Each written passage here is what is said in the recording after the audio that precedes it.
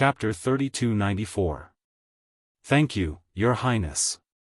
Xiaofan looked at the flower that was like an ice sculpture.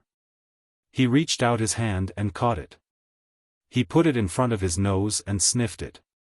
He said, if possible, this Xiao hopes that the palace door is the palace of the Queen of Cha New Country.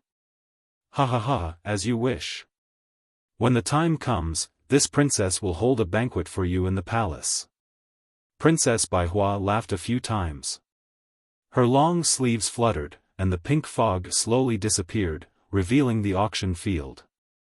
Seeing that the fog had dissipated, Yu Linfeng cautiously asked, I wonder which senior withdrew. This old man has limited primeval stones, this old man withdraws. Xiaofan said indifferently. Boom. The entire auction field exploded again. Many people didn't expect that the aggressive Xiaofan would actually withdraw in the end. Good, if so, this Scarlet Flame War Chariot will be this senior's. Yu Linfeng didn't hesitate and said, Senior, please hand over the primeval stones to Xiao Yi, this one will send the war chariot to senior's window. TSK, so this is Princess Baihua of Cha New Country. Xiaofan indifferently looked at the Scarlet Flame War Chariot flying toward Princess Baihua. Fujiwen at the side exclaimed, this one has long heard that Cha New Country has many beauties. The queen and the princess are peerless beauties. Now that I see them, they are really rare in the world. The queen of Cha New Country is a woman? Those who compete for the throne are also princesses. What about those princes? What about the queen's husband? Xiaofan was somewhat baffled. Fujiwen smiled and said, fellow Xiao may not know, this Cha New Country is full of women, there are no men. Even the women of Cha New Country give birth to girls, I don't see half a boy. Then how do they get pregnant? Xiaofan was a bit flabbergasted. Fujiwen shrugged his shoulders and shook his head in a strange manner. Every year, there is a Tilian festival in the Cha New Country. It lasts for 7 days. Any young man in the hidden immortal continent can come to the Cha New Country. If any man is fancied by a woman of the Cha New Country, that fellow Taoist Xiao, you know. Damn, this is really strange. Xiaofan was flabbergasted when he heard this. He unconsciously looked at the plain flower in his hand, and a thoughtful expression appeared in his eyes. At this moment, a cold voice drifted into his ears like gossamer. The flowers are good, and the color is beautiful. However, if they all carry the poison of snakes and scorpions, I'm afraid they will all take one's life. Oh. Xiaofan wasn't familiar with that voice, but he could tell that it was the voice of the woman from the Murong family who had just spoken. Xiaofan was slightly stunned. After thinking for a moment, he cupped his hands and transmitted his voice, fellow immortal, if you have anything to say, you can say it. Unfortunately, Xiaohua's voice was like a clay ox entering the sea. The woman from the Murong family simply ignored him. What does this person mean? Is it a warning? Xiaofan thought to himself, but this Xiao doesn't know her at all. Moreover, she seemed to be very familiar with Princess Baihua of the Cha New Country. There's no need for her to speak ill of Princess Baihua behind her back for this Xiao, right? Forget it, I'm afraid, this person has other intentions. Xiaofan really didn't understand the woman's thoughts. Looking at the source of the voice, he waved his hand and stored the white flower into his space. Pitiful Xiaofan. Although he was already so old, had dual cultivation with her, and had even been tormented by Fairy Hong Xia's jealousy, in the end, he still didn't understand women. This warning had nothing to do with whether Xiaofan and the woman from the Murong family knew each other. It had nothing to do with whether the woman from the Murong family had feelings for Xiaofan. It also had nothing to do with the relationship between the woman from the Murong family and Princess Baihua. It was only related to the natural rejection between the two beautiful women. As Xiaofan pondered for a moment, the Scarlet Flame War Chariot had already disappeared from the auction hall. Clearly, Princess Baihua had already paid the primeval stones. The entire auction hall returned to a deathly silence at the same time the Scarlet Flame War Chariot's brilliance disappeared. Everyone's gaze was fixed on the outline of the three continents, on the last ball of brilliance that landed on the Thousand Demons' sacred realm. From the previous arrangement of Zhai Xing Lu, this last precious item should be related to the Thousand Demons' sacred realm. It could be a demonic beast, or something obtained from the Thousand Demons' sacred realm. But, what was this thing? To be able to stand shoulder to shoulder with the dragon bones and the Scarlet Flame War Chariot. What kind of demonic beast could it be? Of course, in the Thousand Demons' sacred realm, there were countless demonic beasts that could stand shoulder to shoulder with the dragon bones and the Scarlet Flame War Chariot. However, there weren't many demonic beasts that could bring the Zhai Xing Lu of the hidden immortal continent to bid. Thinking about the demonic beasts that the Bright Moon Palace had previously bid for, many people already had a plan in their hearts. Fellow immortals. Yu Linfeng looked at the entire Bright Moon Palace and said, "At this moment, this is the last item that my Zhai Xing Lu will bid for today."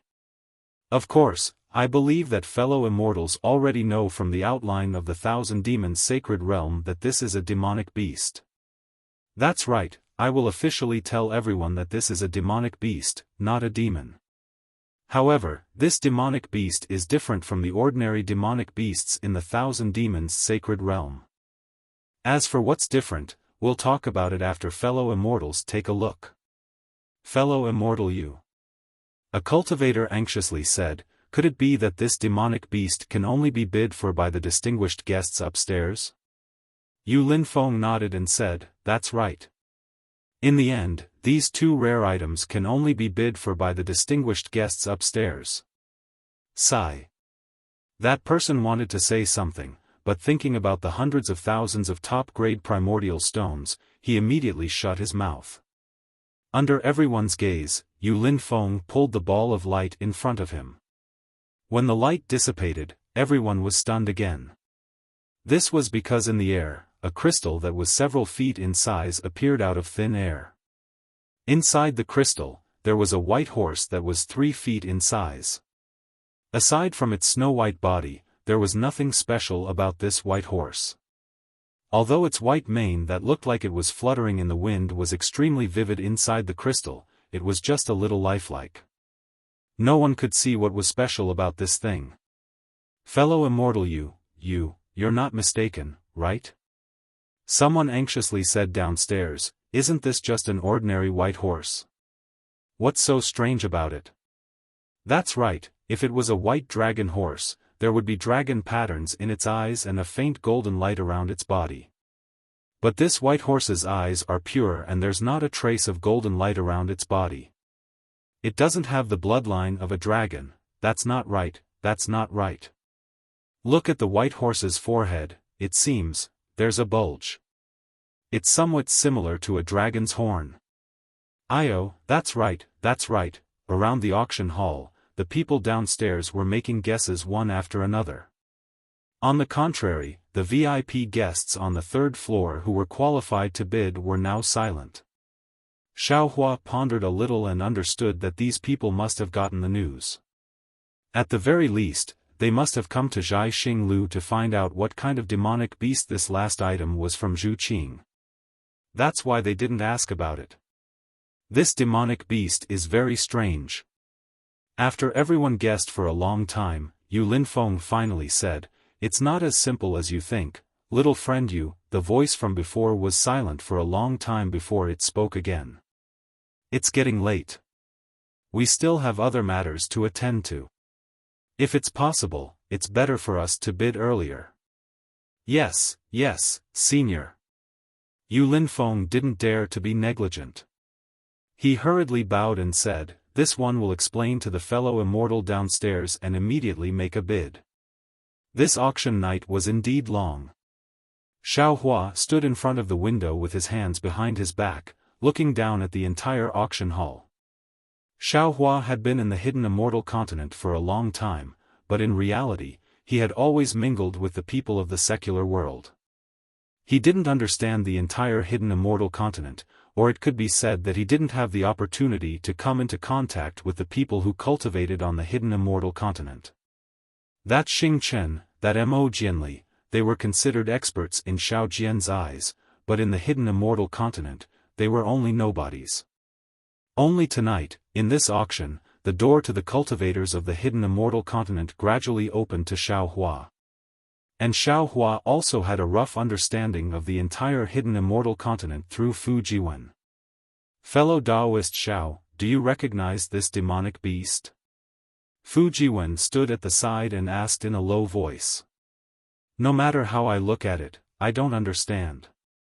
What's the difference between this and an ordinary white horse? Young Master Fu, this one also doesn't recognize it. Xiao Hua answered honestly.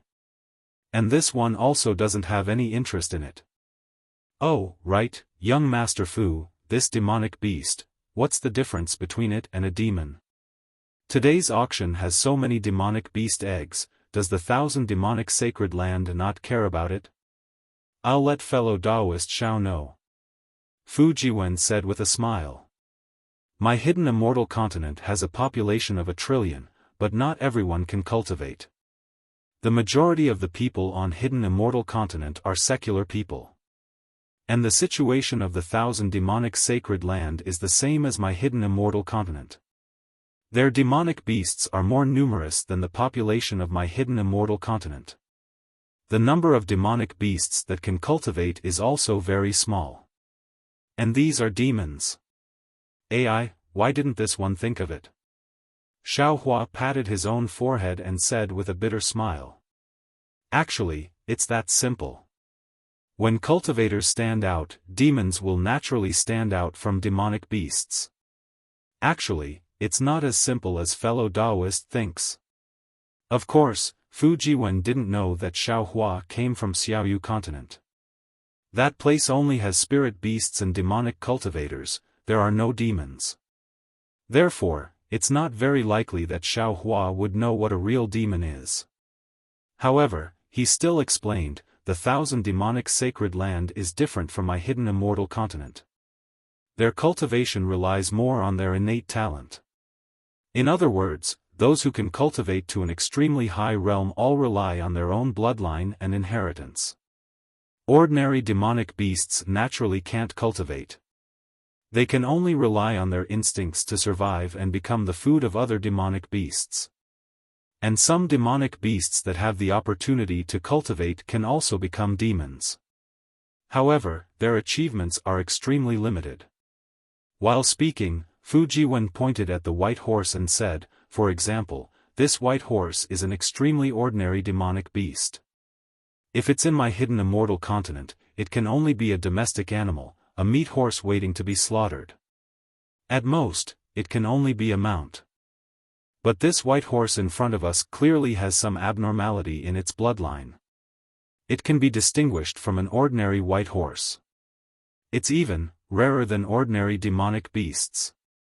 That, fellow Taoist Xiao, do you understand? Chapter 3295. Although Xiao Hua is star-picking Tower's VIP, in Fu Jiwen's eyes, the primeval stones in Xiao Hua's bag are far more important than Xiao Hua's cultivation. Therefore, Fu Jiwen still treats Xiao Hua as a fellow Taoist. Even though Xiao Hua was a bit strange when the dragon bone appeared, Xiao Hua's performance was too shocking. He actually didn't make any movement to resist. This made Fu Jiwen have a misconception that Xiao Hua has a protective magic treasure or his innate bloodline is different from others. Therefore, he has always treated Xiao Hua as a fellow Taoist who he can talk to freely. Xiao Hua smiled and touched his nose. Speaking of bloodline power, he knows a lot more than Fu Jiwen. Therefore, he said, I naturally understand, demon beast's cultivation is different from my hidden immortal continent's human cultivation. It completely relies on the inheritance of memories, the power of the flesh body's bloodline. As long as you are born well, you can cultivate well. This is a typical competition of fathers. Competition of fathers? Fu Jiwen, slightly dazed, then immediately laughed out loud. Fellow Daoist Xiao is really interesting. That's right, demon beasts compete with their fathers. Whoever's father or mother's bloodline is more powerful, that person is more powerful. Xiao Hua looked at the crystal floating in the air.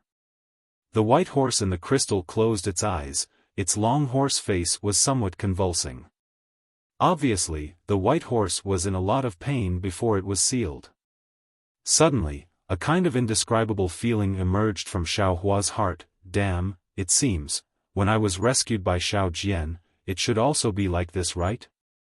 At this moment, Fu Jiwen pointed at the white horse and said, as fellow Daoist Xiao said, this white horse's bidding is placed at the end of the auction. If it's not its father who is more powerful, then its mother who is more powerful. Then who are its parents? Xiao Hua and Fu Jiwen very naturally had this question in their hearts. Not giving them much time to think, Yu Linfeng carefully put away his folding fan, the smile on his face disappeared, and he cupped his hands. Seniors, fellow Taoists, this horse is called Heavenly Horse. What? Heavenly Horse? Just as Yu Linfeng's words fell, an impatient cultivator immediately said, is this the Heavenly Horse of the Immortal Palace? How could the Heavenly Horse of the Immortal Palace be banished to my hidden immortal continent? The Immortal Palace strictly forbids the loss of Pegasus. Who dares to bid for Pegasus? This person's words seemed to represent everyone's doubts, arousing everyone's curiosity. Everyone stared at Yu Linfeng, waiting for his answer. Yu Linfeng smiled faintly. Although my Zhai Xinglu has some power, it can't compare to the Immortal Palace. How can my Zhai Xinglu bid for a Pegasus that the Immortal Palace has banned? This horse is called the Pegasus, but it is not the Pegasus of the Immortal Palace. My fellow immortals, please listen carefully. When you go out, don't say that I bid for the Pegasus and provoke the Immortal Palace to send troops to hunt you down. Ha ha ha. Everyone burst into laughter. Some people even took the opportunity to shout, Immortal friend you, since it's not the Heavenly Horse of the Immortal Palace, why is it called Heavenly Horse? Didn't they just want to have some disputes with the Immortal Palace? Maybe the Immortal Palace has sent troops, and Zhai Xinglu will become even more famous in the hidden immortal continent. Hee, it's not as you said, fellow immortal. Although my Zhai Xinglu can't compare to the Immortal Palace, we don't need to use their prestige to whitewash our face. Yu Linfeng smiled faintly and pointed at the white horse. This Pegasus has a pure bloodline. Its father's bloodline is the famous solitary wind-chaser beast of the thousand demons' sacred realm. Its mother's bloodline is even more mysterious. To be honest, I've never heard of it. Even my Zhai Xinglu's consecrator can only guess. Fellow Daoist Yu, why don't you tell us? Hearing Yu Linfeng's pause, several people hastily called out. Ahem. A slightly dignified voice sounded from the third floor. Little friend Yu, hurry up and bid. What's the use of saying all this? This. Yu Linfeng was stunned. Just as he was about to speak, he suddenly shut his mouth, as if someone had transmitted a message. After a moment, he said again, as for the Pegasus mother's tribe, my Zhai Xinglu is not particularly clear.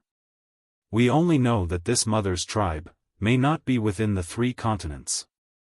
In short, this Pegasus deserves its name. Immortal friend Yu, your words. Some people were dissatisfied, but Yu Linfeng knew that he couldn't say more. He hurriedly waved his hand and said, this Pegasus has the same starting price as the Scarlet Flame War Chariot, 50,000 supreme-grade primordial stones. I bid 60,000. Before Yu Linfeng could say the number of primordial stones for each bid, someone immediately bid. It didn't matter if this person bid, but everyone else bid. It seemed that other than Xiao Hua, all the guests on the 3rd floor had bid. Xiao Hua was a bit puzzled and whispered, Young Master Fu, I don't understand. The Scarlet Flame War Chariot just now, from my Dao sect's point of view, is a flying Dharma artifact with offensive capabilities. It should be worth hundreds of thousands of supreme-grade primordial stones. But a Pegasus, even if it's really a Pegasus from the Immortal Palace, it shouldn't be worth so many primordial stones, right? Fu Jiwen smiled and said, I'm not a person like immortal friend Xiao, so I don't know what these seniors are thinking. But if you think about it carefully, a Pegasus has such a bloodline that even involves the beyond heaven. If you get a Pegasus, you might be able to obtain information about the beyond heaven, which might be beneficial for your ascension. Moreover, a real Pegasus is the exclusive property of the Immortal Palace. It's something that you can't get no matter how many primordial stones you have. Now, this Pegasus doesn't seem to be inferior to the Pegasus from the Immortal Palace. If you use it as a mount, wouldn't it be even more imposing than the Scarlet Flame War Chariot? If immortal friend Xiao has extra primordial stones, you might as well take it out to bid. This thing, TSK, where do you go with it? People will know it's you before you even show up. You'll have a lot of face. Of course, if immortal friend Xiao rides it, you have to be careful not to be targeted by others. Xiao Hua finally understood that Fu Jiwen was treating him as a country bumpkin who hadn't seen the world. Moreover, he said it so obviously, he was treating him as someone close to him. He couldn't help but laugh. I do have some primordial stones, but I'm used to flying. Who would ride a horse? At the very least. I'll get a phoenix to ride. Ride a phoenix? TSK. Immortal friend Zhao's tone is really big. When you ride it one day, let me broaden my horizons. Fu Jiwen curled his lips and smiled. He was very disdainful. Damn it, I have really ridden a phoenix before. Moreover, I've changed many positions. Xiao Hua was secretly proud. 200,000 top-grade primordial stones. This voice seemed to belong to young Master Duanmu. However, when he thought about how he haggled over 3 top-grade primordial stones, Xiao Hua really doubted whether he had 200,000 top-grade primordial stones. Sure enough, that leaky voice laughed coldly. Kid from the Duanmu family, Windy Mo, cut off your tongue. 200,000 top-grade primordial stones, can you take it out now? Immortal friend, whether I have 200,000 primordial stones or not is my business. Whether I bid or not is your business. There's no reason for you to doubt my primordial stones. Why don't you bid 1 top-grade primordial stone? Humph. Little brat, I bid 210,000 top-grade primordial stones. Hee, fellow immortal friends, I have just received everyone's support and obtained the Scarlet Flame War Chariot. I will not participate in this heavenly horse. Princess Baihua's somewhat weak voice sounded again. It was very clear to everyone who heard it. Duanmu Qing, the girl from the Murong family, opened her mouth and called out young Master Duanmu's name without any trace of politeness. You already have the golden chariot and dragon horse, why are you bidding for the heavenly horse? Miss Murong, aren't you slapping this little brother's face? Duanmu Qing clearly did not dare to call out the name of the girl from the Murong family. She said with some hidden bitterness, I haven't been able to find a suitable flying beast for my golden chariot. That dragon horse was only temporarily borrowed from someone else. This heavenly horse is my main purpose today. And you already have a flying rock on your lily chariot. What's the use of this white horse? I like it. Miss Murong chuckled and said, furthermore, I have always wanted to ride the heavenly horse to every corner of the hidden immortal continent. I can't get the heavenly horse from the Immortal Palace. Isn't this heavenly horse what I want? What do you little brats know? I want this heavenly horse. 250,000 top-grade primordial stones. The voice that was the first to bid spoke again, Marshal Ao, I know that you are representing the Eastern Sea Dragon Palace today. If you let me have this item, I will owe the Eastern Sea Dragon Palace a favor. You. Who are you? The voice from the Eastern Sea Dragon Palace that had always been as steady as a mountain was now somewhat surprised. You didn't even say your name. How can I agree? All right, in that case, little brother Zhu, I will offend you. That voice raised his voice, and then a violent yellow wind was born from that place. It was like thousands of flying swords streaking across the sky, splitting the entire night sky. Seeing that the night sky illusion of the bright moon palace was about to be destroyed, Zhu Qing's voice sounded faintly, "Alas, seniors, you are making things difficult for me." Soon after, a shooting star was seen emerging from a corner, flying against the yellow wind. Sizzle. The violent sound of water falling into a pot of oil was heard.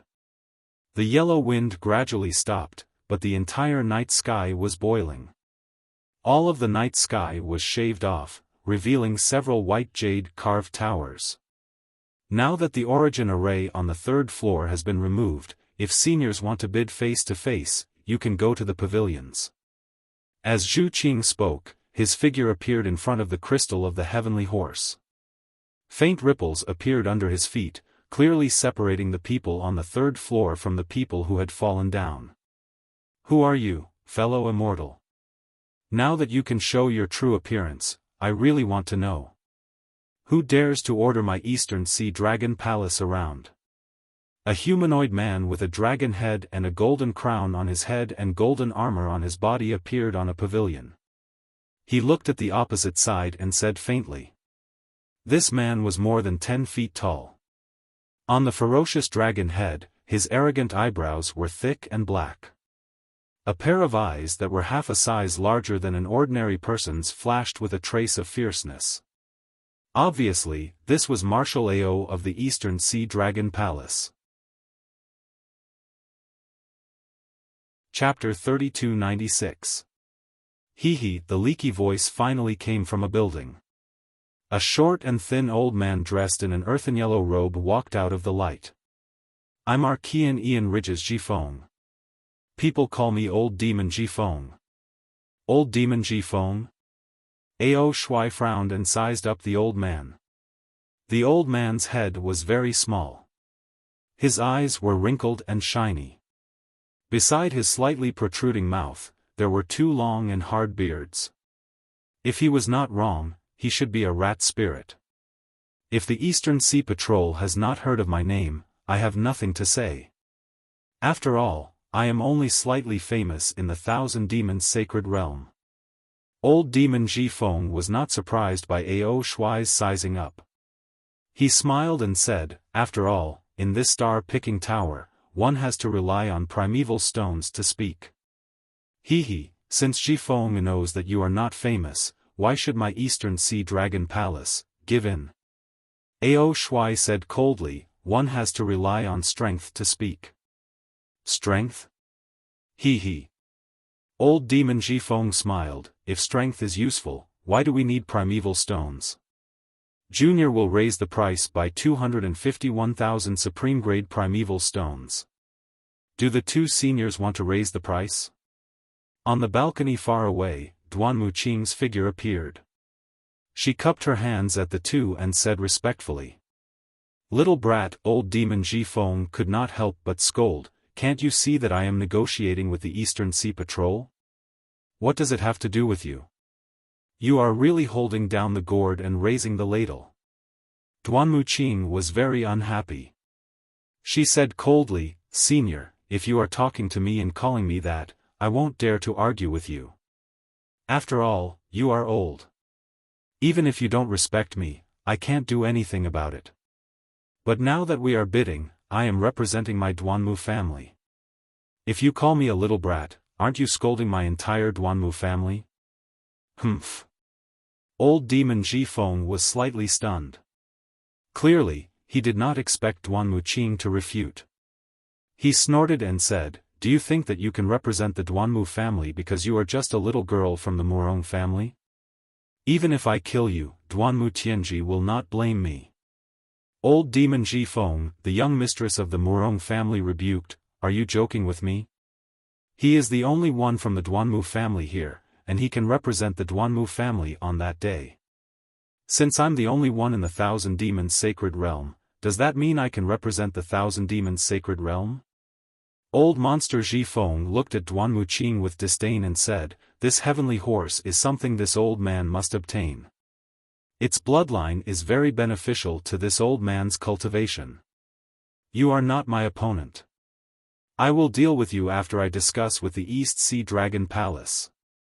Old Monster Zhifeng, the East Sea Dragon Palace is also very interested in the bloodline of the Pegasus. We will never give up. Ao Shuai immediately said before Old Monster Zhifeng could finish his sentence.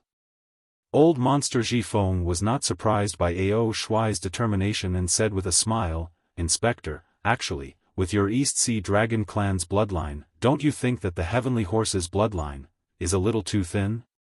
Ao Shuai frowned and asked, "Whether it's weak or not, we can only know after using it. Who can say for sure now?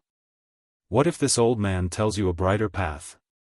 Old Monster Zhifeng seemed to have a card up his sleeve as he spoke. "Oh?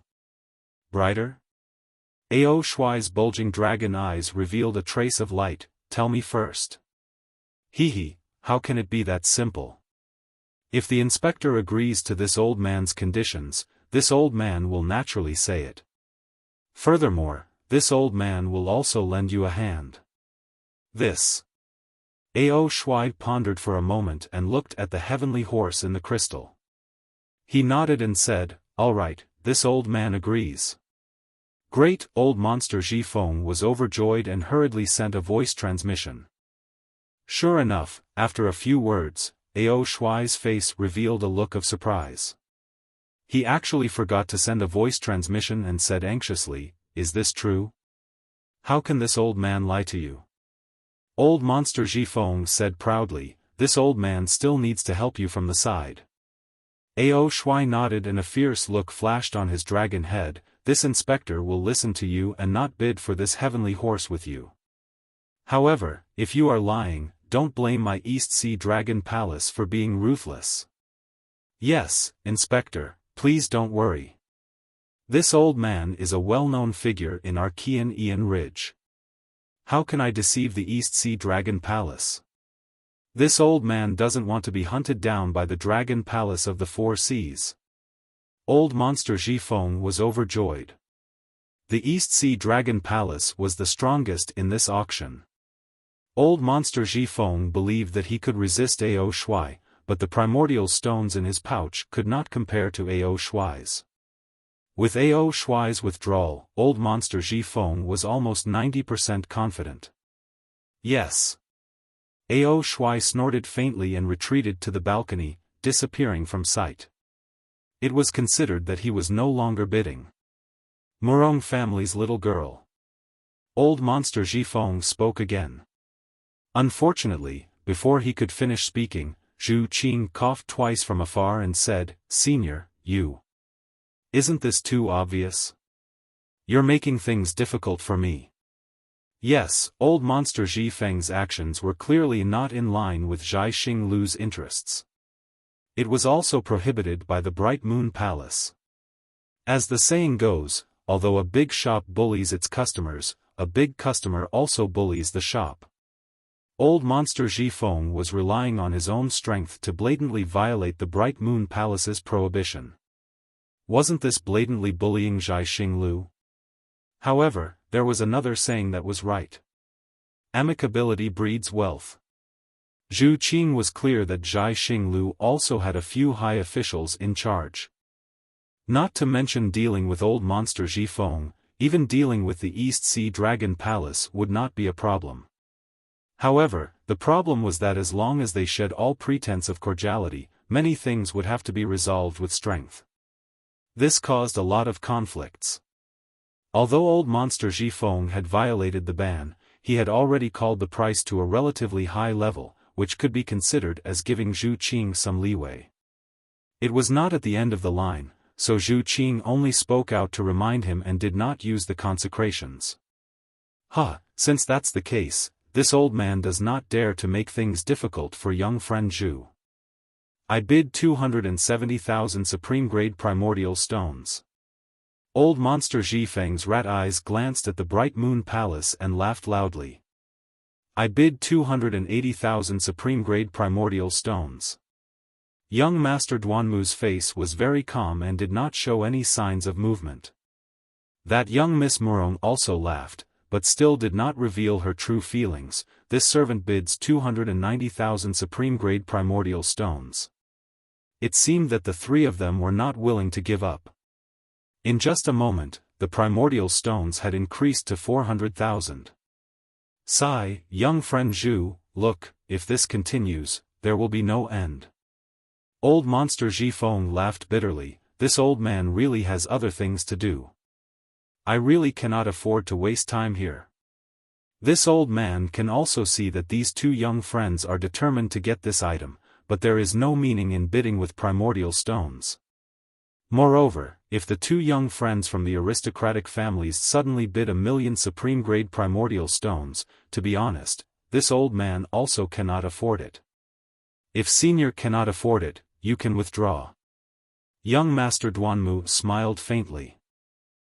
This old man can withdraw. Old monster Zhifeng's tone was also indifferent, but this item involves this old man's cultivation. This old man cannot let it go. If you do not use this old man's method to bid for this item, if this old man does not live well, others should not think about living well. Even if there is someone who can be protected by Zhai Xinglu, this old man does not believe that he will not walk on the hidden immortal continent in this lifetime. Senior. Zhu Qing's face turned cold as he said, spirit fruits can be eaten carelessly, spirit wine can be drunk carelessly, but words cannot be spoken carelessly. What is the meaning of senior saying all this here? Could it be that you are threatening the other immortal friends? No, no. Old monster Zhifeng stretched his waist and laughed. This old man is just casually complaining, that's all. That's good. Zhu Qing said faintly, those who come to my Zhai Xinglu are this Zhu's honored guests. This Zhu does not wish for any unpleasant things to happen. Moreover, this Zhu's patience is also a bit, I do not wish to be forced. Young friend Zhu, this old man will raise the bidding price of this Pegasus to 500,000 supreme-grade primordial stones. Old monster Zhifeng laughed. Of course, this is already the limit that this old man can take out. This one. Not waiting for old monster Zhifeng to finish, young Master Duanmu opened his mouth again. Humph. Old monster Zhifeng snorted coldly. Why is the Duanmu family's upbringing so bad? Can't you see that this old man has not finished speaking? Old monster Zhifeng. Young Master Duanmu was also unhappy. This one respects you as a senior and has always been patient. Don't think that just because you have some reputation in the Thousand Demons sacred realm, you can be arrogant in my hidden immortal continent. Young Master Duanmu. Young Miss Murong spoke, who doesn't know how to raise the price? Why not be a little patient? This is Zhai Xinglu's auction, it will definitely be fair for us, why be anxious? Young Miss Murong was patient while the other was anxious. Naturally, she also expressed her displeasure. However, she was much more polite than young Master Duanmu, causing old monster Zhifeng to roll his eyes in confusion and become vigilant in his heart. Forget it, old monster Zhifeng, you can speak. Young Master Duanmu was clearly somewhat afraid of young Miss Murong as he sighed. Old monster Zhifeng ignored him and looked at Zhu Qing. Young friend Zhu, this Pegasus race will be sold for 500,000 supreme-grade primordial stones. Today, it can be considered as not letting your Zhai Xinglu down, right? Zhu Qing's eyes were bright as he looked at old monster Zhifeng and said, Senior, if you have something to say, please say it. There's no need to beat around the bush. This old man only wants to say. Old monster Zhifeng chuckled and said, your Zhai Xinglu has sold this Pegasus race for others to watch? Or for others to use it? Zhu Qing's expression did not change as he said with a smile, whether it's to watch or to use it, it has nothing to do with Zhai Xinglu. That's what the Pegasus owner wants. But if one does not have the ability to subdue the Pegasus, they can only seal it in the crystal. Or if the crystal seal is opened, the Pegasus will escape and return to your Zhai Xing Lu to bid again. My Zhai Xing Lu will not do such a boring thing. Zhu Qing shook his head and replied. Young Miss Murong smiled and said, Senior Zhifeng, what you mean is, we will all use 500,000 supreme-grade primordial stones as the base price. Whoever has the ability to subdue the Pegasus can bid for it. Chapter 3297. Ha ha ha, the girl from the Murong family is smart. That's exactly what I meant. Old demon Zhifeng laughed loudly. Humph, if we can subdue it, who will it belong to? Young Master Duanmu laughed coldly. Naturally, it will belong to young Master Duanmu or young Lady Murong. It has nothing to do with me. Old demon Zhifeng answered cleanly. All right. We'll do as you say. Young Master Duanmu did not hesitate and immediately agreed. It was obvious that he was prepared to subdue the Pegasus. Old demon Zhifeng looked in the direction of the Murong family and asked indifferently, what about the girl from the Murong family? How about it? Senior Zhifeng, the eldest young lady from the Murong family, did not say anything. Instead, Zhu Qing asked, it would be best if one of you can subdue the Pegasus. But if no one can subdue it, who will it belong to? Naturally, it will belong to young Master Duanmu or young Lady Murong. It has nothing to do with me.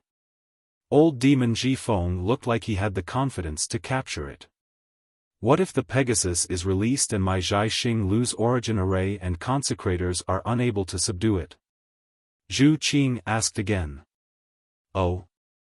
This time, even Xiaofan, who was listening at the side, felt his heart skip a beat. He thought to himself, it seems that old demon Zhifeng was right. Zhai Xing Lu is hiding something. Don't worry, little friend Zhu. Old demon Zhifeng smiled, since this idea was thought of by me, the 500,000 supreme-grade origin stones will naturally be paid by me.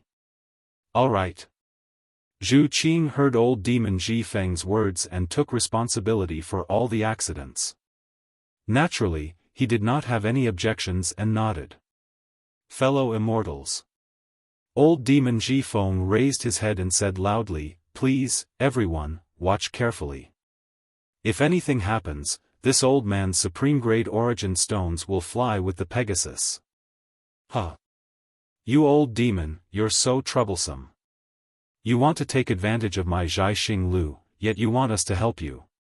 A slightly old voice sounded from the top of the Bright Moon Palace. Many thanks, many thanks. Old monster Zhifeng cupped his hands towards the sky and laughed heartily. I didn't have enough confidence to subdue this heavenly horse. At this moment, the voice of the eldest daughter of the Murong family rang out. Then, a woman dressed in pink with a scarf covering her face walked out from the balcony. Beneath her feet was a cloud of lilies as she steadily stood in midair. However, since Senior Zhifeng is willing to take on the same risk, this servant can't not show her support. Good. Since that's the case, let's use our methods. Let's see who can lead this heavenly horse away. Old monster Zhifeng waved his hand, revealing a sharp little claw from within his loose robe. Right at this moment, another voice resounded. Xiaofan, who hadn't spoken since the beginning, stepped out from the balcony. He took 2 steps in midair and said with a smile, I didn't expect this auction to be so lively. I wanted to wait until the end of the auction. Who knew that things would develop to such an extent? If I still don't come out, I'm afraid I won't have the chance to obtain this heavenly horse. Oh. Everyone was surprised. Old monster Zhifeng blinked his small eyes and looked at Xiaofan from head to toe. He sneered, who the hell are you? How dare you be so arrogant in front of me? This one is not a green onion. This one is the Dao Sect's Xiaofan. Xiaofan wasn't angry and said indifferently, moreover, I don't think I'm being arrogant. I'm only bidding for a heavenly horse. Especially, even if I fail, I won't lose half a piece of origin stone. Why wouldn't I participate? Xiao Hua's sudden appearance not only made old demon Ji Feng unhappy, but even young noble Duanmu narrowed his eyes. He closely stared at Xiao Hua and waited for old demon Ji Feng to ask before speaking. Xiao Hua, do you know what is meant by, if you don't seek death, you won't die? Earlier, you went against me time and time again, and I endured it time and time again. I even sent you a visiting card, but I didn't expect that, at this moment, you really want to fight me to the death. Young Master Duanmu, what young Master Zhu said earlier was extremely good. Spirit fruits can be eaten indiscriminately, spirit wine can be drunk indiscriminately, but words can't be spoken indiscriminately. I'm here to bid with origin stones and have taken a fancy to this heavenly horse. Moreover, I'm also a VIP on the 3rd floor. Why can't I bid? Could it be that young master has already taken this heavenly horse as his exclusive property? Xiao Hua didn't care about young Master Duanmu's anger and only said indifferently. At first, he didn't want to participate in the bidding, but when he saw the pitiful state of the heavenly horse being sealed in the crystal, he sighed in his heart. He carefully looked at the heavenly horse, and the more he looked at it, the more he liked it. He didn't have any flying mounts, and bidding for this heavenly horse was just right for him to use as a means of transportation. Moreover, Xiao Hua, who was used to using the lightning escape technique, could only rely on the flying talisman to fly. How could he endure it? If he offended a certain expert, he wouldn't be able to escape even if he wanted to. If this heavenly horse could fly very fast, it would definitely be the best method for him to escape. Therefore, he participated in the bidding at the last moment, and he also had the heart to win. Humph, you don't know the immensity of heaven and earth. Although young Master Duanmu didn't say the thing at the end, it was obvious that he really didn't care about Xiao Hua. He still remembered the matter of the 3 origin stones clearly. Golden core cultivation method. What would he do with that thing? However, Xiao Hua indeed didn't seem to have any high cultivation, but that kind of calmness that was as steady as a mountain couldn't be underestimated. Especially when Xiao Hua's words were reasonable. This was a bidding. If Xiao Hua had the qualifications, why couldn't he bid? Young Master Zhu. Duanmu Qing looked at Zhu Qing, who was watching from the side, and said indifferently, does this Dao sect loose cultivator have the qualifications to bid for this heavenly horse? If young Master Zhu doesn't have the confidence, after he bids, young Master Zhu won't be able to receive any origin stones. Many thanks for young Master Duanmu's reminder. Zhu Qing's face didn't reveal any special expression as he said, every VIP who participated in the auction, my Zhai Xing Lu has seen their small Qiankuan bags. Although this immortal friend is a Dao sect loose cultivator, he is no exception. He can pay 500,000 top-grade origin stones. A broken down Dao sect loose cultivator can take out 500,000 top-grade origin stones. What's wrong with this world? Why do I feel that it's unreal? Duanmu Qing really couldn't understand. Luckily, he was also from a prestigious family. Perhaps he had other thoughts in his heart, but his mouth and face didn't show any strange expression. Xiao Hua smiled. What? Are you looking down on my Dao sect?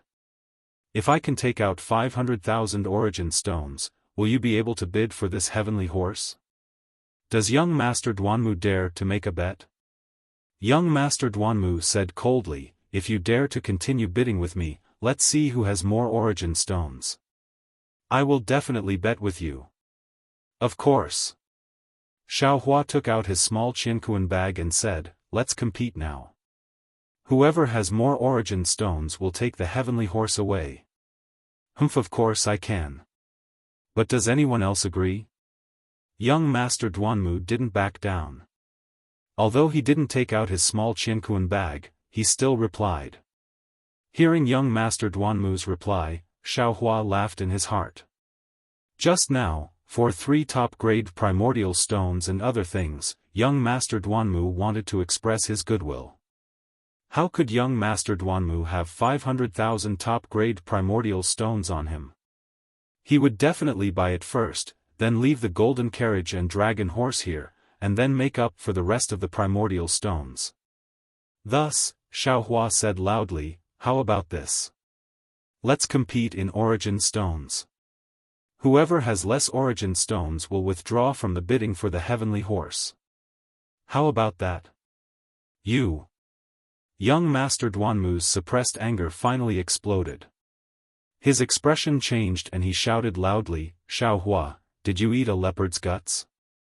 Although I don't want to cause trouble, but you insist on finding trouble with me. Don't blame me for being impolite." Seeing young Master Duanmu's stern voice, Xiaohua knew that his guess was not wrong. His cultivation had not recovered, why would he take the initiative to find trouble with him? Xiaohua smiled and said, "Look at what young Master Duanmu said. I met young Master Duanmu before entering Zhaixing Lu. It can be considered fate. Didn't we appreciate each other when we were bidding just now? Why did young Master Duanmu lose his composure when I participate in the bidding for the heavenly horse? Even if young Master Duanmu is determined to win, there are still others beside you. Did I hinder young Master Duanmu by participating?" Hearing Xiaohua mention others, young Master Duanmu's heart trembled. That old demon Jifeng of the Thousand Demons Sacred Realm was the first to question Xiaohua. He refuted Xiaohua for a long time and didn't want him to participate. However, that old demon Jifeng didn't say a word. It was really strange. Since he didn't speak, there was no need for him to block anything for old demon Jifeng. "All right," young Master Duanmu casually said and looked at old demon Jifeng. However, he, who had an unhappy face just now, was now quietly standing there. He didn't even look at Xiaohua. His pair of rat eyes fell on the heavenly horse in the crystal, as if the heavenly horse was about to fly out. Is there something strange about the heavenly horse? Young Master Duanmu hurriedly looked at the crystal. However, the heavenly horse in the crystal was the same as before. There was no change at all. What young Master Duanmu didn't know was that on another balcony, young Miss Murong was indeed staring at Xiaohua with her beautiful eyes. Her brows were slightly knitted and no one knew what she was thinking. There was indeed something strange about this. However, the strange thing wasn't the heavenly horse, but Xiaohua. Young Miss Murong could clearly see that old demon Jifeng was originally looking at Xiaohua unhappily. However, when his gaze fell on Xiaohua, he couldn't move. It was as if Xiaohua was a monster that was even more female than a female mouse. He deeply attracted old demon Jifeng's rat eyes.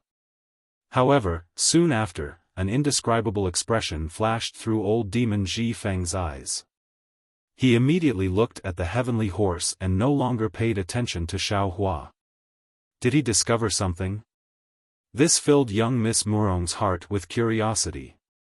He was only a loose cultivator from a broken Taoist sect. What did he have that was worthy of the attention of an old demon from the Thousand Demons Sacred Realm? Although she was curious, young Miss Murong still smiled and said, "Young Master Duanmu, this suggestion was made by Senior Jifeng. Why don't you ask him first? What's the point of agreeing for no reason? Don't you think so, Senior Jifeng?" Chapter 3298. I don't mind. Old monster Jifeng shifted his gaze away from the Pegasus and looked thoughtfully at the veiled Miss Murong. He lightly nodded, "As long as you have the qualifications to bid and believe that you can subdue this Pegasus, you can naturally participate." Old monster Jifeng's tone was so light that Duanmu Gongzi didn't know what to do. Perhaps I was making a mountain out of a molehill.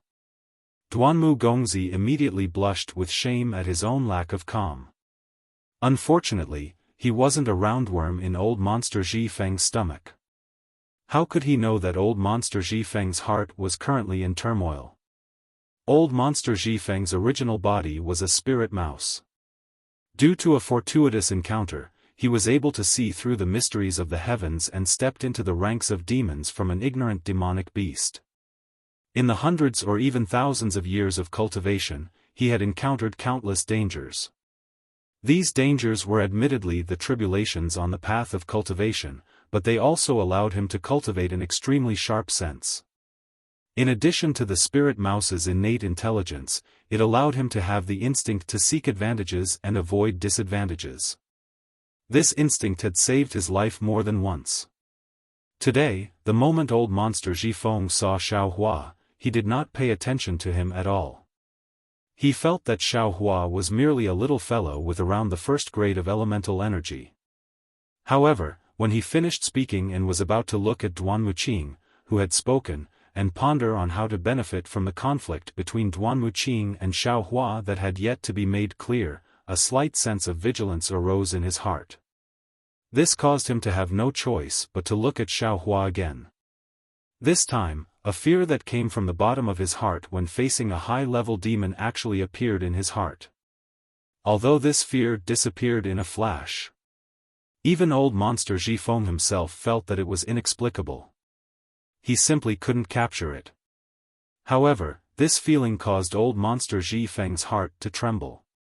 Following which, old monster Zhifeng unhesitatingly used 1,000 Goblin Saint Realm Spirit Mouse's secret technique. However, what made old monster Zhifeng surprised was that he couldn't sense any 1,000 Goblin Saint Realm aura from Xiaohua's body.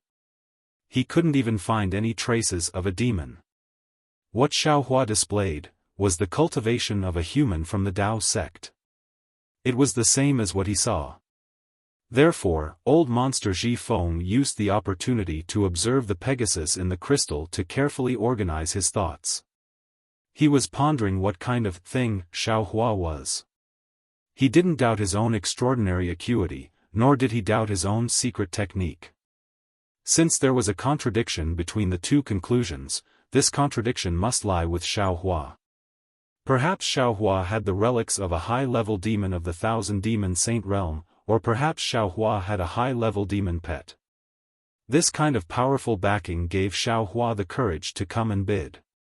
As for the possibility that Xiaohua was a demon, it only flashed through old monster Zhifeng's mind for a moment before disappearing. This was because old monster Zhifeng's secret technique had never failed. No matter how high-level a demon he faced, no matter what kind of aura-concealing secret technique this demon cultivated. This was because this was old monster Zhifeng's innate ability as a spirit mouse. In particular, if Xiaohua was a demon, it was impossible for him to have the cultivation of Taoism. Old monster Zhifeng smelled the aura of true essence from Xiaohua's meridians. How could a demon have meridians? How could Xiaohua know that old monster Zhifeng had seen through him so much? Seeing that the most troublesome old monster Zhifeng didn't even say a second word in agreement, Xiaohua also stared blankly. Then, he smiled and said, "Since it's like this Xiao Senior. Amen." Old monster Zhifeng nodded. However, he shouted towards the surroundings again, "The four of us are preparing to use our own methods to subdue this Pegasus. If any immortal friends still have ideas, please come out now. Otherwise, when we begin to subdue it, you can no longer make a move." After old monster Zhifeng finished speaking, no one answered for a while. Old monster Zhifeng said to Zhu Qing, "Little friend Zhu, you also saw it. Only the four of us are preparing to subdue this Pegasus. Why don't you quickly release this Pegasus?" Wait, just as Zhu Qing was about to speak, the eldest miss of the Murong family opened her mouth. "Senior Zhifeng, little girl, what's wrong now?" Old monster Zhifeng was so angry that his nose almost became crooked. He said somewhat impatiently. The eldest miss of the Murong family smiled and said, "This servant originally planned to return to my family's seniors to tame this Pegasus after buying this Pegasus. Just now, because young Master Duanmu participated in the bidding, this servant mustered up the courage to accompany young Master Duanmu.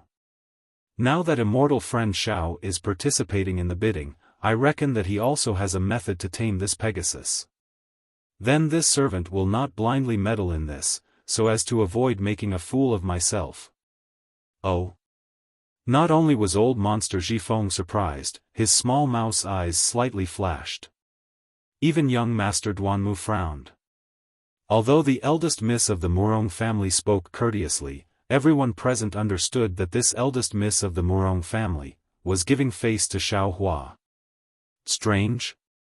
This Murong Tsongyun has always had her eyes above her head.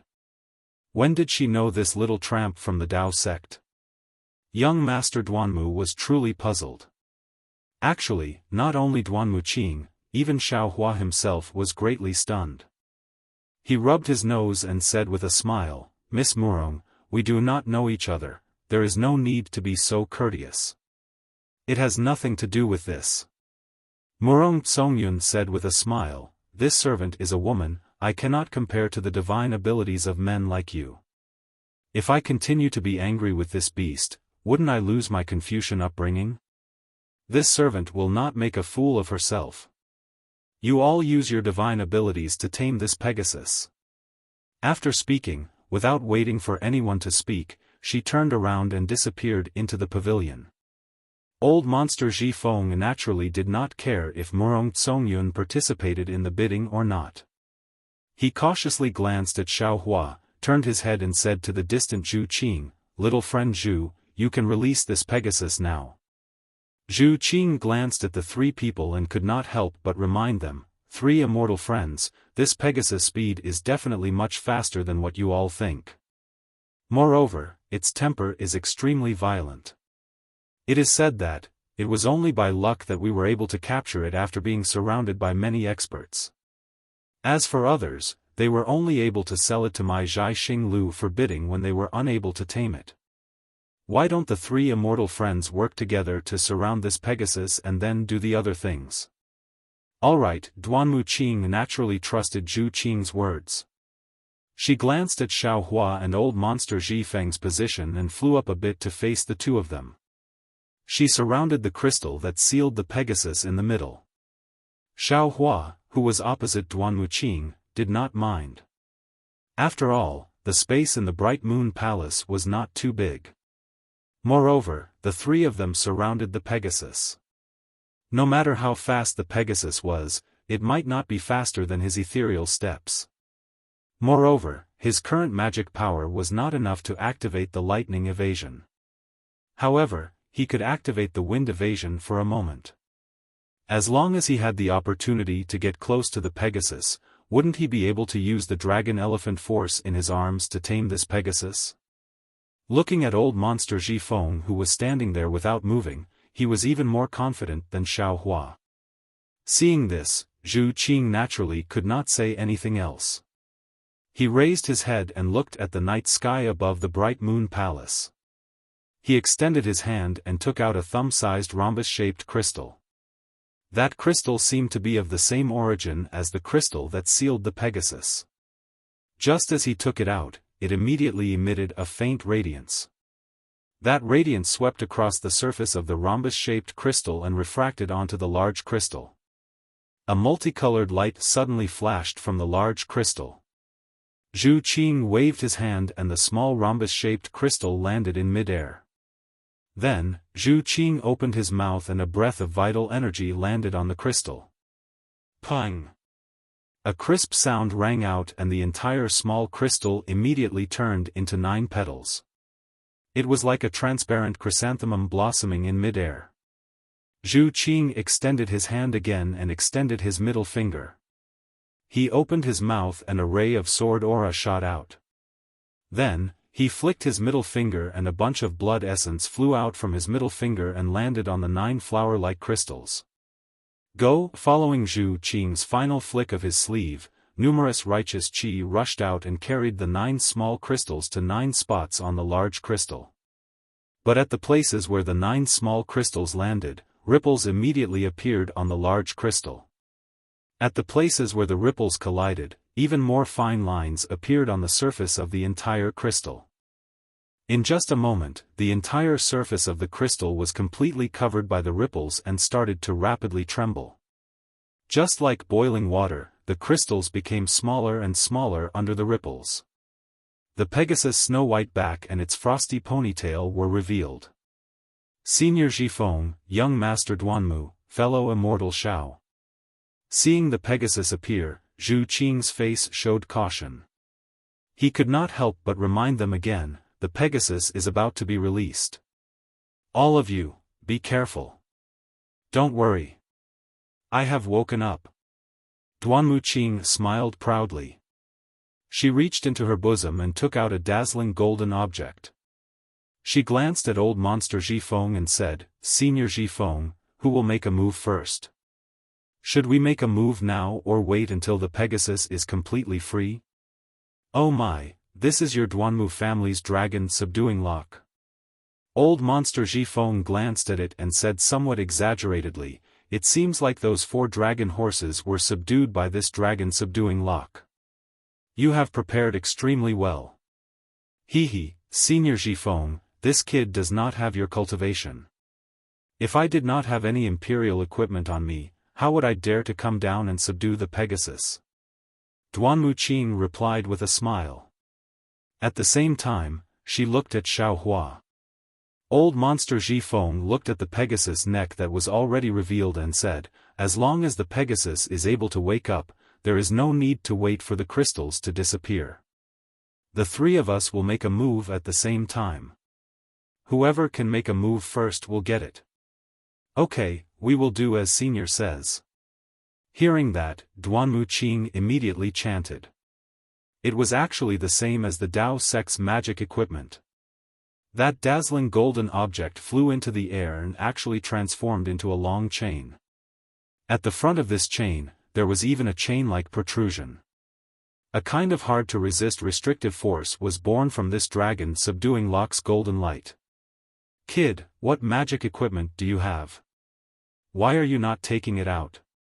Old monster Xiaofan looked at Xiaohua curiously.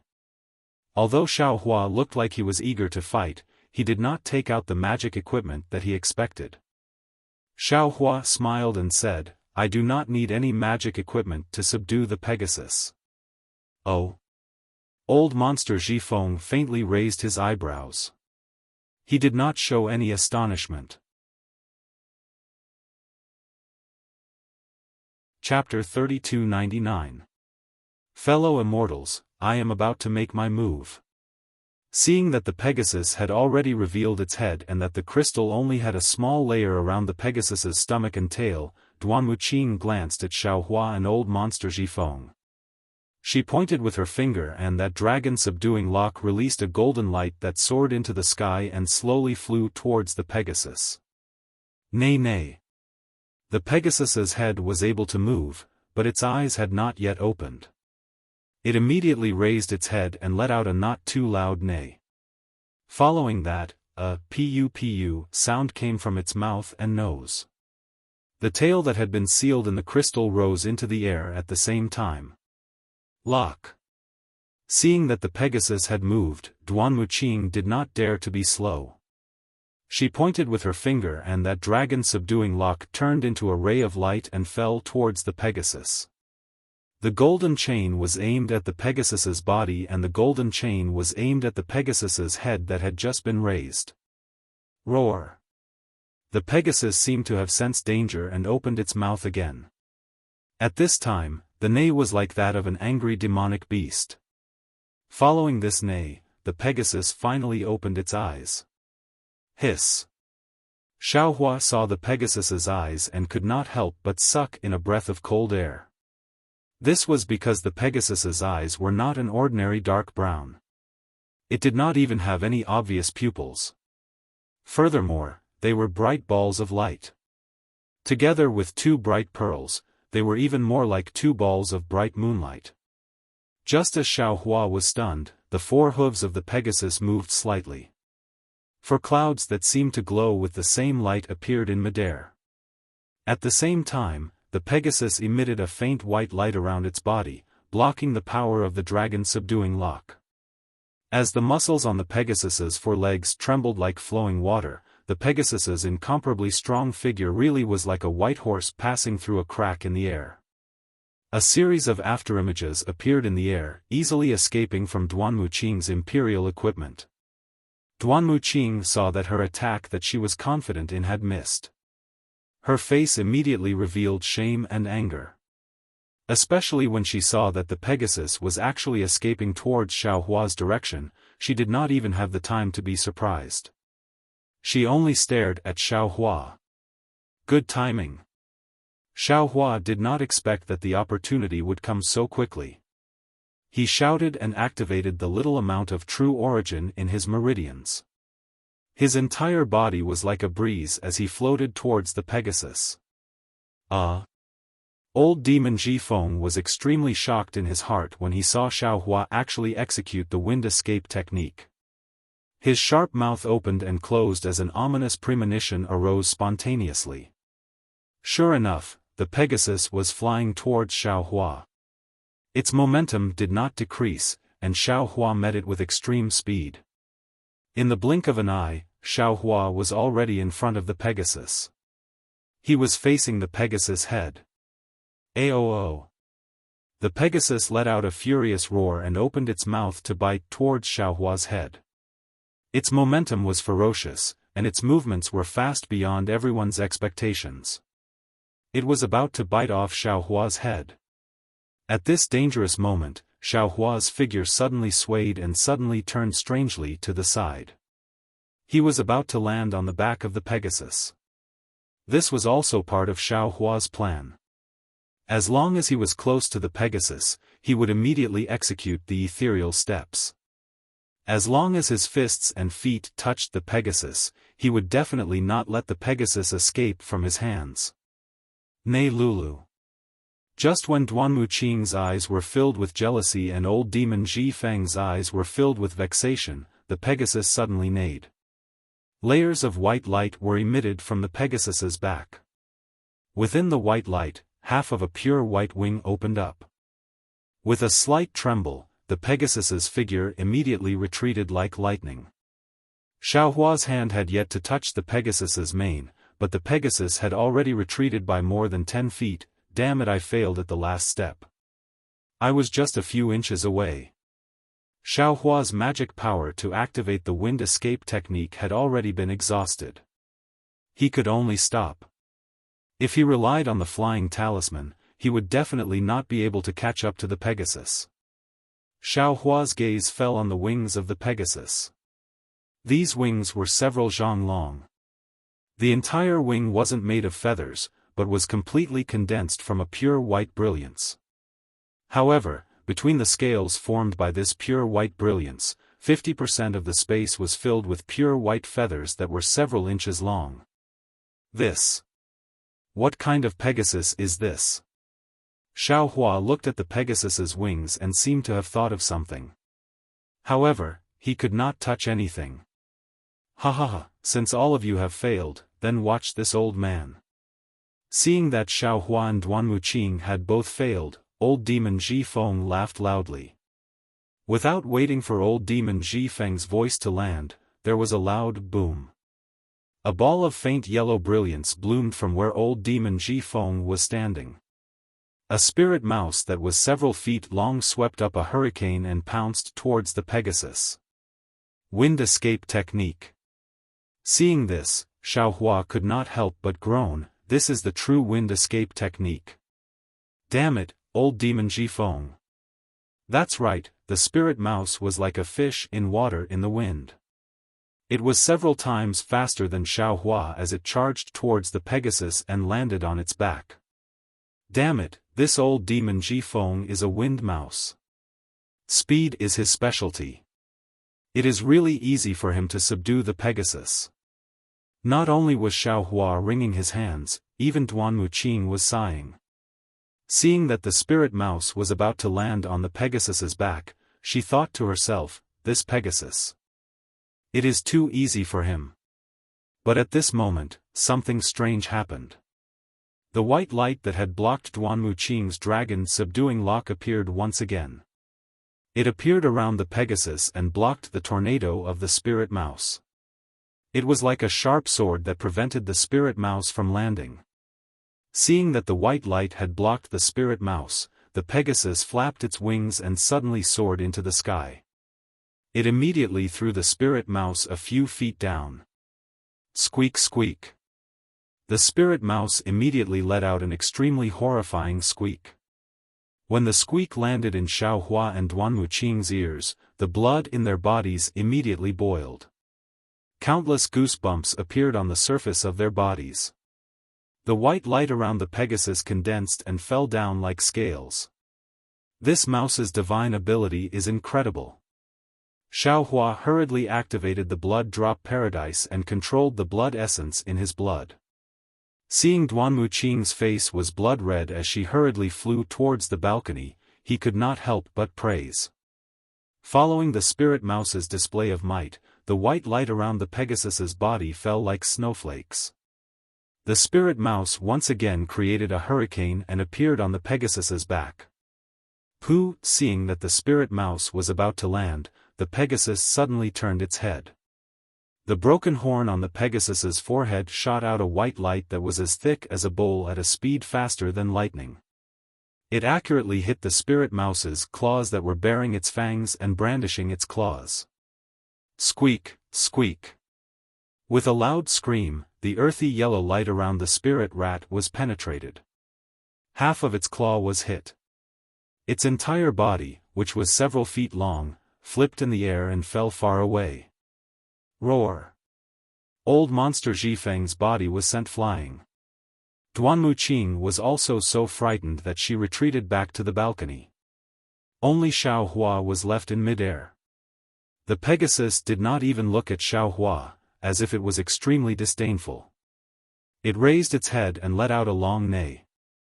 It flapped its wings and flew towards the sky like a beam of light. Where do you think you're going? Xiaohua did not expect that someone as strong as old monster Zhifeng would be sent flying by the Pegasus. He hurriedly activated his flying talisman and chased after the Pegasus.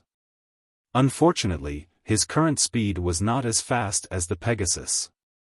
He was similar to a snail. With a loud roar, the Pegasus had already charged into the origin formation of the Bright Moon Palace. How could he still catch up? Rumble. At the top of the heavenly horse's head, layers of water-blue brilliance poured down like jade waves.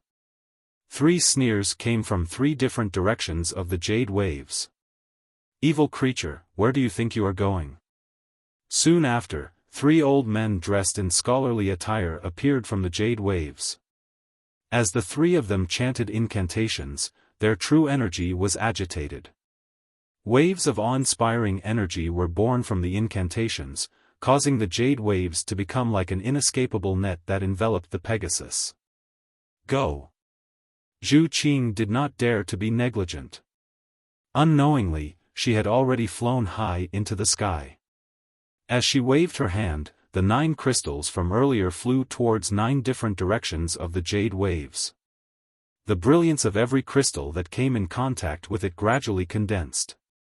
That inescapable net was like a huge crystal that was about to seal the Pegasus. Buzz buzz buzz.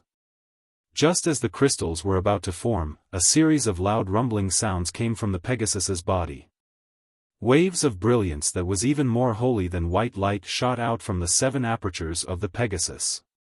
It shot out from the Pegasus's horn and feathers and frantically swept towards the crystals. That holy brilliance was so powerful that once the crystals came in contact with it, they would all turn into nothingness. However, in the blink of an eye, that holy brilliance had already pierced through the crystals and illuminated the entire Bright Moon Palace. PFFF PFFF PFFF. The awe-inspiring energy of the 3 old men dressed in scholarly attire seemed to be inferior to this holy brilliance. They were actually counterattacked by their true energy. They couldn't help but spit out 3 mouthfuls of blood and withered in midair. Xiaohua's face was also illuminated by this holy brilliance. However, the expression on his face was not like the regret on Zhu Qing's face, nor was it like the overjoyed expression on old monster Zhifeng's face, nor was it like the shocked expression on Duan Wuqing's face. His face actually carried a trace of enlightenment. It was as if a strand of distant memory was born in his mind. Seeing that the heavenly horse had already rushed several feet away from the bright moon palace and was about to escape with its wings of light, Xiaohua waved his hand and took out Blackie from the space. He pointed his finger at the heavenly horse and instructed, "Can you subdue it?" Blackie suddenly appeared in midair. It was originally a little dazed. However, before it could open its eyes, its nose immediately twitched a few times. Then, it raised its head in pleasant surprise and looked directly at the heavenly horse that was spreading its wings and trying to escape. As far as its eyes could see, its scarlet little tongue stuck out from its mouth and circled around its lips. It looked like it was hungry for food, like a little dog that had seen a fragrant bone. At this moment, the heavenly horse had indeed begun to raise its wings of light. However, the broken horn on its head that was previously raised was abnormally dim. Even the white brilliance emitted from its body had become much thinner. Only a thin veil was left around the heavenly horse. It was obvious that it had expended a lot of energy to escape from the blue crystal just now. Moreover, in the night sky above Zhai Xinglu, because of the heavenly horse's white brilliance, it had already illuminated the surrounding several hundred feet. It was not the slightest bit inferior to the mystical display of the great scholar's authentic work. Chapter 3300. Of course, Xiaohua's family wasn't the only one making a move. Just as Blackie flew out of the space, a suffocating dragon aura rushed out from the East Sea Dragon Palace. Although it wasn't as overwhelming as the dragon aura from the dragon bone, it was still extremely agile as it pounced on the Pegasus. Clearly, Ao Shui wanted to use this dragon aura to control the Pegasus. In addition, a faint stream of air that was much purer than the moonlight also flew out from Murong Tsongyan's pavilion. A faint scent of lilies instantly filled the entire place. Moreover, within that stream of air, traces of movement turned into tiny petals. The entire stream of air was like a rain of millions of flowers rushing towards the Pegasus. If Murong Tsongyun didn't have the means to subdue the Pegasus, then she was obviously shirking her responsibility. Her intention to withdraw from the bidding was even more thought-provoking. "Can you do it?" Xiaohua was a little anxious. After seeing the Pegasus' divine ability, he liked it even more and couldn't help but urge. "Father, what is subduing? Did you eat it?" Blackie still asked unhurriedly. His blinking eyes clearly had a fawning look. A trace of pitiful light appeared in his pitch-black eyes, as if the Pegasus was his delicacy. He was hungry and wanted to eat it. Xiaohua angrily scolded, "Father doesn't have a horse to ride. This thing has to carry father on its back." "Oh, boy knows. Just like Huan." Blackie immediately understood and cheerfully said, "Father, wait for me." Immediately, a pitch-black lightning streaked across the sky and quickly rushed into the sky. On the third floor, the other VIPs who didn't participate in the bidding naturally didn't look at Xiaohua. The dragon aura from the Dragon Palace and Murong Tsongyan's lilies were enough to attract their attention. However, old monster Zhifeng was different. Although he was still injured by the Pegasus in his original form, he was wearing a shirt and had transformed into a humanoid form. However, he didn't look at the dragon aura or the lilies. His attention was always on Xiaohua. When Xiaohua released Blackie, old monster Zhifeng's eyes flashed with a trace of surprise. This was because Blackie didn't make him feel any vigilance. Moreover, the secret technique that followed made him unable to see through Blackie's depth. However, when he saw Little Black turn into a bolt of black lightning and overtake it, surpassing the dragon power and the lily airflow, the shock in his eyes could not be suppressed. Dragon aura, even the Confucian scholars of the hidden immortal continent would tremble in fear when facing it, let alone the demons and demonic beasts of the Thousand Demons sacred realm. It was an innate fear of high-level demons. Although old demon Zhifeng had some success in his cultivation and could use a mystic technique to resist the dragon's might, there was a limit to it. He was not afraid of a patrol envoy like Ao Shui, but against a superior dragon general, old monster Xiaofan had no confidence at all.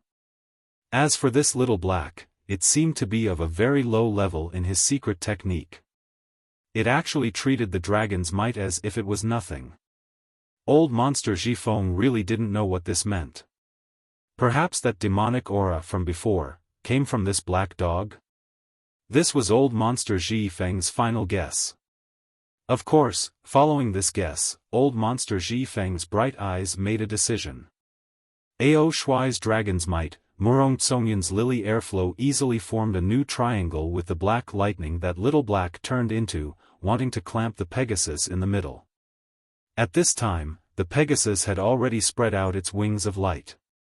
Although it looked dispirited, facing the dragon's might and the lily airflow, the Pegasus' moonlight-like eyes did not have any reaction at all. However, its figure that streaked across the night sky slightly dodged these two attacks that were close to it, not putting them in its eyes. However, just as the Pegasus was about to break the jade cage and fly the rainbow phoenix, break the golden lock and move the flood dragon, its figure that had already turned into a light shadow suddenly trembled. Because, in front of the Pegasus, about 10 zhang away, in the night sky that was illuminated by the Pegasus' brilliance, a black dog that seemed to have appeared out of thin air blocked the Pegasus that had already accelerated.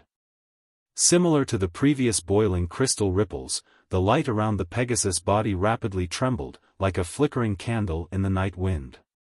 This was a situation that had never happened since the Pegasus appeared. Oh! In the bright moon palace, without exception, everyone was shocked from the bottom of their hearts. Everyone could see that this was the Pegasus' expression of fear. Roar! Suddenly, on the Pegasus' single horn that had already dimmed, a light pillar that was as thick as a bowl appeared and shot towards the black dog. Although this light pillar was not as bright as the one that injured old monster Xiaofan previously, its speed was much faster by a few notches. As for the Pegasus, at the same time that the light pillar shot out, its body flashed and actually rushed towards the lily airflow as fast as lightning. That light pillar that was as thick as a bowl instantly rushed in front of the black dog, as if it could instantly pierce through the black dog. However, just as everyone was slightly worried, the most shocking thing happened. That seemingly obedient black dog barked softly and immediately opened its mouth. A silver light shot out from the black dog's mouth and covered the light pillar. Everyone watched as the light pillar that was the size of a bowl actually entered the black dog's mouth. Furthermore, after the light pillar was swallowed by the black dog even let out a small burp. Whoosh! The black dog that seemed to have not eaten its fill moved again. Once again, it turned into a streak of black lightning and shot up several tens of feet into the sky. There, although the Pegasus waved its wings of light with some difficulty, it still managed to dodge the lily airflow's attack. As for the dragon's aura of the Dragon Palace, it seemed to only stir up the light around the Pegasus' body and was unable to subdue the Pegasus. Harumph!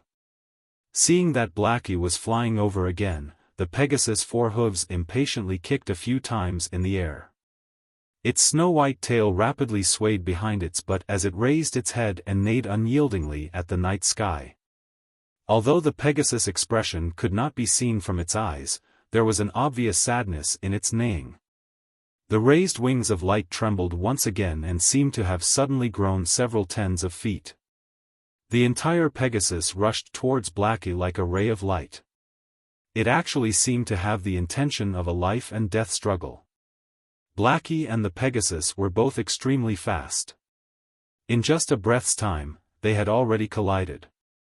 However, at the moment of collision, Blackie once again spat out a silver brilliance from his mouth and landed on the broken horn on the Pegasus's forehead. The Pegasus, which was originally as fast as lightning, suddenly became limp and fell from the sky. As for Blackie, he landed lightly on the Pegasus's forehead. It turned its head to show off and barked at Xiaohua with a woof woof. Hee hee. Xiaohua faintly smiled. His figure flew up and flew towards where the Pegasus had fallen. At this moment, old monster Xiaofan, who was watching from afar, suddenly flew over, What? Old monster Xiaofan, this Pegasus was subdued by me. Are you going to stop me? Xiaohua's smiling expression disappeared as he indifferently looked at old monster Xiaofan, who was flying over, and asked. With a smile on his face, old monster Xiaofan hastily said, fellow immortal Xiao misunderstood. This Pegasus was subdued by fellow immortal Xiao in front of everyone. How could this old man dare to go back on his words? However, this old man has a matter to discuss with fellow immortal Xiao. I ask fellow immortal Xiao to wait in the room after bidding for this Pegasus. This old man will personally pay a visit. Be careful, be careful.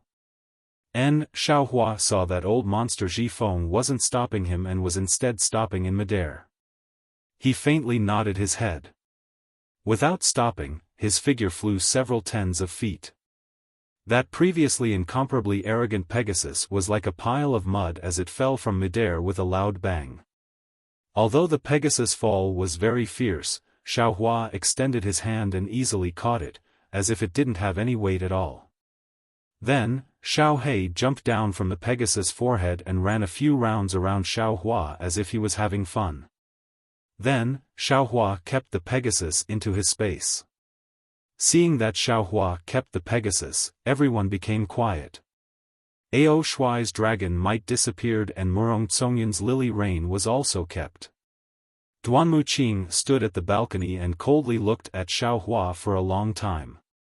Like old monster Xiaofan, although she was somewhat unwilling, there was nothing she could do. She turned around and entered the room.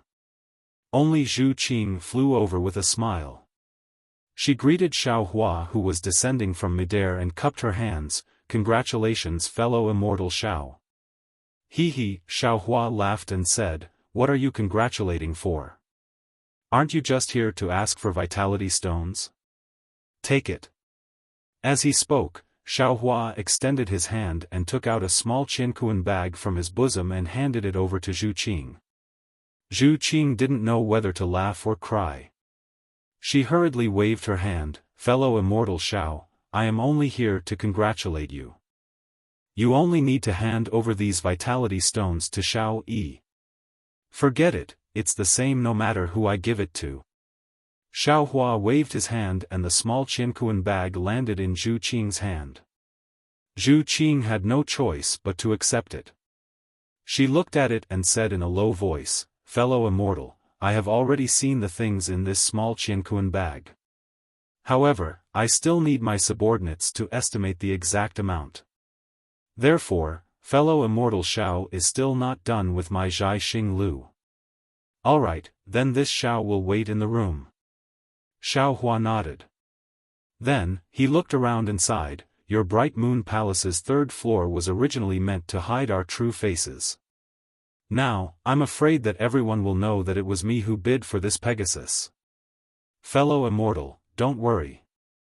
Zhu Qing hurriedly said, just now, I saw clearly that fellow immortal did not fly up into the sky.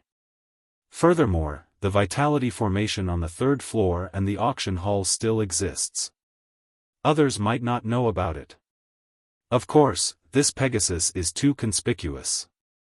No matter where fellow immortal rides it, as long as it wants to fly, it will definitely be discovered by others. It is no different from revealing your true face today. Alright. Xiaohua looked at the quiet third floor.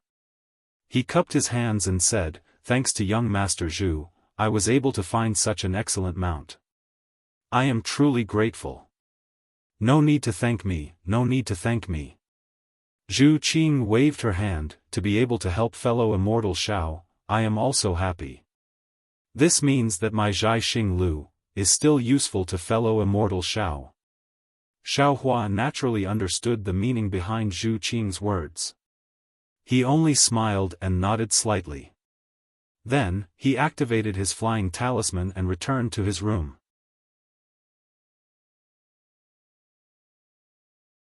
Chapter 3301. Senior Xiao. Seeing Xiaohua enter the room, Fu Jiwen immediately stood up. Previously, he still doubted Xiaohua's cultivation. Even now, he still couldn't figure out Xiaohua's cultivation. However, from Murong Tsongyan's attitude towards Xiaohua and old monster Zhi Feng's attitude towards Xiaohua, Fu Jiwen knew that Xiaohua was definitely not a low-level cultivator with only primeval stones. How could he dare to neglect him? He hurriedly bowed and said, "Junior really had eyes but failed to see, young Master Fu. You are treating me as an outsider. Calling me fellow Taoist Xiao, I am very happy." Xiaohua was obviously a little unhappy and hurriedly pulled Fu Jiwen up. He, all right. Fu Jiwen was also not a stickler for formalities. Seeing Xiaohua stop him, he also stood up and said with a smile, "Then I will congratulate fellow Taoist Xiao for obtaining the Pegasus. In the future, no matter how big the hidden immortal continent is, it will all be under your feet." "Same to you, same to you." Xiaohua also said happily, "Actually, I also didn't expect to gain so much. This Pegasus is definitely a pleasant surprise." Speaking up to hear, Xiaohua said mysteriously in a low voice, "Young Master Fu, can you guess what I was planning to do when I first came to this auction?" "This?" Fu Jiwen thought for a moment and said with a smile, "Perhaps it was a pill? Or a cultivation technique? Either way, it should be related to the Tao sect, right?" "Ha ha ha, young Master Fu is very wrong."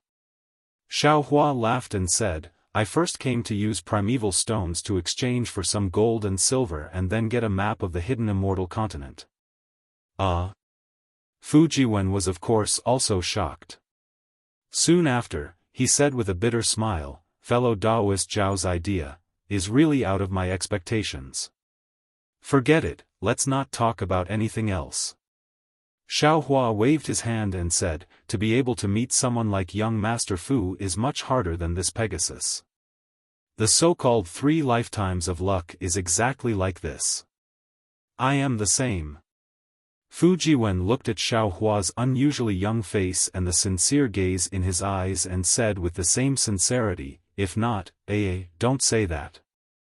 Xiaohua hurriedly waved his hand again and took out a few spirit fruits from the space and said, "Let's use these fruits to stuff your mouth." Ha ha ha. Fu Jiwen laughed heartily. He hadn't felt this happy for a long time. Xiaohua stood still in the room and raised his eyes to look out the window. The auction had already ended. Yu Linfeng was standing in mid-air giving a speech, which could be considered as sending off the people who had come to participate in the auction. There was no movement from the other windows on the 3rd floor. They must have already left their rooms. Xiao Yi, who was serving him, had not yet come over. Clearly, Zhai Xinglu had not yet evaluated the spiritual herbs in his storage bag. He still had to wait for a while. What does old monster Zhi Feng mean? At this moment, Xiaohua frowned. He did not understand why old monster Zhi Feng blocked him. From the looks of it, he wanted to trade the Pegasus with him. This was obviously impossible. But other than the heavenly horse, Xiaohua couldn't see anything else about him that could attract old monster Zhi Feng's attention. Right at this moment, Xiao Yi's voice resounded from outside.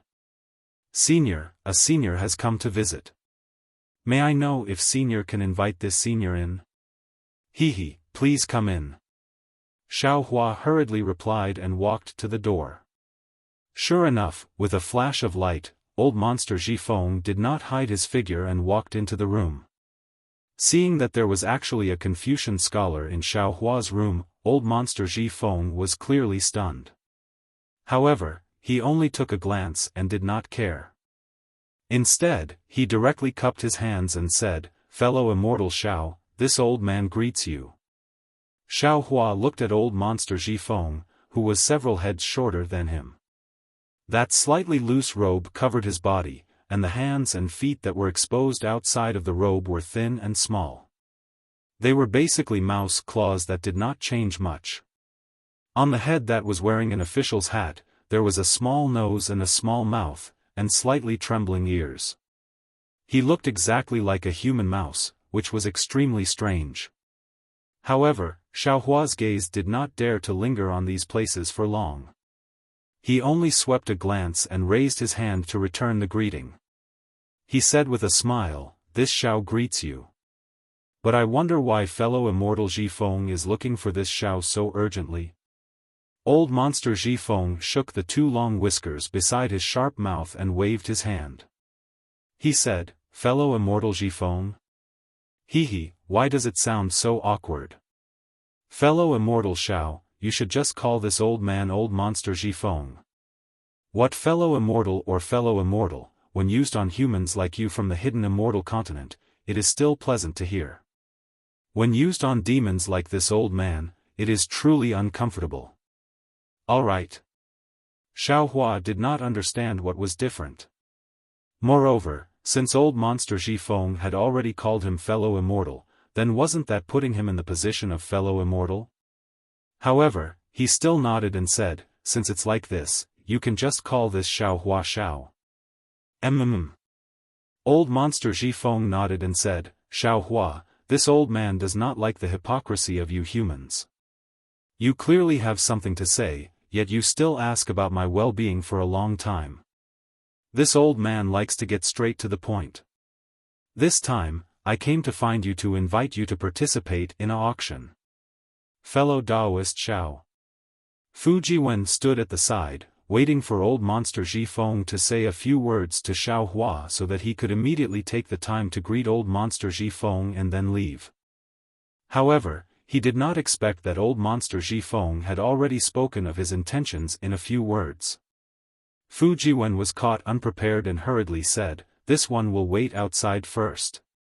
"Young Master Fu, there is no need." Xiaohua waved his hand and said to old monster Zhifeng with a smile, "Fellow immortal, thank you for thinking highly of this Xiao. However, it is already late and this Xiao still has to rush back. Let's talk about this later." Xiaohua's intention was obviously to decline and not plan to go. However, old monster Zhifeng hurriedly said, "Xiaohua, this auction will be held in Bright Moon Lane, and it will be held in an hour. If you agree, this old man will bring you along right now." Old monster Zhifeng. Xiaohua did not know whether to laugh or cry and explained, "This Xiao just bid for the heavenly horse and has already given all the top-grade origin stones in my bag to Star Picking Lu.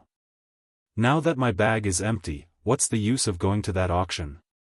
Hearing Xiaohua's words, old monster Zhifeng first laughed. "You humans are all hypocrites, your mouth is full of lies. This old man has been with you for a long time, even if I don't want to learn, I have learned it. Previously, this old man lied to Zhu Qing, saying that I only have 500,000 top-grade origin stones on me. Even he did not believe this, so how can this old man believe your words? This old man will definitely not believe that you do not have extra origin stones." Xiaohua rubbed his nose, looked at old monster Zhifeng and said indifferently, "You are right, this Xiao does have origin stones in this small Qiankuan bag. However, this Xiao does not want to participate in any auction anymore. Tonight, this Xiao's harvest has already satisfied this Xiao. This is nothing." Old monster Zhifeng waved his hand and said, "If this old man remembers correctly, you still have a so-called golden core cultivation method that you have not bid for. Of course, looking at your appearance, it is not because you do not have enough origin stones, but because that golden core cultivation method is not in your eyes, right? This is bad." Xiaohua saw that even old monster Zhifeng saw something fishy, and he unconsciously became vigilant. Just from this, they should be able to know this Xiao's cultivation level, right? Without waiting for Xiaohua to say anything, old monster Zhifeng advised again, "In the auction at Jiaxing Lu, due to the rules of the hidden immortal continent, your Dao sect's cultivation methods and secret techniques, as well as some of the more secretive things of the Buddhist sect, do not dare to bid. However, in the auction that this old man is going to, there is no such misgivings. Presumably, the cultivation methods that you want, can all be obtained. Even if the auction does not have the things that you want, you can also ask others to provide you with useful information. In short, this old man can pat his chest and guarantee that if you do not go, you will definitely regret it. Xiaohua thought for a moment, and could only say directly, Old Monster Zhifeng, this Xiao just bid for the heavenly horse is something that you must obtain. To be honest, this Xiao does not understand your intentions. Therefore, although this little one has the intention to follow you to take a look at the auction, this little one does not dare to casually agree. Moreover, you and I have never met before, this auction is not something that ordinary people can enter. Why do you insist on inviting this Xiao to go? Good. Old Monster Zhifeng clapped his hands and said, Xiaohua, since you have said it so clearly, then this old man will also open the window and speak frankly. At this point, Old Monster Zhifeng said to Fujiwen, you can leave first. The words that follow are not suitable for you to hear. Yes, this one understands. When Fujiwen nodded, he glanced at Xiaohua. After obtaining Xiaohua's approval, he hurriedly left. Xiaohua, what you said just now is extremely true. This heavenly horse is something that this old man must obtain. It is extremely beneficial to this old man's cultivation. Old Monster Zhifeng watched Fujiwen's back disappear, and hurriedly explained, however, you only know one side of the story and do not know the other. Other than this auction at Zhaixing Lu having a heavenly horse, the auction after that will also have a strange beast that is similar to the heavenly horse. Previously, this old man sent a sound transmission to the Eastern Sea Patrol envoy, Ao Shui, regarding the auction. This old man promised to help him obtain that strange beast. A strange beast that even the Eastern Sea Patrol envoy is interested in. This old man does not need to say anything, right? Oh. Xiaohua suddenly understood, and said with a nod, you invited this Xiao to participate in the auction to ask this Xiao to help you, right? Indeed. Old Monster Zhifeng said with a smile, to be precise, I want to borrow the power of your demon pet. How do I help? What benefits does this Xiao have? What benefits? He, Xiaohua, without this old man's guidance, you will not be able to enter this auction, and will not be able to bid for anything from the Dao sect. This is the benefit. Old Monster Zhifeng said with a cold smile, as for how to help, this old man has not thought of it yet. Actually, this old man and Ao Shui have already reached an agreement. With the strength of our two sects, we will definitely be able to obtain that strange beast. This old man is only bringing you along as a hidden chess piece. If it can be used, that would be the best. If it can't be used, it is also fine. This is also the reason why this old man cannot give you any other benefits. Allow this Xiao to think about it. Xiaohua said with a frown. All right. Old Monster Zhifeng nodded, however, you do not have much time. This old man will wait here. If you agree.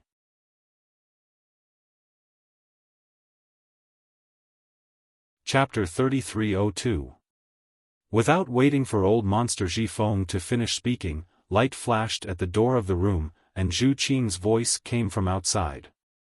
Fellow immortal Xiao, may I enter? He, young Master Zhu, please enter. Xiaohua heard this, turned his head, and hastily called out. When Zhu Qing came in and saw that Old Monster Zhifeng was also in the room, he wasn't surprised at all. He only nodded towards Old Monster Zhifeng and said to Xiaohua, fellow immortal Xiao, the items in your small Qianquan bag have already been appraised. It's more than 500,000 top-grade origin stones, but it's difficult to estimate exactly how much more it is. Therefore, I've specially come to explain to fellow immortal Xiao. If fellow immortal Xiao is willing to wait, please rest for a while in Star-Picking Tower. When the sun rises, I'll return the excess origin stones to fellow immortal Xiao. If fellow immortal Xiao is unwilling to wait, then it won't be too late for fellow immortal Xiao to come and take the VIP token when you have the time. Moreover, fellow immortal Xiao can use this token to take primal stones from other Zhaixing Lu on the hidden immortal continent. You can also use this token to wait for more benefits and information from my Zhai Xing Lu." As he spoke, Zhu Qing took out a golden star tablet from his bosom. 6 stars were engraved on it, and countless star patterns were overflowing on the 6 stars. "Since I can take it anywhere, why should I wait here for so long?" Xiaohua was very happy when he heard this. He took the star tablet and said with a smile, "Fellow immortal Xiao is now my Zhai Xing Lu's VIP. If you have the chance in the future, please visit my Zhai Xing Lu more often." Seeing Xiaohua accept the star tablet without any trace of politeness, Zhu Qing was also happy. He said with a smile, "That's right, young Master Duanmu has just left Zhai Xing Lu. According to my subordinate's report, he has already boarded the golden carriage. The coachman has brought more than 10 cultivators and is waiting in front of Zhai Xing Lu's door. These cultivators aren't ordinary Confucian scholars. They look similar to the coachman. Fellow immortal Xiao, please be careful when you go out. Since I'm your Zhai Xing Lu's VIP, why can't Zhai Xing Lu protect me?" Xiaohua asked sarcastically. Zhu Qing said with a smile, "If fellow immortal Xiao is in my Zhai Xing Lu, I will definitely protect you with my life. But once we leave Zhai Xing Lu, I won't be able to take care of you. Moreover, young Master Duanmu is also an honored guest of Zhai Xing Lu. How can I favor one over the other? Forget it, forget it." Xiaohua waved his hand, "It's just a clown, don't mention it." "Oh, young Master Zhu, according to old demon Ji Feng, there's a place in Bright Moon Lane where the auction is being held. Do you know of it?" Zhu Qing was stunned and asked curiously, "Oh. There's also a auction? Why didn't I know about it?" But it wasn't clear from his face whether he really didn't know. However, no matter how big Bright Moon Lane was, how could it escape Zhu Qing's eyes and ears? Xiaohua didn't believe that Zhu Qing didn't know about the auction. However, since Zhu Qing didn't admit it, Xiaohua couldn't do anything about it. However, he still held on to the last bit of hope and asked, "It's normal that Zhu Gongzi doesn't know about it. However, this Xiao wants to know, in this auction that even Zhu Gongzi doesn't know about, would there be something that Bright Moon Palace didn't have?" This. Zhu Qing hesitated slightly, glanced at old demon Ji Feng and said, "The auction that fellow immortal Xiao mentioned isn't public, so it can't be confirmed by the Copper Pillar country's royal family. Therefore, in that auction, the cultivators who participate in the auction won't be in Bright Moon Palace. With the protection of Zhu Qing and the other masters, their safety can be guaranteed. Moreover, everything in my Zhai Xing Lu's auction has been appraised. My Zhai Xing Lu can guarantee that it won't be fake. As for the auction that fellow immortal Xiao mentioned, it depends on one's own vision. No one can guarantee the authenticity of the treasures, so the result of the auction can only be borne by oneself. Of course, this auction doesn't put the rules of hidden immortal continent in their eyes, and also doesn't put the Copper Pillar country's royal family in their eyes. In particular, they absolutely won't have the same misgivings as my Zhai Xing Lu, not daring to bid for anything. Fellow immortal Xiao is looking for Dao Sec's medicinal pills, they can be found there. Okay, thank you young Master Zhu for your explanation. This Xiao understands. Xiaohua nodded and made his decision. He turned to the silent old demon Ji Feng and said, "This Xiao has decided to participate in that auction. However, since this Xiao didn't get any promises from you, then this Xiao can't promise you anything." "Good." Old demon Ji Feng clapped his hands and said, "It's as you said. We will head there now. Actually, this old man wants to borrow your matter. When you see it, you will definitely take the initiative to join hands with this old man. You don't have to worry at all." Zhu Qing saw that Xiaohua still decided to head there even though he had made his words so clear. He couldn't help but feel a little anxious. He had been in Zhai Xing Lu for so many years and finally found a cultivator who could head to Star Moon Palace. How could he bear to give up? After thinking for a while, Zhu Qing still reminded, fellow immortal Xiao, there is an old saying in hidden immortal continent, a greedy snake tries to swallow an elephant. Fellow immortal Xiao has already bid for many rare treasures in my Zhaixing Lu today. This Zhu feels that fellow immortal Xiao should stop before going too far. Of course, this is this Zhu's own opinion. If fellow immortal Xiao feels that it is very safe to head there with fellow immortal Zhifeng, then just pretend that this Zhu never said this. After speaking, Zhu Qing didn't look at Xiaohua's and old demon Zhifeng's expressions. He cupped his hands and said, once again, I thank both fellow immortals for coming to my Zhaixing Lu. I hope that I can still see both fellow immortals at the next auction. Although Zhu Qing emphasized the two words, still can, she didn't stay any longer. She turned around and left. Old demon Zhifeng's expression didn't change. Seeing Zhu Qing leave, he also smiled and said, what little friend Zhu said is indeed reasonable. This old man can't guarantee your safety. You have to consider it carefully. It's fine, it's fine.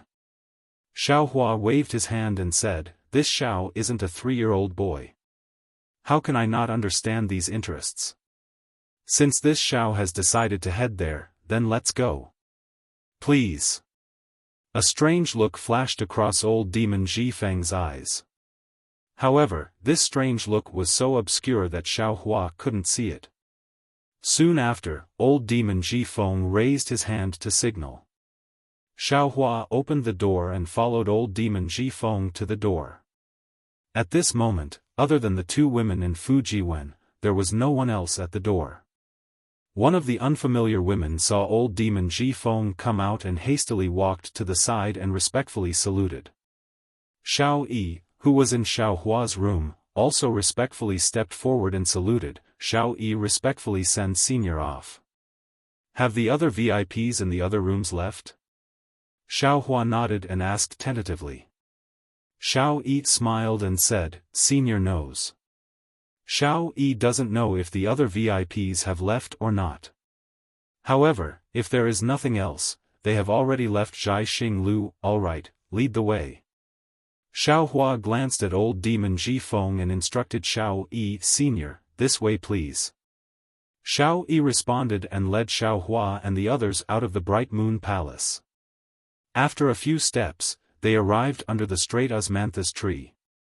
Xiaohua paused slightly and sized up this osmanthus tree. He then turned his head to look at the huge vermilion palace. He couldn't help but think of the girl in Longevity Town who liked little white rabbits. I wonder how her injuries are. Her relationship with her father, has it already been mended? Xiaohua was just thinking about it. He then followed Xiao Yi out of the moon door because he knew that the lifespan of people in the secular world was extremely short. Although Hao family's eldest miss was still young, once he left Longevity Town, who knew when he would be able to return? He was afraid that this girl would never see him again in her lifetime. The moon door was still as bright as the moon. However, when Xiaohua walked past the moon door, a cool breeze blew past and the mask on his face suddenly disappeared. What appeared in front of him was a short flight of stairs. Looking to the side, other than himself, there was no one else. Xiao Yi was also gone. Sigh, I still wanted to give this girl a piece of primeval stone. Although Xiaohua knew that this was Zhaixing Lu's arrangement, he still felt somewhat regretful. He then stepped down the stairs. After only a dozen steps, there was another moon door at the bottom of the stairs. After passing through the moon door, he saw the empty Zhaixing Lu. At this time, there was nothing but bright lights in Zhaixing Lu. Even the green-robed youth from before was nowhere to be seen. Come. Xiaohua thought for a moment, then raised his voice. Senior, what instructions do you have? As soon as Xiaohua's voice fell, a green-robed youth answered and bowed respectfully. I have something to ask of. Number 307. How can I summon him? Xiaohua looked at the green-robed youth's unfamiliar face and said. Number 307? Oh, Senior is looking for number 307 in the Star Palace. Senior, please wait a moment. The green-robed youth was stunned at first, but immediately understood. He hurriedly answered and turned to leave. At this time, Xiaohua seemed to have thought of something and ordered again, "That's right, does your Star Palace sell the 100 Classics of Thought?" The 100 Classics of Thought? The green-robed youth was even more stunned. He smiled and said, "If Senior wants Confucian cultivation methods, my Zhai Xing Lu naturally has them. But when it comes to the 100 Classics of Thought, they are all ordinary things in the Confucian Academy. This junior really does not know. You go find number 307 and tell him what I said." Xiaohua nodded and said, "Tell him to come as soon as possible." The green-robed youth did not dare to be negligent. After cupping his hands, he hurriedly turned around a corner and disappeared. Xiaohua looked around the silent Zhai Xing Lu and saw the open door. He knew that this was not the only door at this time. There must be one in front of old monster Zhifeng and Fu Jiwen. Fine, let me see what the Duanmu family is planning. Xiaohua's eyes narrowed. He reached out and took out the wishful staff, then slowly walked out of Zhai Xing Lu. Xiaohua stepped out of the door and saw a light flash in front of him. He was standing in front of Zhai Xing Lu in the night. At this time, it was probably past midnight. In the deep night sky, the bright moon was abnormally bright, covering the nearby stars. Xiaohua was used to seeing the starry sky of the bright moon palace. He could not tell which was the real starry sky and whether he had walked out of the bright moon palace.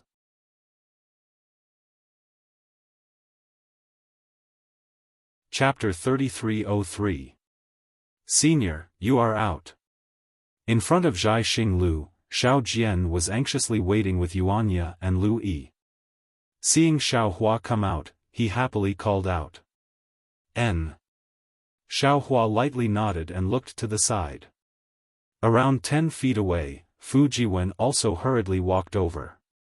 He seemed to be a little anxious from waiting. "Fellow Taoist Xiao." Fu Jiwen approached and looked at Xiao Jian and the rest. He whispered, "Is this your disciple?" "Not really a disciple." Xiaohua waved his hand and asked, "Where is old demon Zhifeng?" Senior Zhifeng left first.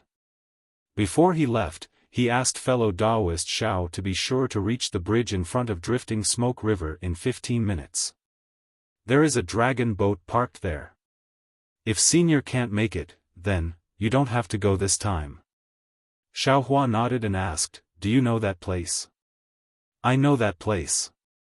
It is only a few dozen feet away from Zhai Xing Lu. It is right there." Fu Jiwen pointed with his finger and smiled. "Hehe, do you still need 15 minutes? Xiaohua smiled coldly and raised his eyes to look outside the signboard of Zhai Xing Lu. He saw that at the location of Dark Night, there were a dozen boorish men wearing the same golden armor as Duanmu Qiu standing there in a strange formation. They looked scattered and strange. "Young Master Fu, you wait and get to know them," Xiaohua said. "Later, you will follow them to Seven Suns Temple." After speaking, without waiting for Fu Jiwen to speak, Xiaohua waved the wishful staff in his hand. The staff let out a whooshing sound in the night sky. "Where is Duanmu Qing?" Xiaohua walked out of Zhai Xing Lu's signboard and faced Duanmu Qiu. Xiaohua glanced at the golden carriage parked in the distance and the dragon horse pulling the carriage. "Humph, you better remember that my name is Duanmu Qiu. This matter has nothing to do with my young master." Duanmu Qiu took 2 steps forward. The golden armor on his body made a clattering sound.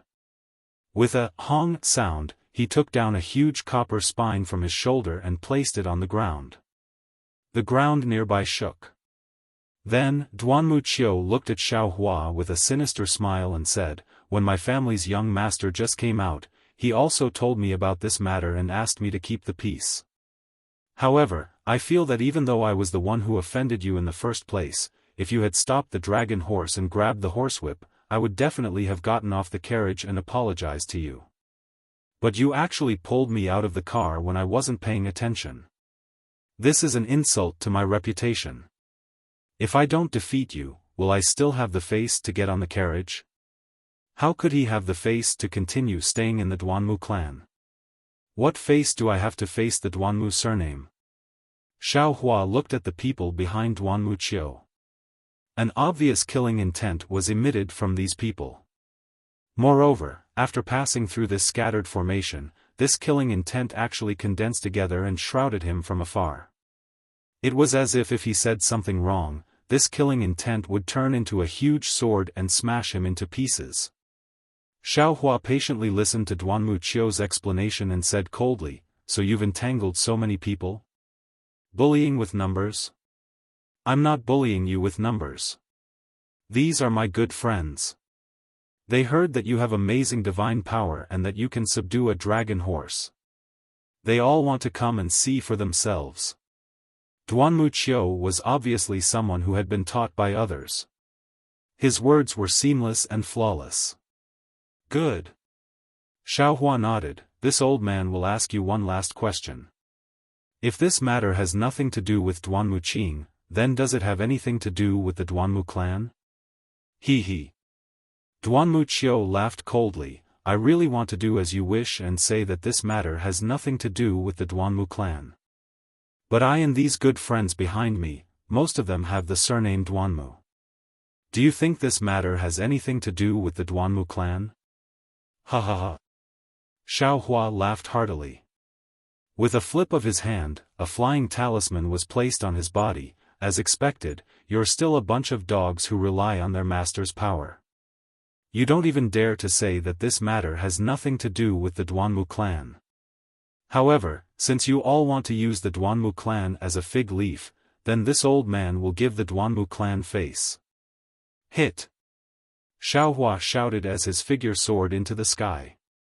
He raised the wishful steel staff and smashed it towards Duanmu Qiu's face with a whining sound. Good. Duanmu Qiu had been accumulating his power for a long time. Seeing that Xiao Hua had made his move, he also roared loudly. He stomped his feet and a light cloud appeared under his feet, lifting his body up. The muscles on his arms flowed like water and with a "hoo" sound, he lifted up the huge copper spine. Following a gust of wind around Duanmu Qiu, he rushed towards Xiao Hua's wishful steel rod. At the same time, the 10 people behind Duanmu Qiu also moved. Each of them let out a loud roar and brandished their fists and legs, striking towards Xiao Hua's direction with all their might. Woo! It was as if a mountain was collapsing. 10 streams of noble spirit that were enough to split rocks were triggered by them. Following the rush of everyone's fists, these 10 streams of noble spirit condensed and merged into one in mid-air, forming a cloud that was like a fist. Although it was launched later, it arrived first. It surpassed Duanmu Qiu's copper spine and smashed towards Xiao Hua from top to bottom. The wind whistled as Xiao Hua flew in mid-air. That gust of wind hit his face and almost pressed him to the ground. Within that gust of wind, the noble spirit was like a red fire that wanted to ignite him. Ha ha ha. Xiao Hua laughed loudly. Although his voice was blown away by the noble spirit, it still clearly resounded in the night sky. The noble spirit is controlled by people like you who rely on their master's power. How can it be called noble spirit? How can there be righteousness? Even if all of you have righteous spirit flowing from every pore of your body, you are still not this Zhao's match. As he spoke, Xiao Hua shook his hand and threw out dozens of fire talismans. Each of them drew a slightly mysterious arc and attacked the fist-like noble spirit. He did not face the combined attack of the 10 people at all. The wishful staff drew a shadow in mid-air and hit Duanmu Qiu's copper spine. Seeing that Xiao Hua actually used an unexpected method to attack the combined attack of the 10 people, Duanmu Qiu was shocked at first. However, seeing the wishful staff that was as thick as a goose egg was about to hit him, he also sneered, "I'll let you have a taste of my copper spine." Unfortunately, before he could finish his sentence, there was a loud bang. The copper spine was hit by the wishful staff. That loud bang was like the impact of a mountain. Not only did it interrupt Duanmuqiu's arrogance, it also shook his arm until it was numb. Both of his hands could not hold the copper spine at all. His entire body was uncontrollably sent flying under the huge force. If you want to fight, then let's fight. Since you dare to challenge me, then you should be prepared to be killed by me. Duanmuqiu's body was out of control, but his eyes were not affected. Seeing Xiaohua chasing after him like a fish, Duanmuqiu's heart was greatly shocked.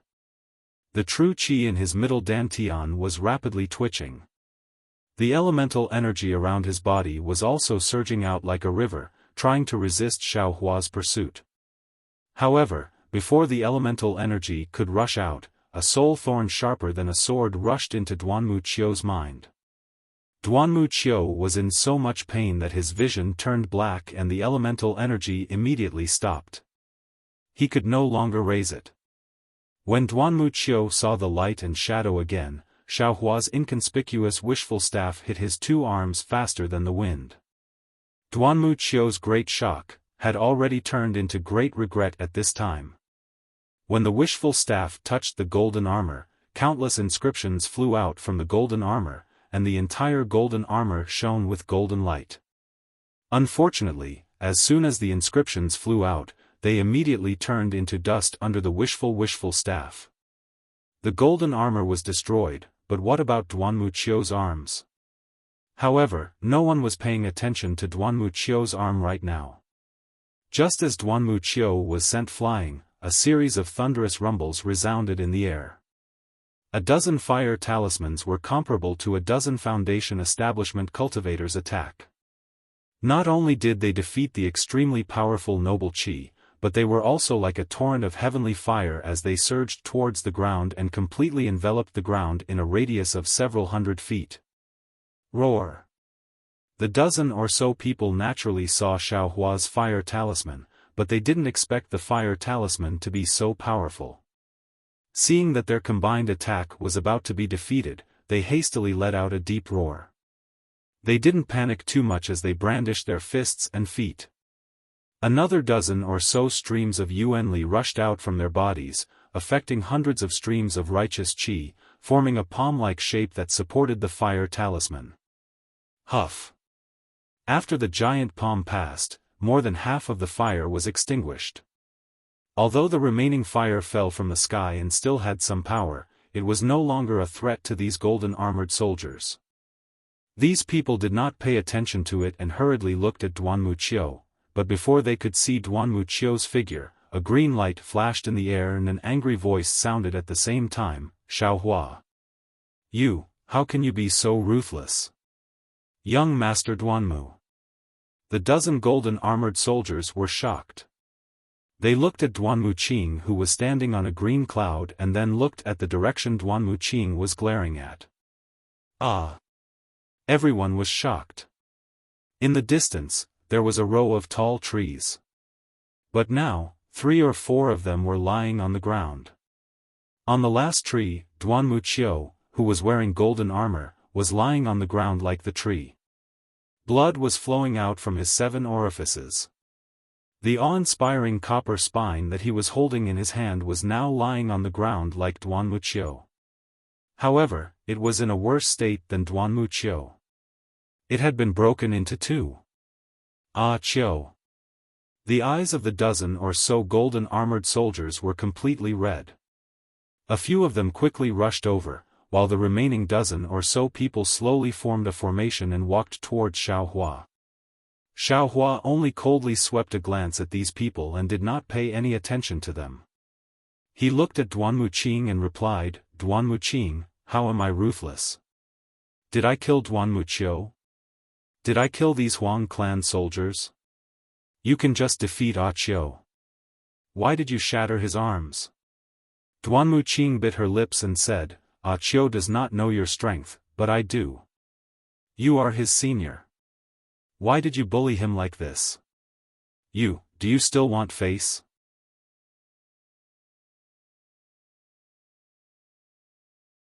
Chapter 3304. Ha ha ha, Xiaohua laughed loudly, you also know that I am Duanmu Qiu's senior. Then why didn't you stop him? Since he dared to offend me, why can't I teach him a lesson? Is this old man's face to be offended?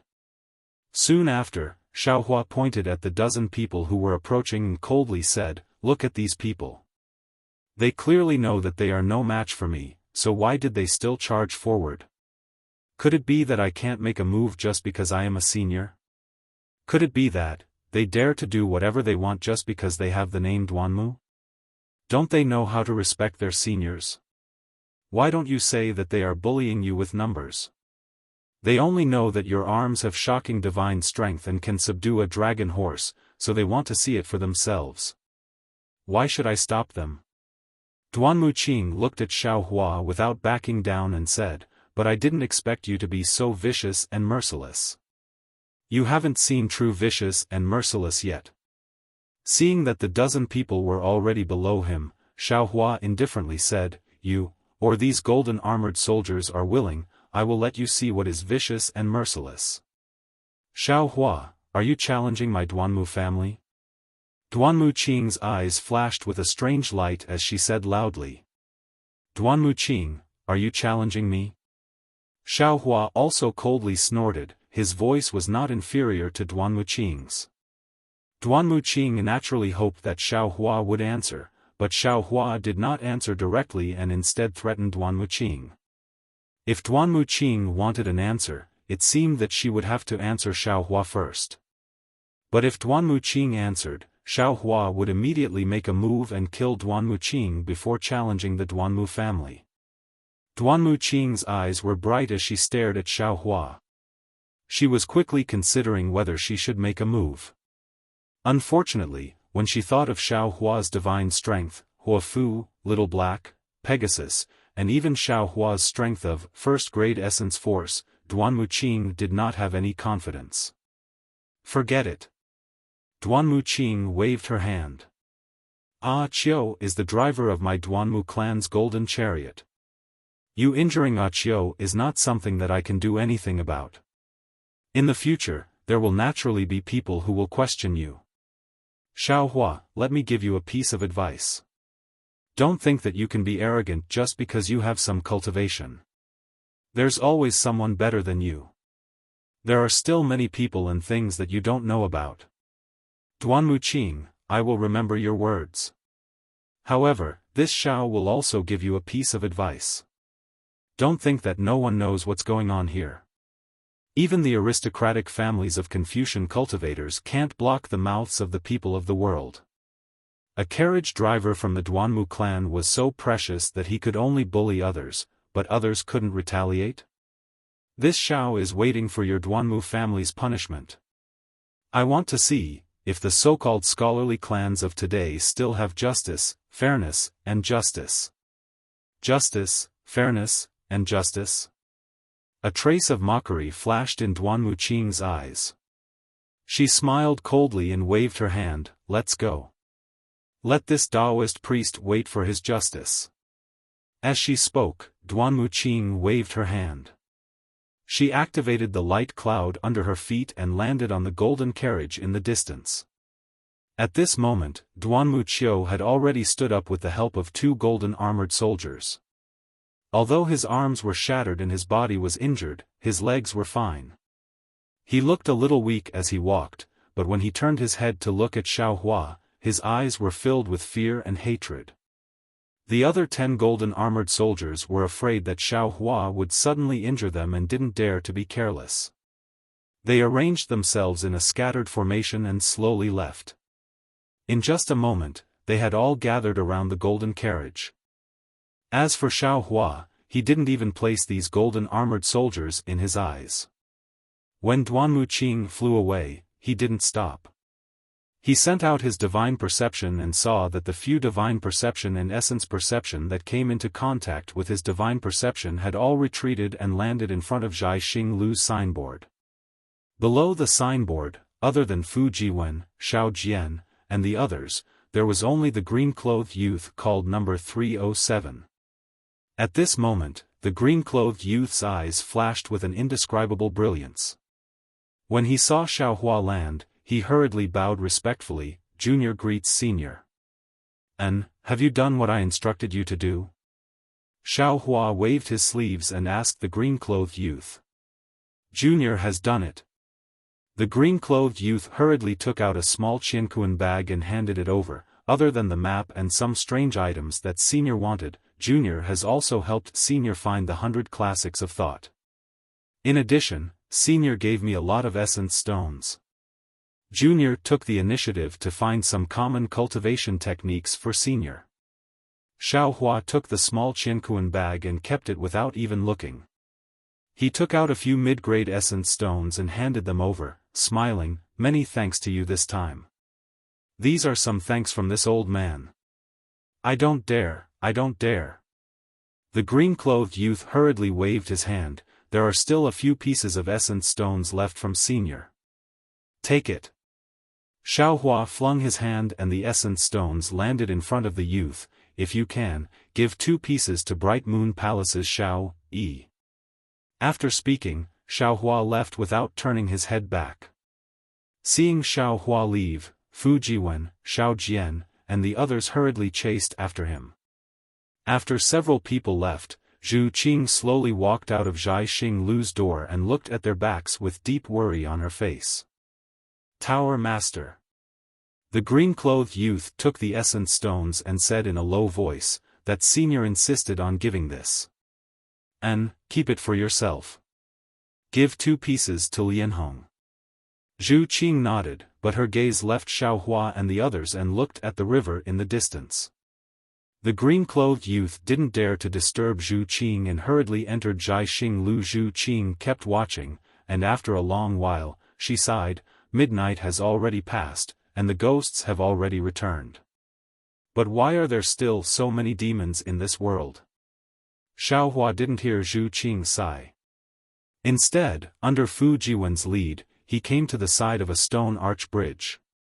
The river under the stone arch bridge still flowed as before, but the clear river water was now filled with the smell of alcohol and cosmetics. Occasionally, there would be Confucian headscarves and women's tube tops floating by.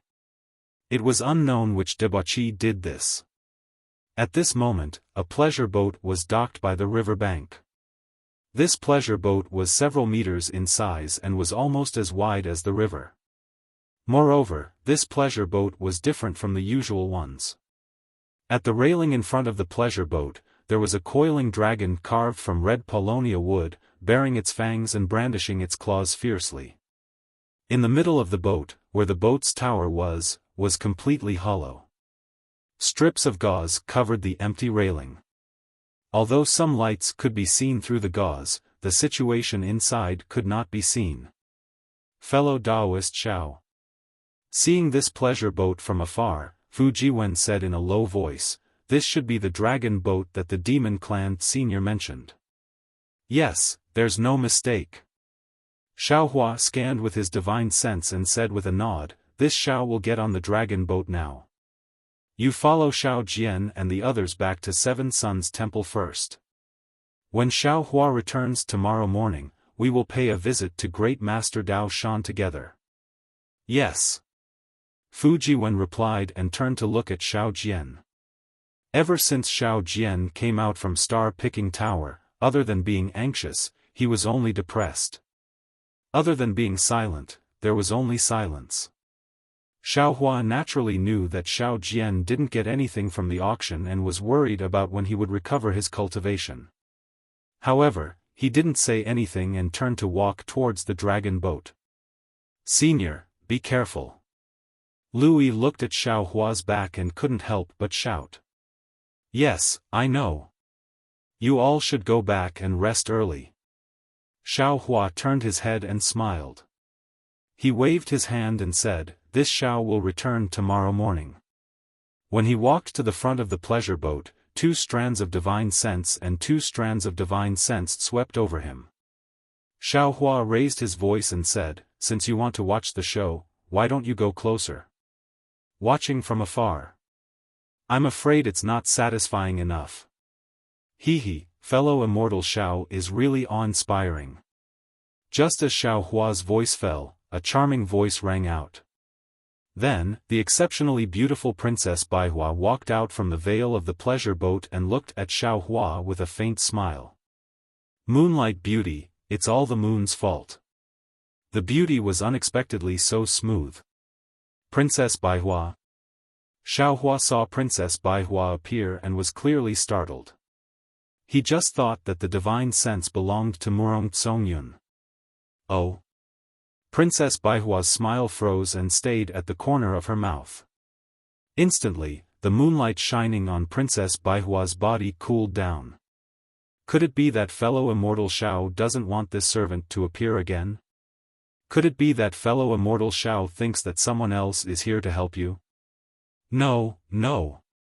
The soft-hearted Xiao Hua naturally wouldn't let the beauty have a hidden grudge. He hurriedly smiled and said, "This Xiao is only a commoner in the mountains. I thought that a royal family like the princess would definitely have thousands of brave guards. You only came to Star Picking Tower to have a look. Since you got the Scarlet Flame War Chariot, why don't you hurry back home happily? How could you stay in Bronze Pillar Country for long?" Therefore, when this Xiao saw the princess, he couldn't help but exclaim. How could there be a second person as beautiful as the princess in this world? Gidge. Princess Baihua laughed. It was very sweet and even clearer than the flowing water under the pleasure boat. Fellow Taoist Zhao's mouth seems to be more powerful than his fists and feet. In the future, I don't know how many women will be deceived by fellow Taoist Xiao. This servant needs to consider whether my Cha Nu country should issue a decree to prohibit fellow Taoist Xiao from entering and leaving Cha Nu country. Ayaya, how can that be? Xiao Hua said happily and smoothly said, this Xiao still wants to go to Cha Nu country one day to congratulate Princess Baihua on ascending to the throne of the country. This decree of yours has really cut off this Xiao's thoughts. In the future, if I can't see a heavenly beauty like the princess again, wouldn't I be depressed to death? Jejejij. Princess Baihua's laughter became louder and louder. She seemed to enjoy Xiao Hua's undisguised flattery. Xiao Hua, if you want to go, then hurry up and get on the boat. In a moment, this boat will set sail. Old Monster Zhifeng's voice sounded, not knowing whether to laugh or cry. If you continue to tease that little girl under the boat, even if you want to go, you won't be able to go. Ai, after seeing Princess Baihua, how could this Xiao still want to go to any other place? Xiao Hua sighed and flew up.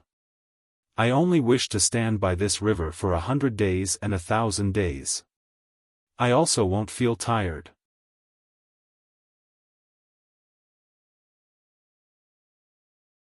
Chapter 3305. Really? Princess Baihua's face blushed, even her jade-like neck turned red.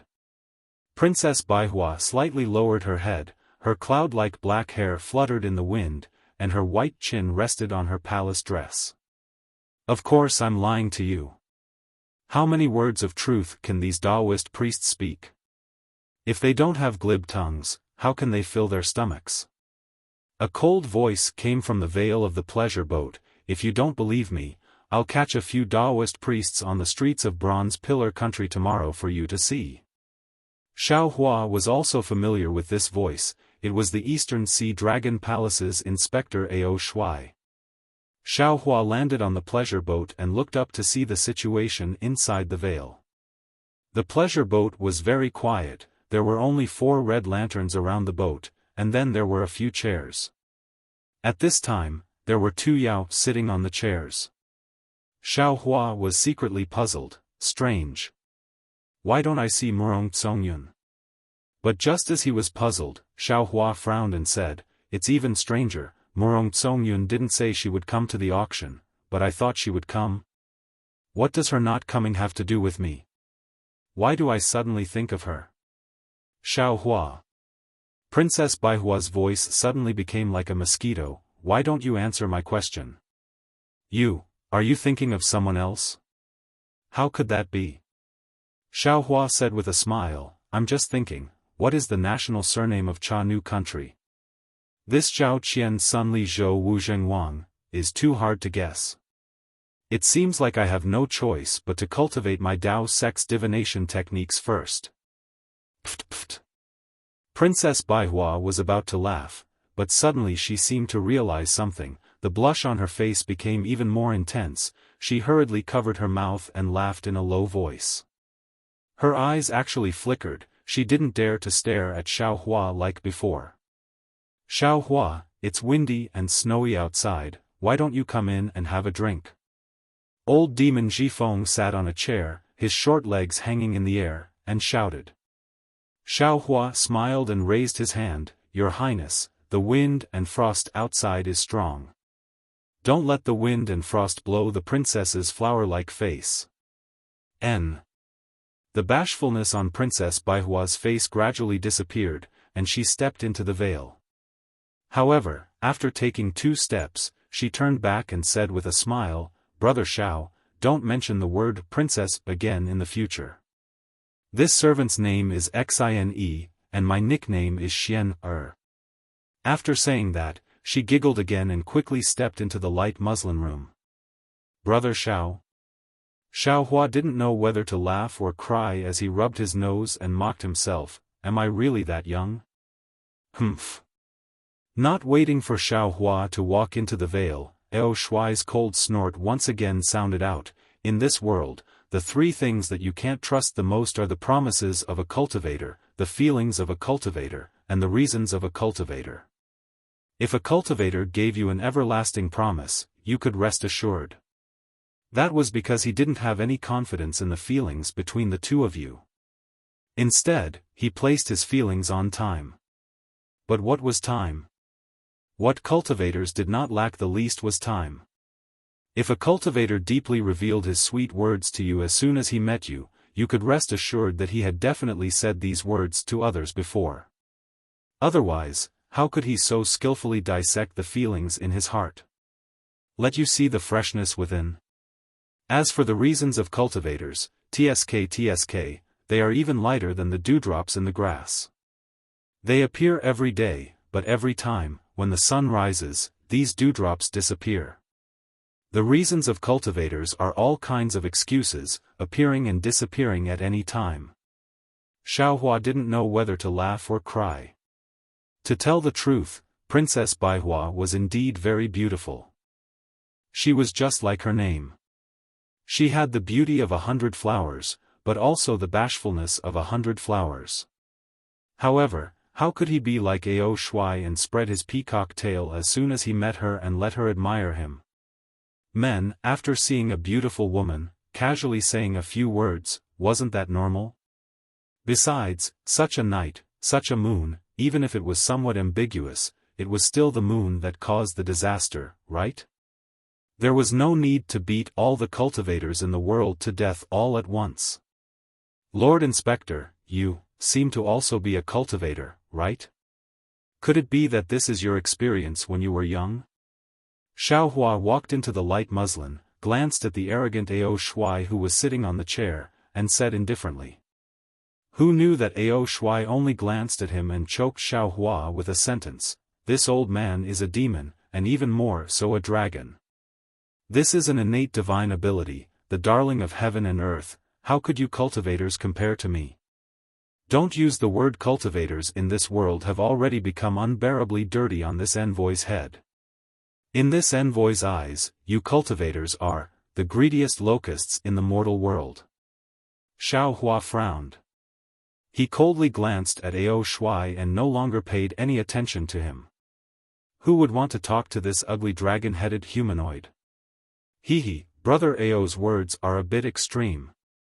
Old monster Zhifeng, who was sitting on the other chair, hastily stood up and reached out with his hand. He took out a dark green copper pot and a wine cup from his bosom, walked in front of Xiaohua, smiled and handed it over to Xiaohua, then said to Ao Shuai, how many billions of cultivators are there in the world? So many cultivators, how can you generalize them? There must be someone as straightforward as Xiaohua, right? Ao Shuai glanced at old demon Zhifeng from the corner of his eyes. He raised his hand and poured the wine that was as red as blood into his mouth. He said indifferently, "We demons are the true rulers of this world. Humans are nothing more than food for us. They have taken advantage of the heavens to live in this world. But now, these locust-like things have actually occupied 2 continents, squeezing us geniuses to the 1,000-demon sacred realm.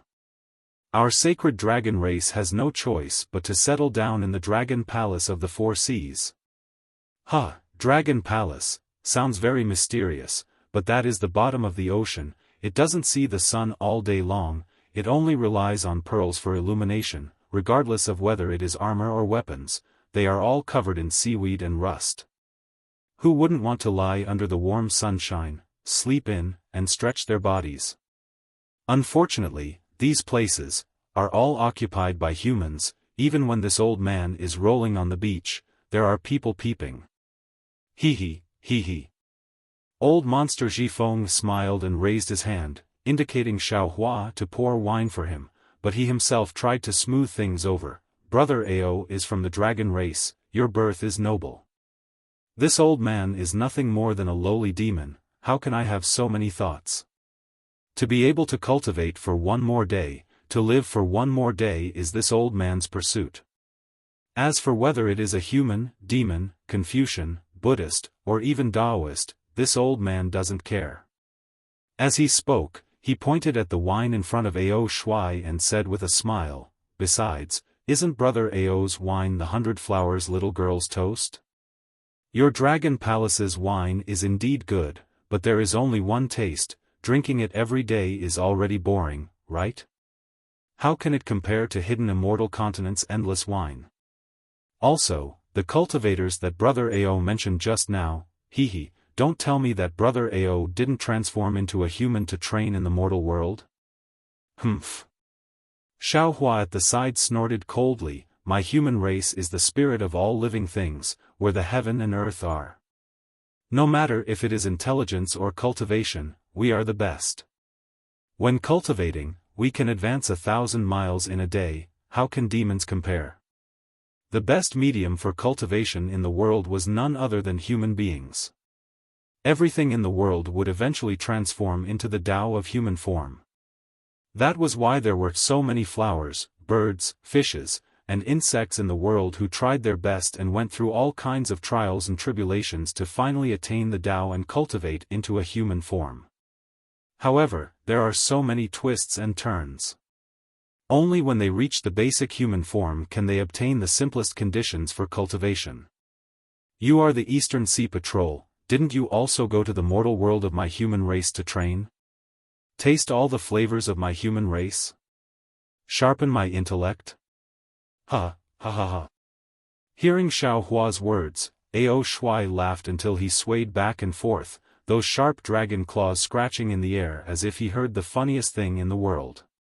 Seeing Ao Shuai laughing at him like this, Xiaohua didn't say much. He raised the wine pot and sniffed it, then placed it on the table in front of him. Although the spiritual wine was good, Xiaohua didn't like it. Now, in front of Ao Shuai and old demon Jifeng, he couldn't drink too much. While Ao Shuai was laughing, the dragon-shaped pleasure boat began to move. The sound of a flute resounded from the bow of the boat. It was Princess Baihua, who had entered the vale a step earlier. She didn't linger around old monster Jifeng and Ao Shuai for long. She walked to the bow of the boat and actually began to play the flute. The clear water is long, the flute sounds are faint, the moonlight entices, the thoughts are sorrowful, the boat swims. The pleasure boat passed through the arched bridge, turned a corner, and entered another river. This river was clearly much wider than before, and there were fewer pleasure boats. Ao Shuai's laughter gradually died down amidst the flute sounds. His mocking gaze looked at Princess Hundred Flowers' back, then landed on the messy water. After a while, he drank a cup of wine and said, "Sigh, I have to say. Although humans are cunning and selfish, they are also smart. Not to mention cultivation, even the Tao of zither, calligraphy, and painting is not something we demons can compare to. It's definitely not a coincidence that this world is filled with humans. That's right. Old demon Xiaofan took the opportunity to laugh. Our 1,000-demon sacred realms Archean Ridge is filled with the sound of wind all day long. It's either lion's roar or wolf's howl. How can there be such beautiful music? If we don't enter the hidden immortal continent and don't take human form, how can we know? What a pity. How could an ignorant person like you know what we are thinking? They actually think that they are the spirits of all living things, and that everything in this world has to follow them. Not to mention that flowers, birds, insects, and fish can't be lumped together, even if they are considered the same species, they can't be considered demons. Taking a step back, even if they can take human form and look like humans, how can they cultivate like humans? Taking human form is just for a better survival. If this world is filled with cockroaches, they will definitely turn into cockroaches. Ao Shuai sighed and said without looking at Xiaohua, humans being the spirits of all living things is just laughable arrogance. Humans being the leader of all living things is even more lamentable self-deception. He he. Xiaohua laughed and looked up. Ao Shuai, let me ask you. Why did you take human form? Why did you come to the hidden immortal continent to train?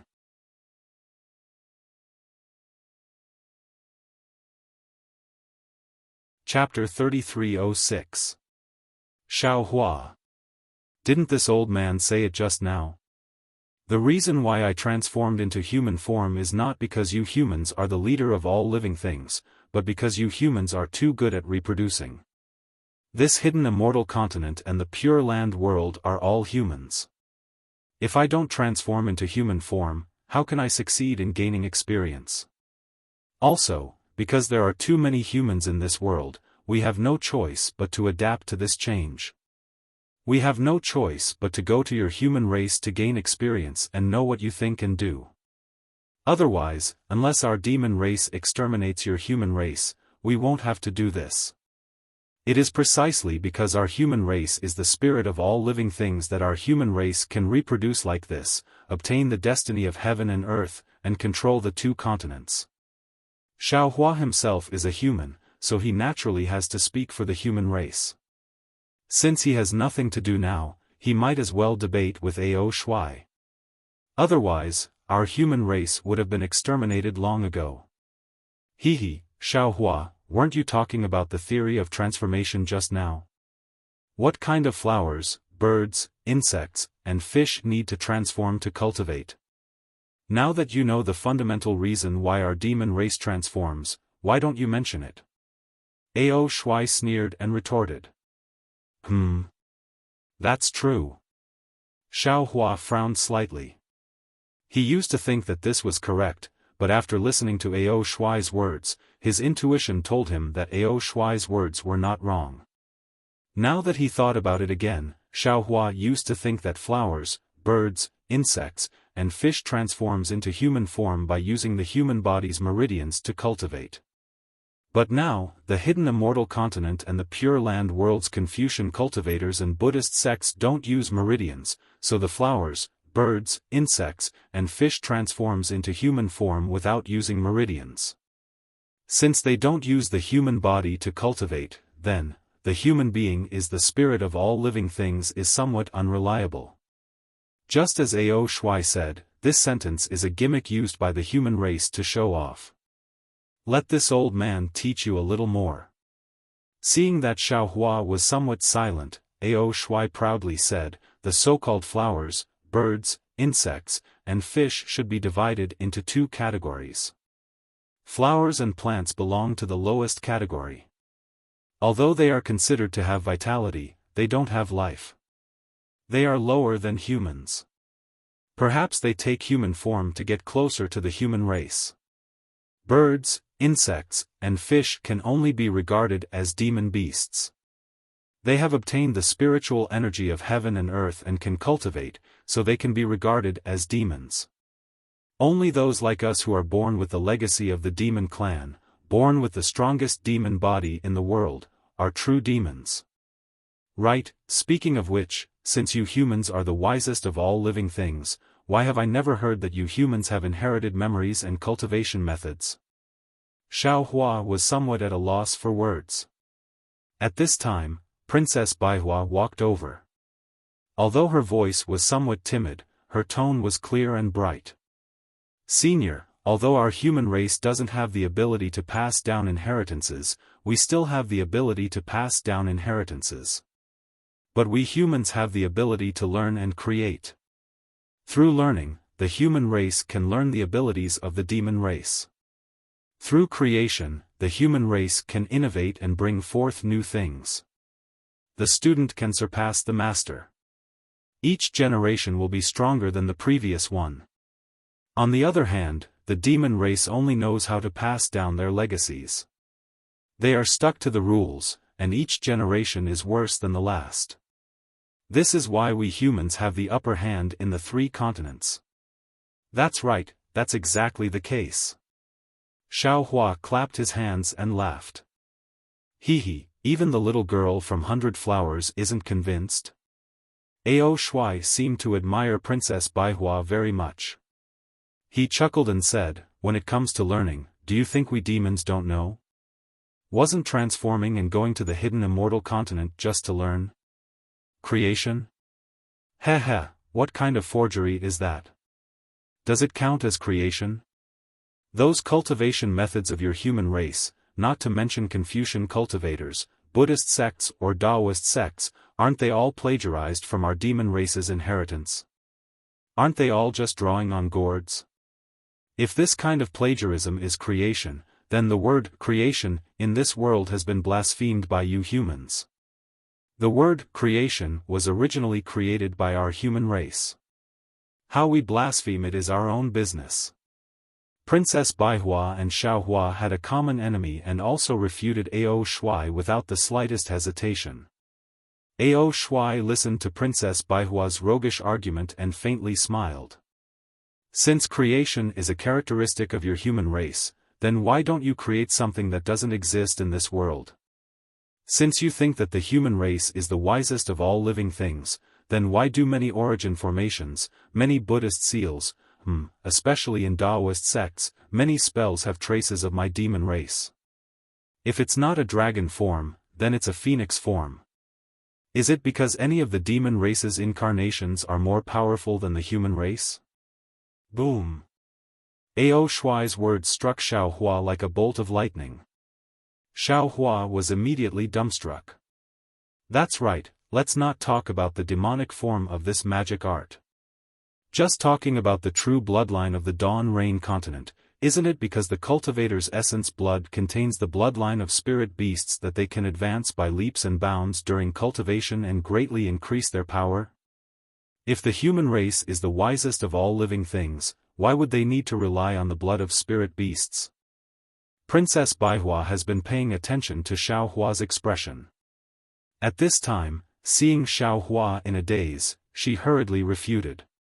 Senior, nowadays, whether it's Taoist sects, Confucian cultivators or Buddhist sects, our human race has thousands of cultivation methods, each of which has its own advantages. Although some cultivation methods have the demon form of the demon race, many of them don't. Most of the cultivation methods of Confucian cultivators don't have it, right? The cultivation methods of Buddhist sects are mainly about Buddha, there's almost no demon form. Moreover, the so-called 3,000 great Daos, hundreds of schools, and 3,000 great worlds are the end of our human race's cultivation. Senior, don't tell this junior that you don't know about Confucian cultivators' ascension and Buddhist sects' heavenly gates guidance. This is different from your demon race's shattering of the void. This old man naturally knows about this. Ao Shui smiled somewhat triumphantly. Since your human race's ascension and heavenly gates guidance are on par with my demon race's shattering of the void, what qualifications do you humans have to say that you're the wisest of all living things? This. Princess Baihua was also at a loss for words. She glanced at Xiaohua, who seemed to have lost his soul, and hurriedly took out a cup that looked like a flower bud from her small cosmos bag and handed it to Xiaohua. Brother Xiao, this is my Cha Nu country's new tea, please taste it. Xiaohua took it and only put it to his mouth but didn't drink it. His brows were still wrinkled as he looked at the blue waves beside the boat, as if he was still thinking about what Ao Shuai said just now. Princess Baihua waved her hand and a dark green flute appeared in her hand. She immediately put it to her lips and blew it a few times. The sound wasn't loud, but it made Xiaohua feel as if he had just woken up from a dream. Seeing that Xiaohua was somewhat sober, Princess Baihua hurriedly said, "Brother Xiao, whether humans are the wisest of all living things or whether demons are the wisest of all living things, they all have their own reasons. If you want to search for the origin, I'm afraid you have to go straight to the ancient times? Or even back to the ancient times? Although we are human cultivators, if you want to search for the answer in the human world, it's impossible. The saying, people in this mountain, deep in the clouds, not knowing where to go, is exactly like this. Brother Xiao, you don't have to think too much at this time. If you want to know the details, first cultivate your Taoist cultivation method to the extreme. It won't be too late to search for it after you ascend." That's right. Xiaohua was really enlightened.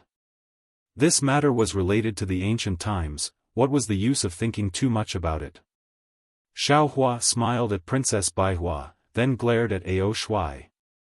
He knew that this guy had bad intentions and wanted to destroy his Tao heart. Fortunately, his Tao heart wasn't damaged at all under Princess Baihua's protection. Ao Shuai saw that Xiaohua had woken up and sighed in his heart. He raised the wine cup in his hand and drank it in one gulp. Xiaohua wanted to say something, but old eccentric Xifeng, who had been silent all this time, reminded him, "Everyone, be careful. We're about to enter the auction, oh."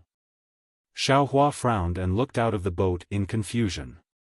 They were just about to enter the auction, what was there to be careful about? Could it be that there was something strange about the auction? As for Ao Shuai's words, they were like a small thorn that deeply pierced into Xiaohua's heart. Princess Baihua's words might be reasonable and represent the thoughts of all humans, but they were, after all, true humans. They could only think from the perspective of humans. However, Xiaohua was now somewhat different from a pure human. Whether it was the Taoist, Confucian, and Buddhist cultivation methods, the tempering of dragon veins, phoenix body, and divine bones, or even the cultivation of demon blood, they all gave him more opportunities to come into contact with things that humans didn't know about. They gave him the fate to come into contact with things that ordinary people couldn't understand. Although Ao Shuai's words were a bit extreme, if one really thought about it, they were somewhat reasonable. Under the gaze of Xiaohua and the others, the pleasure boat quietly floated forward, as if it was being supported by a hand. And in front of the pleasure boat, there was an arch bridge. This arch bridge was very desolate, there were no lights, and there were no signs of infatuated men and women being together forever. Just as the dragon heads in front of the boat touched the arch bridge, an indescribable fluctuation was emitted from the balls in the mouths of the two dragon heads. Wang wang. It seemed like dozens of wasps were flapping their wings at the same time. A slight buzzing sound was actually emitted from under the bridge. Then, in the bridge, the pitch-black space warped like ripples. This warping seemed to be able to spread, and in a moment, the entire bridge was filled with this kind of warping. Following this kind of warping, the boat began to shake violently, and the deck of the boat made popping sounds, as if the entire boat was about to be torn apart. However, the light gauze that was fluttering in the wind just now emitted a faint brilliance, and in this shaking, it didn't move in the slightest. Xiaohua and the others naturally didn't care about this kind of shaking, but when Xiaohua's divine sense swept over this distortion, a trace of astonishment flashed across his face. But it was very simple, the fluctuation emitted by this kind of distortion was the fluctuation of an ordinary transmission array, just that it was somewhat different from the transmission array of Xiaoyu continent. Sure enough, after the several zhang long boat completely entered the less than 2 zhang long arched bridge, a grey brilliance flashed, and the boat disappeared. The entire arch bridge was still that arch bridge, and the flowing water was still that flowing water, there was no change at all. Transmission array? How is this possible? Xiao Hua was very astonished. Previously, in Zhai Xing Lu's Bright Moon Palace, didn't Fu Jiwen say, no, even Xiao Yi also said that this hidden immortal continent doesn't have a transmission array, and one can only rely on flying to go anywhere. How could a transmission array appear here?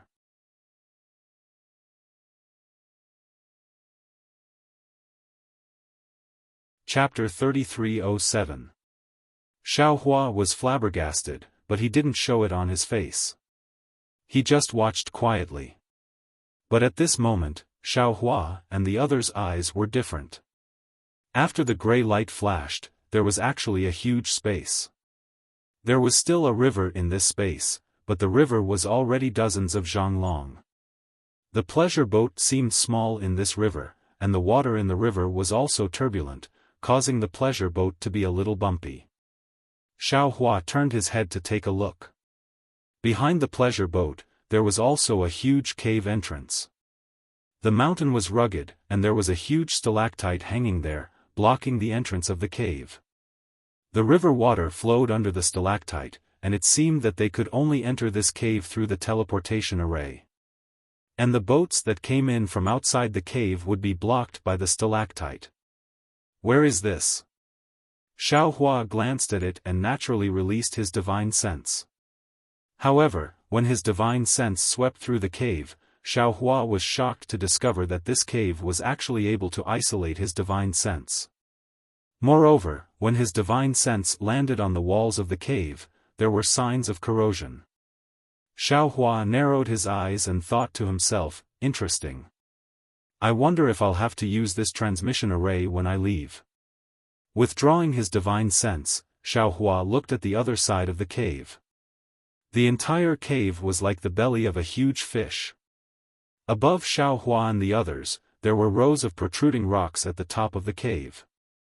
A grayish-white mountain ridge about 1 zhang long passed through the middle of these rocks and disappeared at the end of the pleasure boat along the river. And at the end of the river, there was a cave that was dozens of zhang long.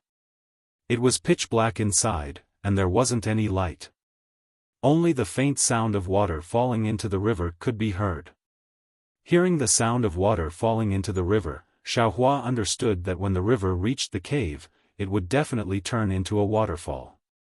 If there was no accident, there should be a huge abyss inside the cave. However, Xiao Hua's gaze fell on old monster Ji Feng's face. This rat spirit appeared to be very calm. When he saw Xiao Hua looking at him, he actually grinned. Kiki, since he wasn't even afraid of a rat spirit that was at the 4th level of elemental energy, Xiao Hua naturally wouldn't care about the abyss. He didn't believe that the pleasure boat beneath him was just a pleasure boat. On the contrary, Princess Baihua Xine, who had just joined forces with Xiao Hua against a common enemy, poured Xiao Hua a cup of Cha Nu Kingdom's new tea. Her pair of eyes very curiously looked at this very strange cave. Her gaze moved from here to there.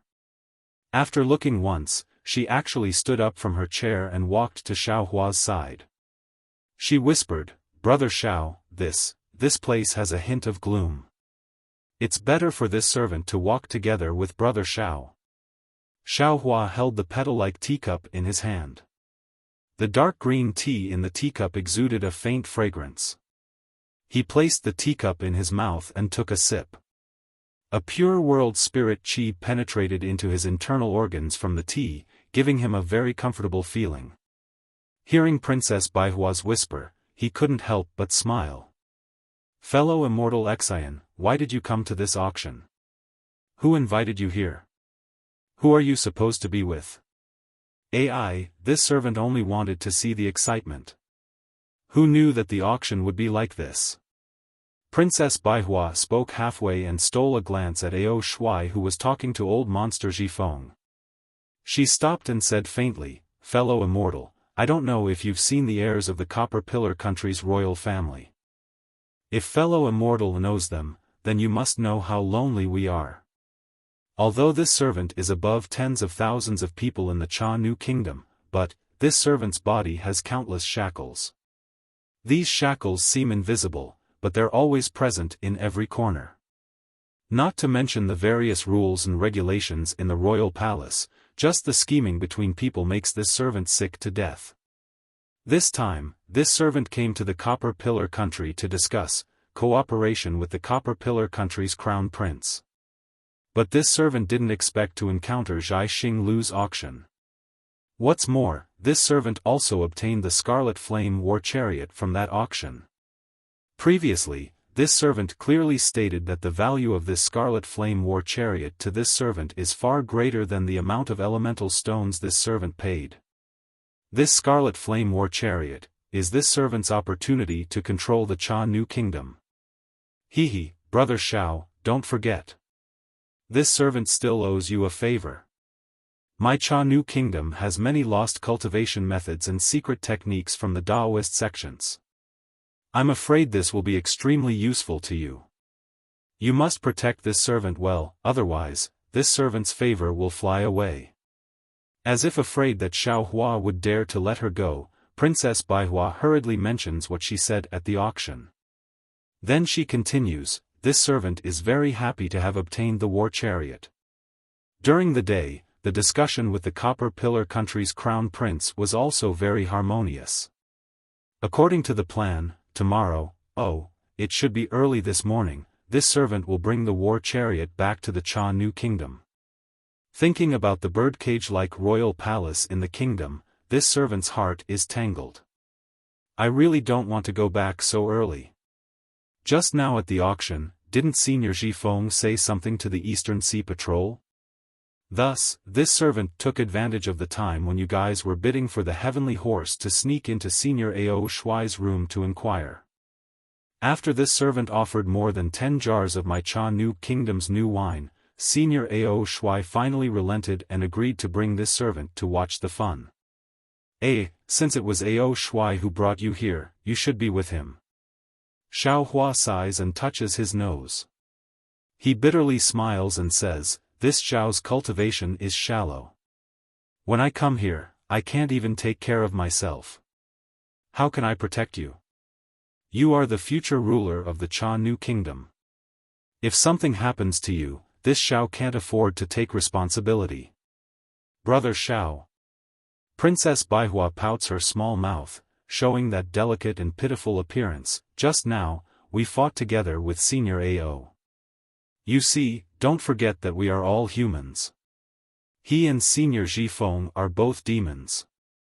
If this servant doesn't follow you, who else can I follow? But it doesn't matter, Brother Xiao, you can rest assured. With this servant here, I will definitely protect you and won't let you lose a single hair. Who told us to be humans? Don't you think so? Looking at Princess Baihua's somewhat sly eyes, Xiao Hua is speechless. Just now, he said that he couldn't protect her, but she actually turned around to protect him. What can Xiao Hua say? Brother Xiao. Princess Baihua drags her voice again, it's just a auction, what danger can there be? This servant only feels that this place is gloomy. Moreover, when we were about to board the pleasure boat, Senior Ao of the demon race already said that he was also invited here. He doesn't know the depth of this auction, so he can't guarantee this servant's safety. This servant is relying on you. Being unreasonably entangled by Princess Baihua like this, Xiao Hua is also helpless. Regardless of whether this auction is dangerous or not, what Princess Baihua said is right. He and Princess Baihua are both humans. In this place, they can only support each other and have no other choice. The eyes of others blind, the mouth of others is soft. Xiao Hua sighs helplessly, just now, the distance between this Xiao and you was too close. Now, this Xiao wants to taste your new tea, how can this Xiao dare not agree? He. Princess Baihua is not surprised that Xiao Hua will agree. She says with a smile, this servant knows that Brother Zhao's mouth is hard and his heart is soft. At this point, Princess Baihua's eyes turn and says, it seems that Brother Zhao's mouth is even softer than his heart, right? Xiao Hua's face instantly becomes a bit hot. He knows that Princess Baihua is alluding to the words he said before boarding the pleasure boat. However, before Xiao Hua can think of a way to answer, the entire pleasure boat makes a strange sound like a horse stepping on a bluestone. Xiao Hua hurriedly looks up. In this short period of time, the pleasure boat has already arrived in front of another cave. From the cave, a sound similar to that of a cow mooing can be heard. It seems that there is another world inside. At this time, under the pleasure boat, the water seems to be boiling and bubbles appear. These bubbles rush up to the pleasure boat and cause it to shake. Xiao Hua's heart is moved, and he looks at old monster Zhifeng. Contrary to Xiao Hua's expectations, old monster Zhifeng's rat eyes also flash with a trace of doubt. It seems that he is also astonished. Old monster Zhifeng. Xiao Hua hurriedly calls out, "When can we reach the auction? Is it inside this cave?" Old monster Zhifeng bitterly smiles and waves his hand, "Don't ask this old man. This old man only knows that after sitting on this dragon boat and passing through the arch bridge, we can reach the auction. And this dragon boat can at most seat 4 people. This old man does not know anything else." Just as he is speaking, an enormous suction force suddenly appears in front of the pleasure boat. Everyone's body slightly leans back, and the entire pleasure boat rushes into the cave faster than flying swords. Boom!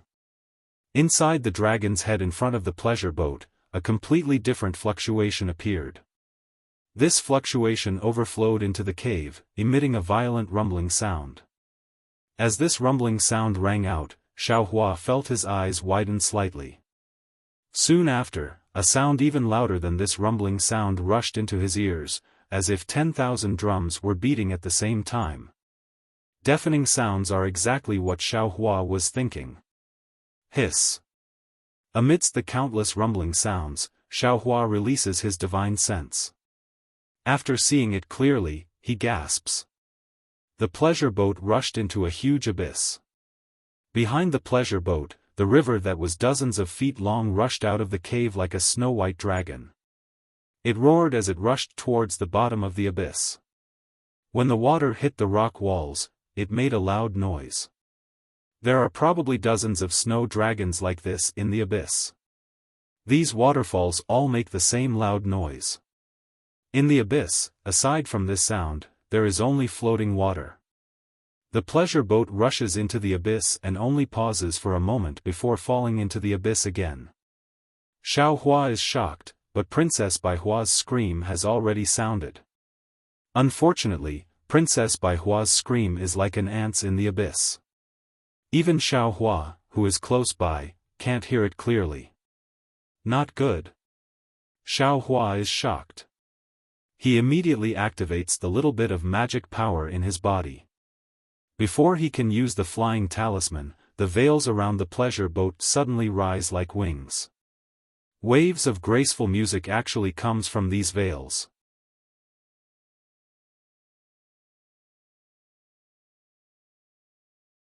Chapter 3308. Roar, roar. With 2 clear roars, the 2 dragon figures in front of the pleasure boat rushed out along with the music. After winding in the air for a moment, they immediately pulled the pleasure boat, and the pleasure boat abruptly stopped in midair. Then, the 2 dragon figures flashed with a green brilliance. As the brilliance became more and more intense, the dragon figures roared again and rushed toward the stone wall. Woo woo. With 2 collision sounds, the dragon figures rushed into the stone wall, and immediately, thousands of light shadows sprayed out from the stone wall. As soon as the light shadows fell on the dragon figures immediately turned into green stalks like a horned dragon. Moreover, these light shadows followed the green stalks to cover the pleasure boat, and in a moment, the entire pleasure boat was wrapped up.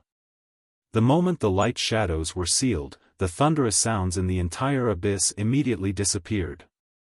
Moreover, through the light shadows, the entire abyss also changed. At this time, the pleasure boat of Xiao Hua and the others had already transformed into a small pavilion. On the pavilion, the number 9 flashed with a faint brilliance. The pavilion was surrounded by vines, and the mist that filled the sky was like a hand, brushing these slender vines. In the entire abyss, in addition to Xiao Hua's pavilion, there were 8 other pavilions of different styles. These pavilions emitted different brilliances, and Xiao Hua and the others couldn't see the situation inside clearly. However, outside the pavilions, the numbers 1, 2 were indeed very clear. Looking at the center of the 9 pavilions, which was the center of the abyss, there was a hill-like drum. On this drum, 2 old men were casually sitting.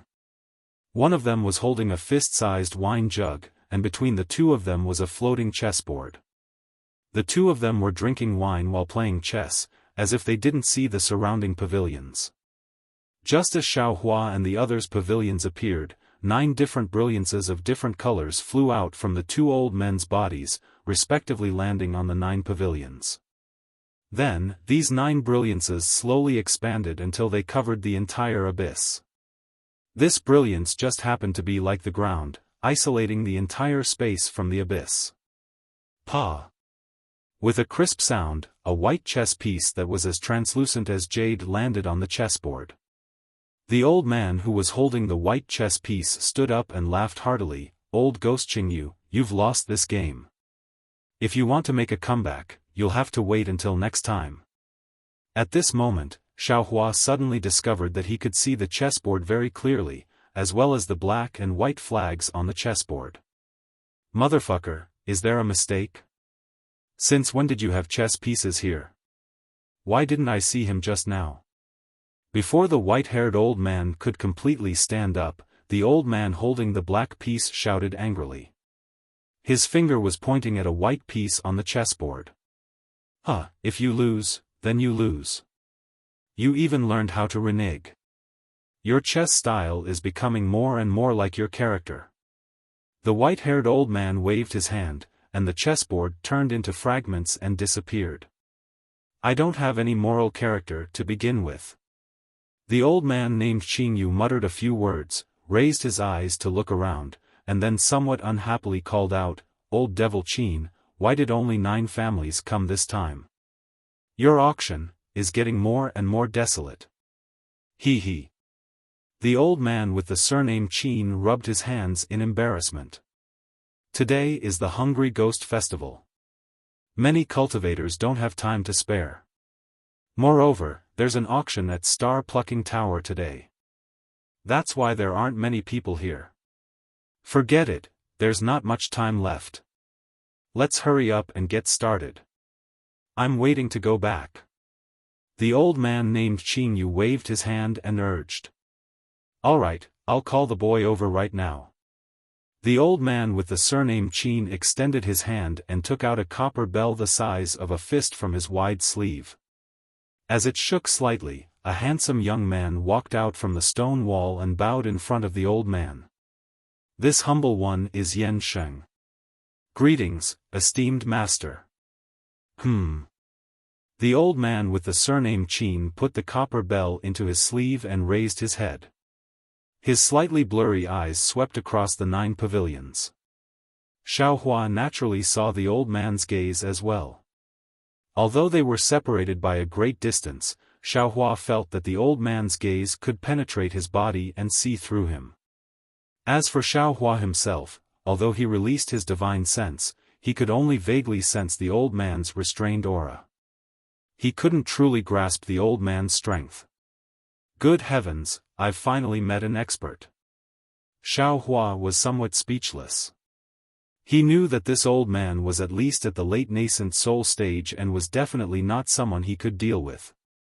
After the old man with the surname Qin finished looking through the 9 pavilions, he leisurely said, "This old man's surname is Qin and my title is Master 9 Firmaments. I've invited all of you here today because I have a few items to bid on. Of course, some of you already know what these items are, so I don't want to say too much. Everyone will see in a moment.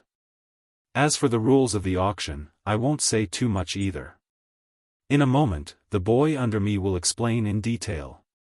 In short, I thank all of you for coming tonight.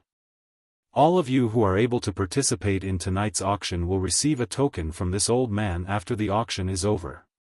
If any of you have any problems in the future, you can use the token and the contact information in the token to contact this old man. This old man will do his best to help you. With that, Master Nine Firmaments waved his sleeve and a few wisps of mist rushed out from the bulging area.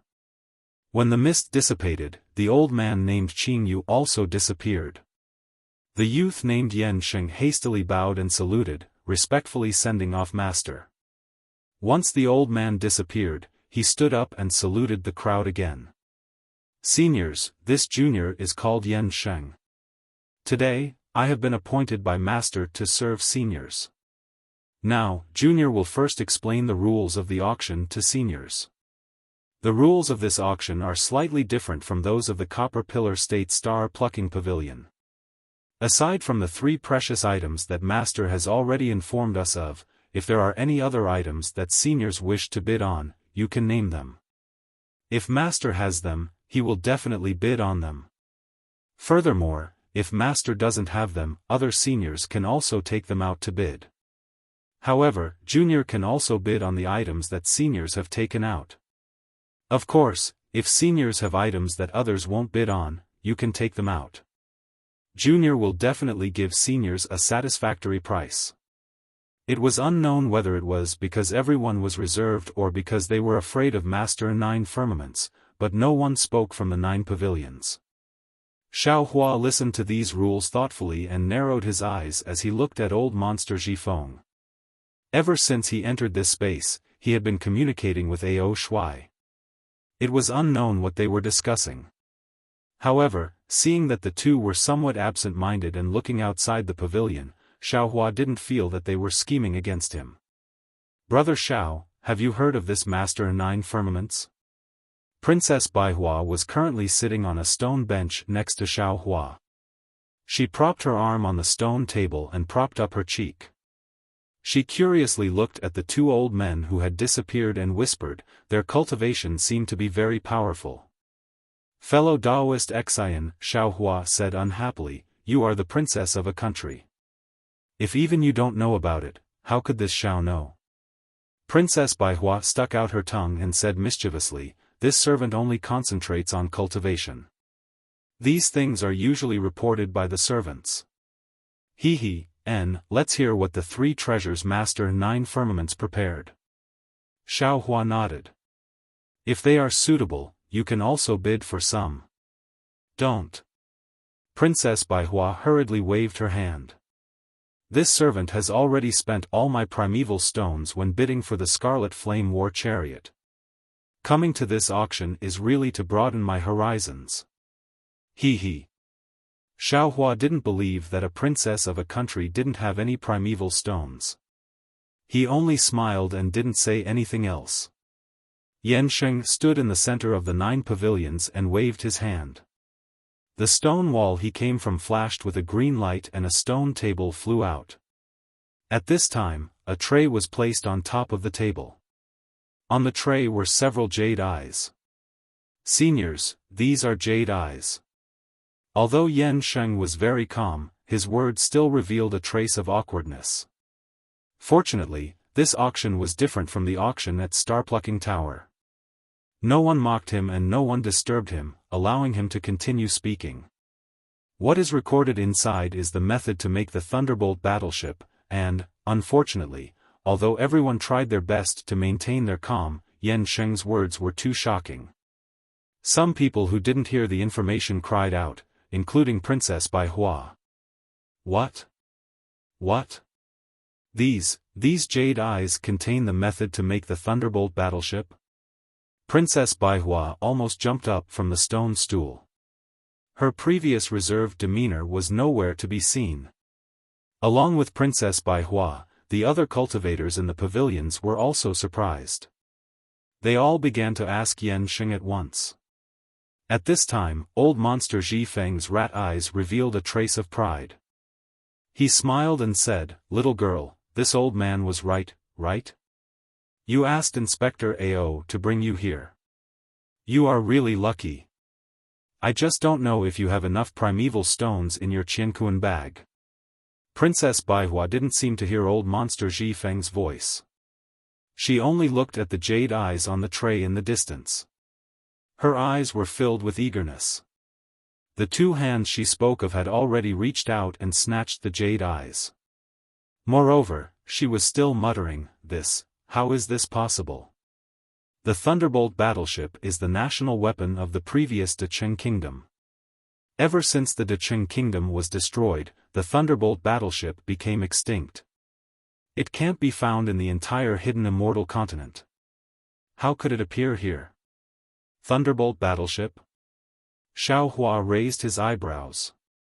Although he had never heard of the Thunderbolt battleship before, it seemed to be somewhat similar to his Thunder battleship. Thinking for a moment, Xiaofan smiled and said, "Immortal friend Xian, is this Thunderbolt battleship so famous?" "Brother Xiao, you don't know." Princess Baihua reluctantly withdrew her gaze from the jade eyes and sat down. She smiled and said, "This Thunderbolt battleship is more than just famous. It is extremely famous. It is the greatest weapon in the hidden immortal continent. Every country wants to have it.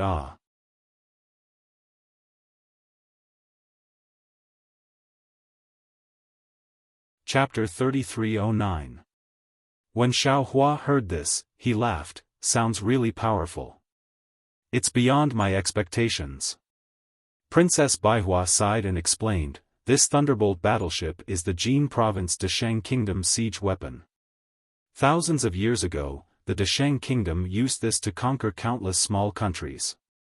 If not for the sudden death of the Deqing kingdom's king, they would have conquered the entire Jin province. Unfortunately, after the sudden death of the Deqing kingdom's king, the entire kingdom was like a group of dragons without a leader. As the saying goes, when the tree falls, the monkeys scatter. In one night, the kingdom actually split into more than 10 countries. However, none of the kings of these countries actually knew how to make the Thunderbolt battleship. When all of their Thunderbolt battleships were used up, the hidden immortal continent never saw another Thunderbolt battleship again. Oh, Xiaofan nodded slightly and asked again, "Between the Thunderbolt battleship and the Scarlet Flame War Chariot, which one is stronger?" Princess Baihua smiled bitterly, I'm afraid there's nothing to compare them. They have different uses. The Scarlet Flame War Chariot is an imitation of the Scarlet Emperor War Chariot. The Scarlet Emperor War Chariot is suitable for a commander. It's not suitable for group attacks. If ordinary soldiers could also stand on the war chariot, how could it be called the Scarlet Emperor War Chariot? The Thunderbolt battleship is used by ordinary soldiers. It can carry thousands of people. It's said that a Thunderbolt battleship can be hundreds or even thousands of feet long. On the battlefield, a Thunderbolt battleship can destroy a country's capital. What's more, this Thunderbolt battleship also has a battle formation. 3 in a group, 9 in a group. When they form a battle formation, they're practically invincible. At this point, Princess Baihua narrowed her eyes and stared at Xiaofan as if she was thinking of something. However, when her gaze met Xiaohua's puzzled gaze, she immediately looked away and a trace of shyness appeared on her face. When Princess Baihua was explaining to Xiaofan, Yan Sheng's face was also red. He stuttered as he answered the questions of the people around him. This is something Master obtained from outside. This one can naturally guarantee that the Jade Eye records are complete. Not only does it have the method to make the Thunderbolt battleship, it also has the battle formation diagrams of these Thunderbolt battleships. If any senior wants to bid, you can pay the primeval stones first, then look at it yourself. If you feel that there's a mistake, you can refund it. Yan Sheng, what's the starting bid? Once they heard that there was a battle formation inside the Jade Eyes, some people couldn't help but shout out.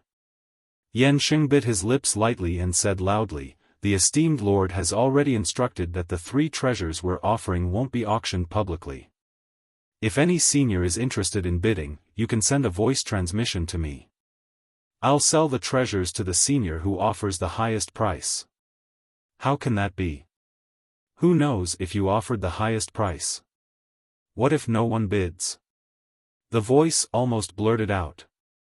Unfortunately, after this voice, no one spoke in agreement.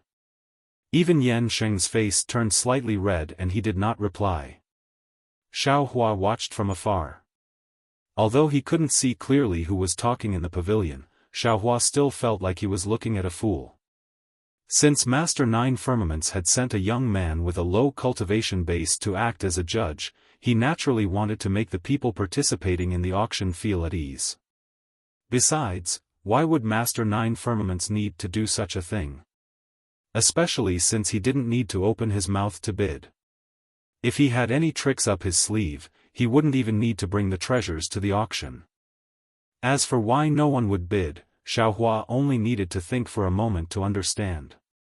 Just like how old monster Ji Feng knew that there was something he needed at the auction, the other people at the auction must also know that the Thunderbolt battleship would appear. Moreover, they must have made preparations to bid for it. There was more than one such person. Only people like Xiao Hua and Princess Bai Hua, who had been invited at the last minute, would be so surprised. As expected, although this person's temperament was a bit impatient, he definitely wasn't a fool. After blurting out those words, he didn't say anything else. He clearly understood the reason. Seniors, if you've finished your discussion, you can send a voice transmission to me. Yan Sheng very respectfully said to Xiao Hua's pavilion. He didn't turn to Xiao Hua. Seeing this, Xiao Hua knew that his previous guess was correct. This Yan Sheng knew that no one would bid for it. Brother Xiao. Princess Baihua suddenly opened her mouth, a trace of excitement on her face. Her already perky chest heaved slightly. How many more primeval stones do you have in your Qianquan pouch? Can you lend me a hand? This. Xiao Hua was a bit hesitant. He looked at Princess Baihua's eyes and didn't know how to answer. Princess Baihua hurriedly said, "Just now, I've already explained the use of this Thunderbolt battleship to Brother Xiao. This thing has no meaning to ordinary cultivators, but to a country, it's definitely a sharp weapon for its rise. Since I was able to come here, it's my opportunity. It's also my Cha Nu country's opportunity.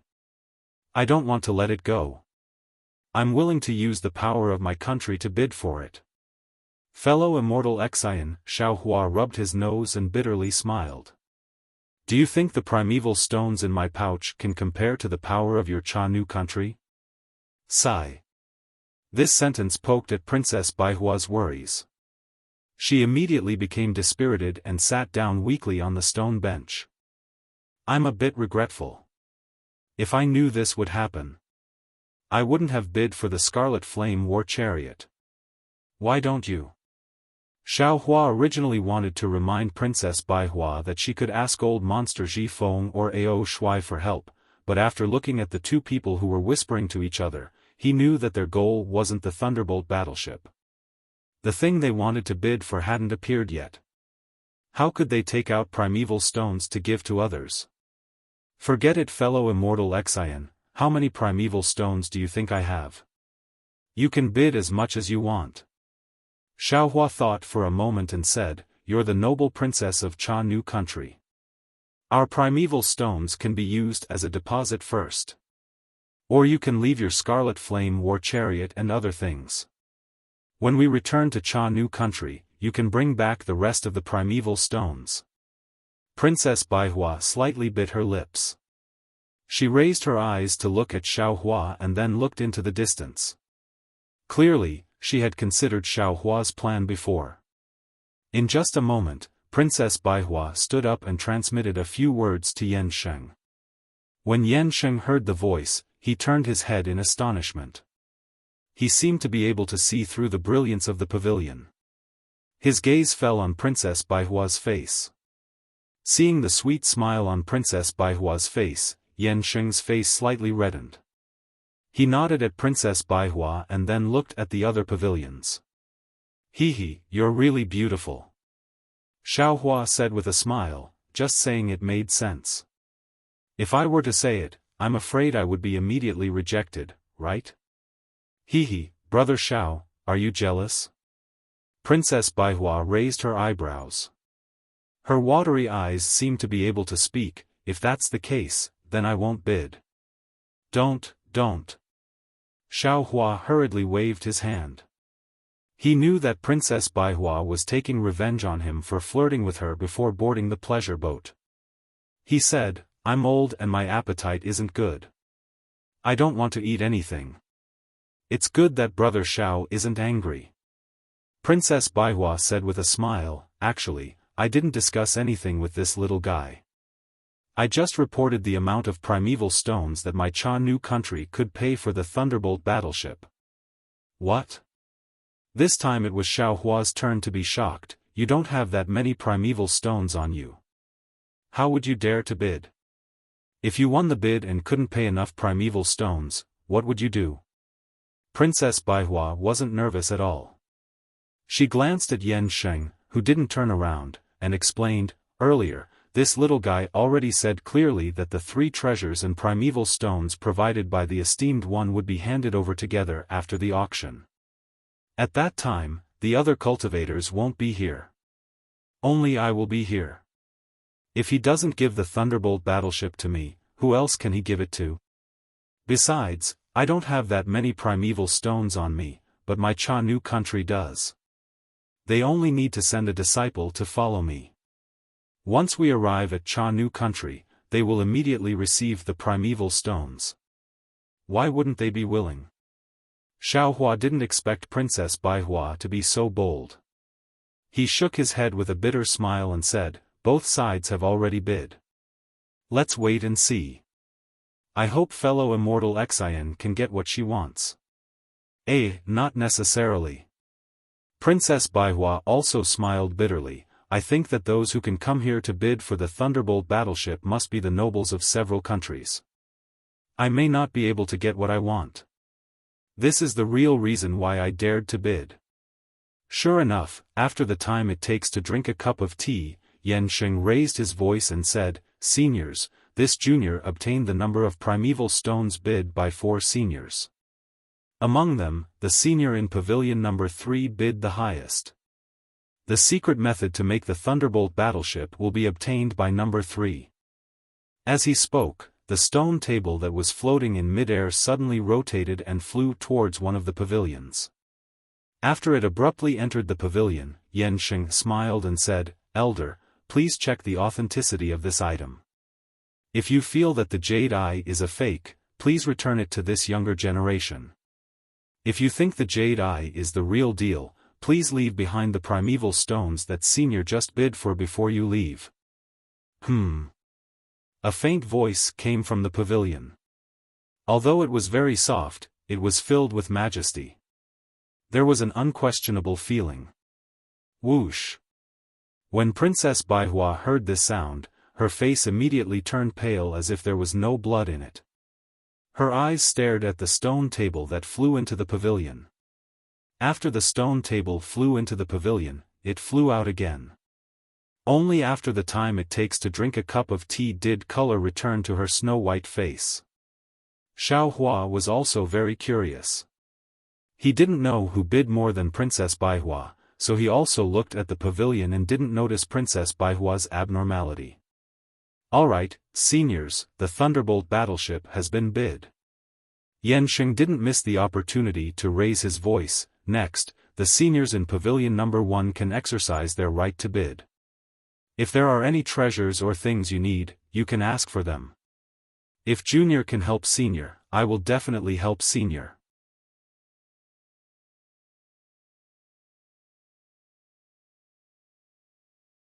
Chapter 33:10.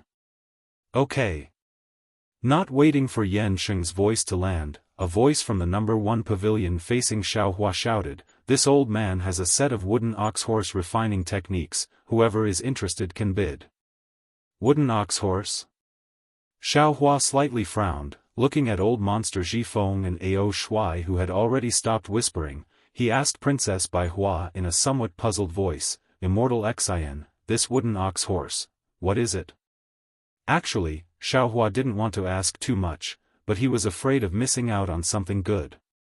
Obviously, Princess Baihua was also somewhat absent-minded. She didn't care about Xiaohua's ignorance, and casually said, wooden ox horse was originally a Mahist mechanism technique, used to make some oxen and horses to transport food. Later on, after some development, it could make wooden puppets to transport food, and even make puppets to fight. This number 1 pavilion seemed to have bid for the Thunderbolt battleship before. I'm afraid he was also the ruler of a country. This wooden ox horse should be of a higher level, it can be used to make puppets. Of course, he definitely wouldn't take out the highest level puppets to bid. Oh, so it's a puppet technique. Xiaohua immediately understood, then sighed. My Dao sect's puppet technique might be used to make a puppet to serve people, but in the hands of a Confucian cultivator, it can actually be used to fight. Although this wooden ox horse only has puppets, it's still useful for a small country. Sure enough, as soon as Xiaohua finished talking to himself, someone immediately started bidding, and there were actually 2 people bidding. Since there were 2 people, this bidding became interesting. The 2 sides kept increasing the price. No one was willing to give way, until finally, Yan Sheng could only open his mouth and say, 2 seniors, this junior has already explained the rules, the bidding can't be too long, this is the last bidding, the 2 seniors can each give the price to this senior. If possible, you can hand over the primeval stones now. Okay. Seeing that they couldn't take advantage of the situation, the 2 bidding cultivators agreed, and transmitted their voices to the cultivators in the number 1 pavilion. Immediately, several jade eyes flew out of the number 1 pavilion. From the other pavilion, a Qianquan bag flew out. The second bidding was over. Immediately after, another cultivator coughed and said, this old man wants the formation diagram of the 9 heavens raging fire formation. Does anyone have it? Unfortunately, this cultivator's luck was rather bad. He repeated it 3 times in a row, but no one responded. It seemed that it wasn't that no one had this array diagram, but that no one was willing to take it out to bid. Senior in pavilion number 2, you may begin. Yan Sheng said respectfully to the person in the other pavilion. This old man has a young profound cry beast and a secret technique to refine soul-splitting technique. If any of you are interested, you can send a message to this old man. A sharp voice said from the second pavilion. See, a secret technique to refine the soul clone. When Xiaohua heard this, he couldn't help but become interested. However, he didn't know if this refined avatar was the same as his split avatar. After thinking for a moment, he asked Old Monster Zhifeng, Old Monster Zhifeng, what is this profound cry beast? Why does it sound so unfamiliar to me? The profound cry beast is a unique demon of the 1,000 demon sacred realms Copper Demon Ridge. Old Monster Zhifeng looked at Xiaohua and explained, although this Copper Demon Ridge isn't the deepest part of the 1,000 demon sacred realm, it is still a bit far from the North Sea. Very few of you humans can reach it. Therefore, it is normal that you have never heard of the profound cry beast. This profound cry beast has rough skin and thick flesh since young. An adult profound cry beast is not afraid of ordinary imperial flying swords. If it is refined a little, it is even more powerful than a high-level defensive imperial flying sword. As for this cultivator's profound cry beast cub, I'm afraid its intelligence has already been controlled by the cultivator. Using the secret technique to refine the soul clone to control the profound cry beast, 1 can have a helper that won't betray him, and 2 can leave a seed after his main body dies. Hehe, Xiaohua, I think your Dao sect also has such a secret technique. If you are willing, you can bid for this profound cry beast, and especially the secret technique to refine the soul clone. It may be useful in the future. Hehe, since you know that my Dao sect has such a secret technique, then why do I still need to spend primeval stones to bid? Xiaohua listened to Old Monster Zhifeng's explanation and knew that this so-called primeval spirit refining technique was close to the Dao sect's insidious method of possession. He had long lost interest in it and only retorted with a smile. Old Monster Xiaofan glanced at Ao Shuai, who was looking outside the pavilion and ignoring Xiaohua, and said with a smile, "I just feel that it is not easy for you to come here. Moreover, I can't give you any benefits, so I reminded you." "Thank you very much, Elder." Xiaohua said with a smile, "Actually, since we are already here, if you have any information about this auction, why don't you tell me in advance? This is much more useful than the reminder just now." "Hee, since you are already here, do you know what is the point of bidding? It is better to watch others arrange it like this." At this time, Old Monster Xiaofan still didn't tell Xiaohua what he wanted to bid for. This was really somewhat thought-provoking. Xiaohua looked at Old Monster Xiaofang's still warm smile and the unchanging craftiness in his eyes, then looked at Ao Shuai's arrogance and shook his head slightly. He was not afraid of Old Monster Xiaofan, but he was somewhat afraid of Ao Shuai. But now it seemed that, the possibility of the two of them working together to deal with him was not high. Moreover, he was still in this auction. Even if the two of them worked together to deal with him, they would still have to take Master Nine Firmament's face into consideration. In particular, Xiaohua believed that Old Monster Xiaofan did not have too many reasons to deal with him. The only possibility was the heavenly horse. If he could bid for something that he liked in the auction, Xiaohua was still willing to take this risk. The Xianming beast was a bit unfamiliar to Xiaohua, but to the other cultivators of the hidden immortal continent, it seemed to only be a relatively rare monster beast. After this cultivator spoke, no one responded. At this time, Yansheng suddenly raised his head, and a respectful expression appeared on his face. He nodded slightly and said, "Senior, my master is more interested in your soul-refining method. If you are willing, you can tell me the amount of origin stones you want to bid. If it is suitable, my master will take it. He won't let Senior return empty-handed." "Hee, thank you very much, master." That person chuckled. He knew that Master Nine Firmaments didn't want to have a situation where someone had just bid for it.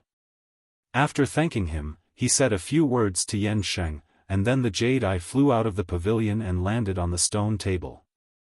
"May I know if the other seniors in Pavilion Number 2 have anything that I can help you with?" After Pavilion Number 1 had handed over the goods, Yansheng respectfully asked Pavilion Number 2. "Cough cough, I need a Buddhist sect's third transformation soul-nourishing pill. I wonder if Master has it." A hoarse voice sounded slightly weak. "Third transformation?" Ao Shuai hadn't said anything, as if he disdained to be with Xiaohua. When he heard the old woman's request, he couldn't help but be slightly stunned. He opened his wide dragon mouth and sneered, "How can the hidden immortal continent have such a Buddha pill? Even in the Pure Land world. I'm afraid it's not easy to get it. This person is a bit delusional." What the patrol envoy said is very true. Old Monster Xiaofan also echoed, "This third transformation soul-nourishing pill requires the sarira of a Buddhist sect senior monk who has reincarnated for 3 lifetimes. This kind of rare pill is controlled by the Great Lightning Tune Temple. If it isn't someone who has made a great contribution to the Buddhist sect, it's impossible to get a reward. Although Master Nine Firmaments has great power, I'm afraid it's hard to satisfy, right?" Sure enough, a difficult voice sounded out, "Fellow immortal, I have to disappoint you. This old man really doesn't have a third transformation soul-nourishing pill. However, if your soul is damaged, this old man does have a few Tao sect soul-replenishing pills. Do you need them?" "Forget it," the old woman was very disappointed. She coughed twice and said, "Although the Tao sect's pills have spiritual effects, they are useless to this old man. Many thanks for Master's good intentions. It seems like the other fellow immortals also don't have this item. I have to disappoint fellow immortal. No matter, this old woman has been disappointed more than once or twice. Maybe it's because I don't have enough luck." After the old woman finished speaking, she didn't say anything else. Yansheng waited for a moment and then said respectfully to the third pavilion, "May I ask the senior of the third pavilion, how may I be of service? This servant wants to ask master to help this servant kill someone." A clear voice said. "Damn it." Xiaohua was stunned when he heard this. Looking at the similarly stunned Princess Bai Hua, he blurted out, Is this still a auction? How can it take the life of the buyer?" Unfortunately, Xiaohua still underestimated the moral integrity of many people.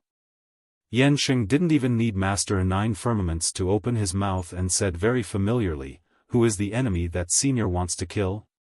Senior needs to clearly explain this person's origin so that Junior can quote a price based on this information. This person's information is here. Saying this, a jade eye flew out from the pavilion and landed on the stone table. "Senior, please wait a moment. After Junior finishes looking at it, there will naturally be someone who will trade with Senior," Yansheng said respectfully after seeing the stone table once again disappear into the stone wall. Seeing this scene, Xiaohua's heart suddenly turned cold.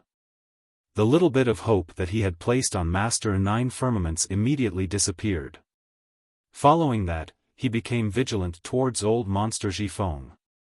This place was indeed as dangerous as Zhu Qing said. Since lives could be traded here, how could Master Nine Firmaments protect his own safety? Of course, Xiaohua also believed that Master Nine Firmaments would maintain the reputation of this auction, but what if old monster Zhifeng paid a certain price? However, thinking of the price, Xiaohua smiled again. He really wasn't afraid of old monster Zhifeng paying a price to ask Master Nine Firmaments to help. Does Senior of the third pavilion have anything else? If not, Junior will bid for the second treasure this time. Yansheng waited for a moment and didn't see anyone speak, so he reminded. "I have something here that I obtained by chance. I don't know what it is. Previously, I brought it to the auction, but no one offered a price. Today, I brought it here to ask Master Nine Firmaments to appraise and see what it is." A similarly dignified voice sounded, "If it is a treasure, would Master be interested?"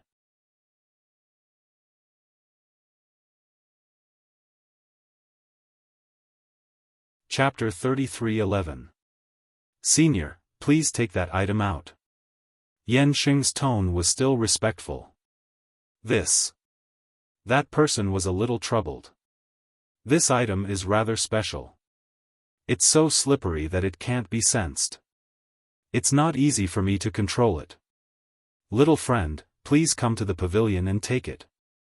"All right." Yansheng heard and was about to walk along the light under his feet. However, that person's voice rang out again. "Little friend Yansheng, if you don't have a special container, this item can't be held by hand. It doesn't have a specific shape. Little friend, please take a special container from the esteemed lord first." "Oh?" Yansheng was stunned. He asked curiously, "Senior, how did you take it? Can't you just give it to this Junior together with the container?" Yes." That person seemed to have come to a realization.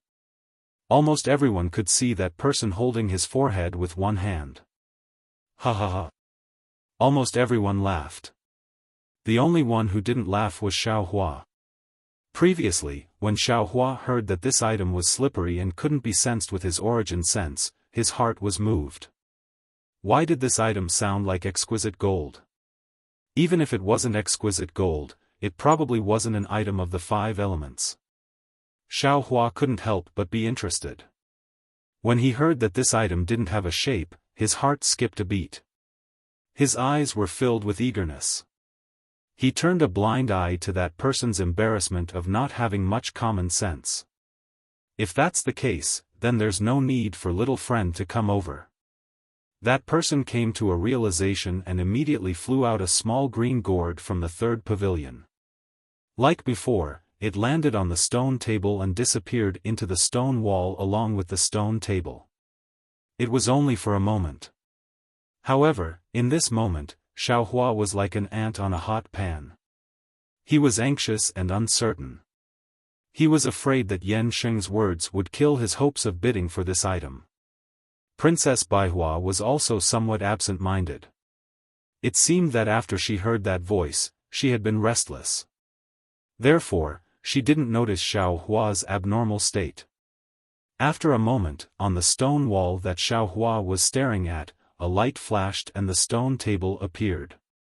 The small green gourd was still on top of it. Xiao Hua couldn't help but sigh in relief. Yan Sheng raised his voice and said, "Senior, the esteemed one has already taken a look at it. This item is a material that the Taoist sect uses to refine equipment. As for what it is, even the esteemed one isn't sure." However, he was certain that this item was not within the 5 elements, so it would not be easy to refine this so-called magic tool. However, if he could successfully refine it, then it would definitely be an extremely amazing magic tool. "I'm very sorry, but this item is of no use to Venerable Master. Senior, please ask if there are any Tao sect cultivators in the auction house." "Alas, I understand." That person was also a little disappointed, as if casting pearls before swine. After all, Master Nine Heavens had said it very well. This thing was really rare. But it was precisely because it was so rare that no one in the hidden immortal continent could use it. "Motherfucker, say something." When Xiao Hua saw the small green jade gourd flying towards the 3rd pavilion, he almost stretched out a hand from his throat. Although he couldn't be sure that this small green jade gourd was definitely the exquisite gold, but based on the fact that it was not within the 5 elements, it was still worth it for him to make a move. But the problem was, if that person didn't say anything and he rashly bid, it would definitely attract the attention of others. Perhaps he would have to pay a lot of primeval stones to obtain this exquisite gold. And Xiao Hua's current problem was that he didn't have too many top-grade primeval stones in his space. It was very clear that that person didn't know that Xiao Hua was fervently wanting it.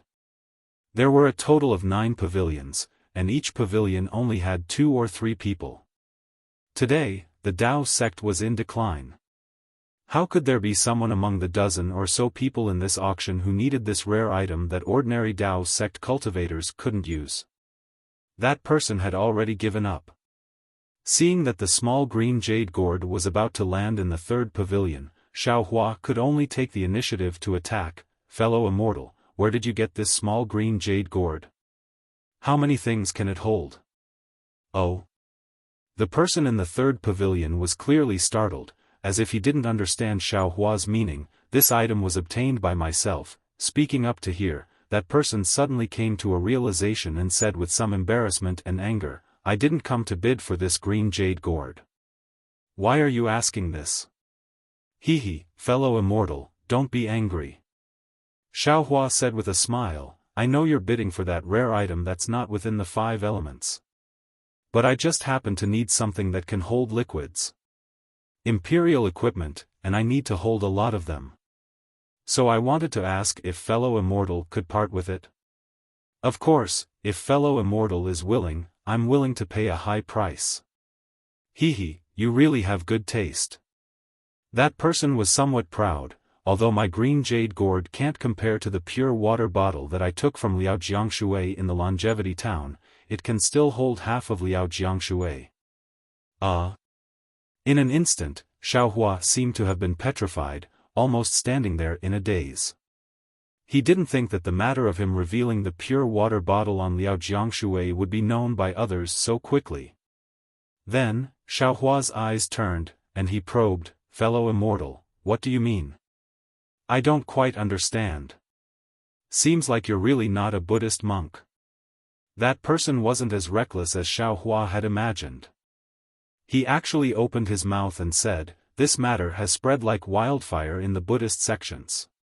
You actually don't know that a bald donkey who attained the Avalokitesvara Buddha fruit used the clear water bottle to collect the entire Liao River in the Longevity Town? You're really ignorant and ill-informed. This is the first Buddhist monk to attain Avalokitesvara in the hidden immortal continent. Right now, who knows how many good men and women who were deceived by this monk are heading to the Longevity Town, and who knows how many monks are heading to the Longevity Town to worship this unprecedented bodhisattva. Cough cough. Yansheng lightly coughed twice, and said with a smile, 2 seniors, this is a auction, don't mention anything that isn't auctioned. If senior has the heart to part with it, feel free to send a voice transmission to this senior from pavilion number 9. Hehe, many thanks for little friend's reminder, I understand. Everyone, please wait a moment. That person laughed, and immediately sent a voice transmission, this immortal friend, let's not beat around the bush, although I'm not a Confucian cultivator, the cunning in my stomach is not any less than you humans. You also don't play this kind of trick of buying the casket and returning the pearl. Say it, how many primeval stones do you want to bid for this item? Motherfucker, these goblins have all become goblins. They actually saw through this Zhao's thoughts. Xiaohua cursed in his heart, but seeing that no one was bidding with him, his heart also calmed down slightly. I don't know what immortal friend's bottom line is. Xiaohua didn't hide it, and sent a voice transmission, I'm indeed interested in that thing that isn't in the 5 elements. However, to be honest, it's precisely because I'm embarrassed that I have no choice but to use this method, I hope immortal friend can understand. And, I know, who doesn't want to pay less than 1 primeval stone? That person was rather straightforward, and very quickly reported a number. This number was clearly out of Xiaohua's expectations. He bitterly smiled and sent a voice transmission to that person, immortal friend, isn't this too much? Even if this treasure of yours is rare, it's not worth so many primeval stones. This thing might not be worth it, but with this jasper gourd, of course it's worth it. That person chuckled coldly, without this jasper gourd, how could you take this item away? Sigh, so in this price of yours, the jasper gourd took up half of it. Xiaohua bitterly smiled, looks like I have no choice but to stretch out my neck and be slaughtered. You think this thing is easy to get? That person mocked, that day when I came across this item, just thinking of a way to get it took me several hours, this jasper gourd was. I obtained it with great difficulty, and only then did I manage to get it. Now that you've picked up a bargain, you naturally have to pay more primeval stones. Let's negotiate. Xiaohua obviously couldn't take out that many primeval stones, and probed, I don't have that many primeval stones, what else do you need? Are you crazy?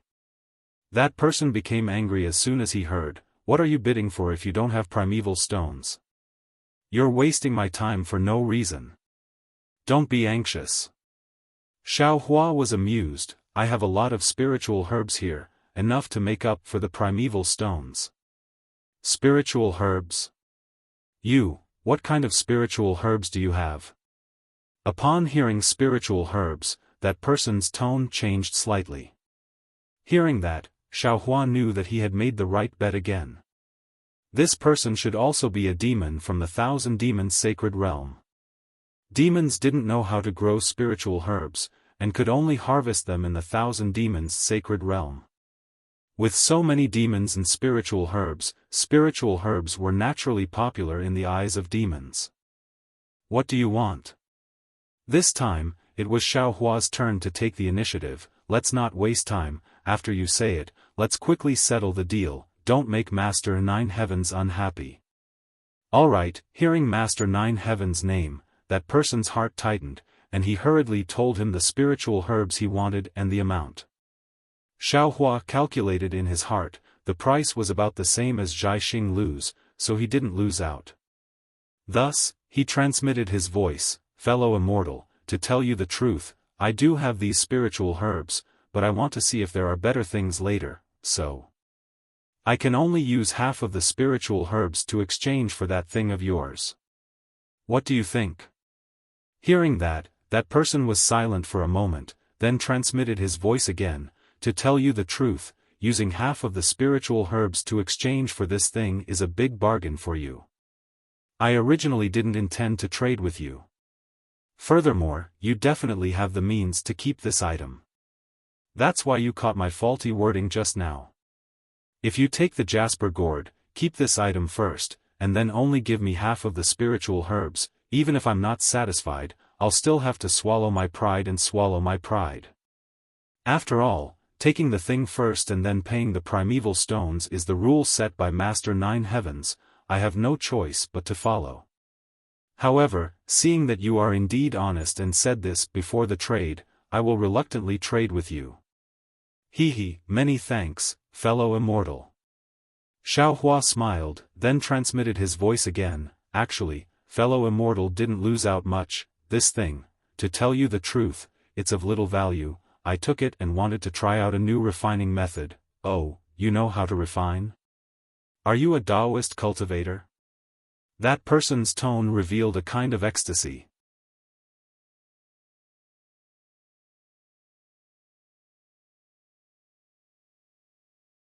Chapter 33:12. This is bad. Xiaohua bitterly laughs in his heart. The more you speak, the more likely you will make mistakes. This is truly an unbreakable truth. This one only has a rough understanding and cannot be considered an expert.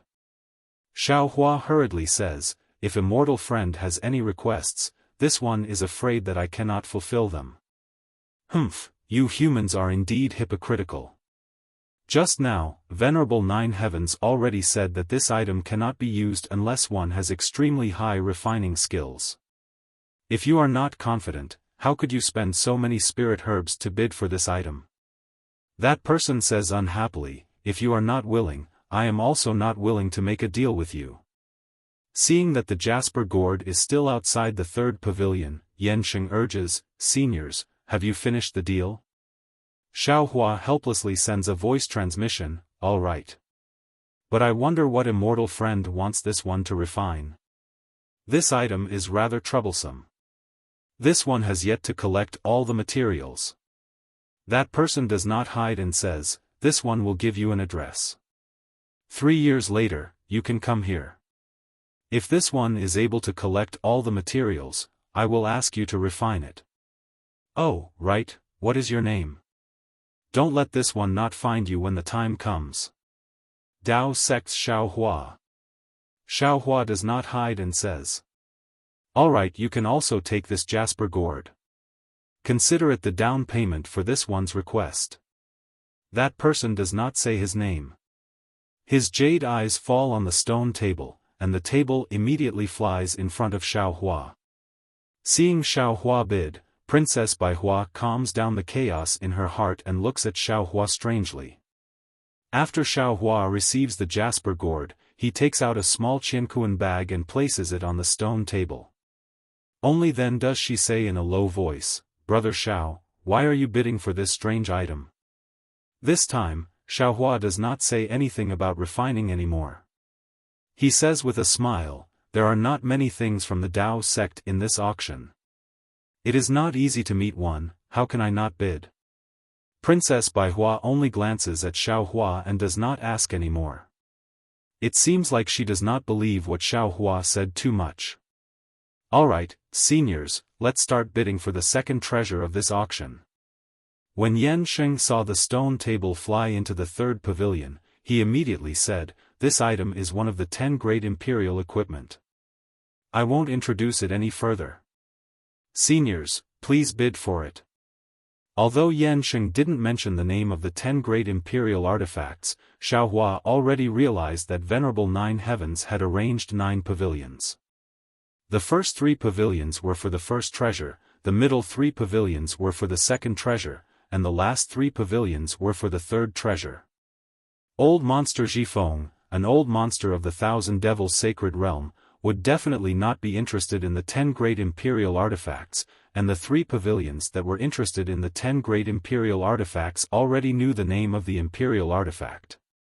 Xiaohua also didn't care about the imperial equipment. He just sat there quietly as his mind entered the space. Inside the space, Xiaohua waved his hand, and the jade gourd appeared in his hand. Then, he flicked his hand, and sure enough, another exquisite gold flew out from the jade gourd, like a cloud floating in front of Xiaohua. Good, Xiaohua was overjoyed.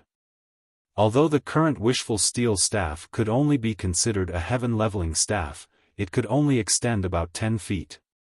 If he could add another piece of exquisite gold and extend it another 10 feet, it could barely be considered a wishful steel staff.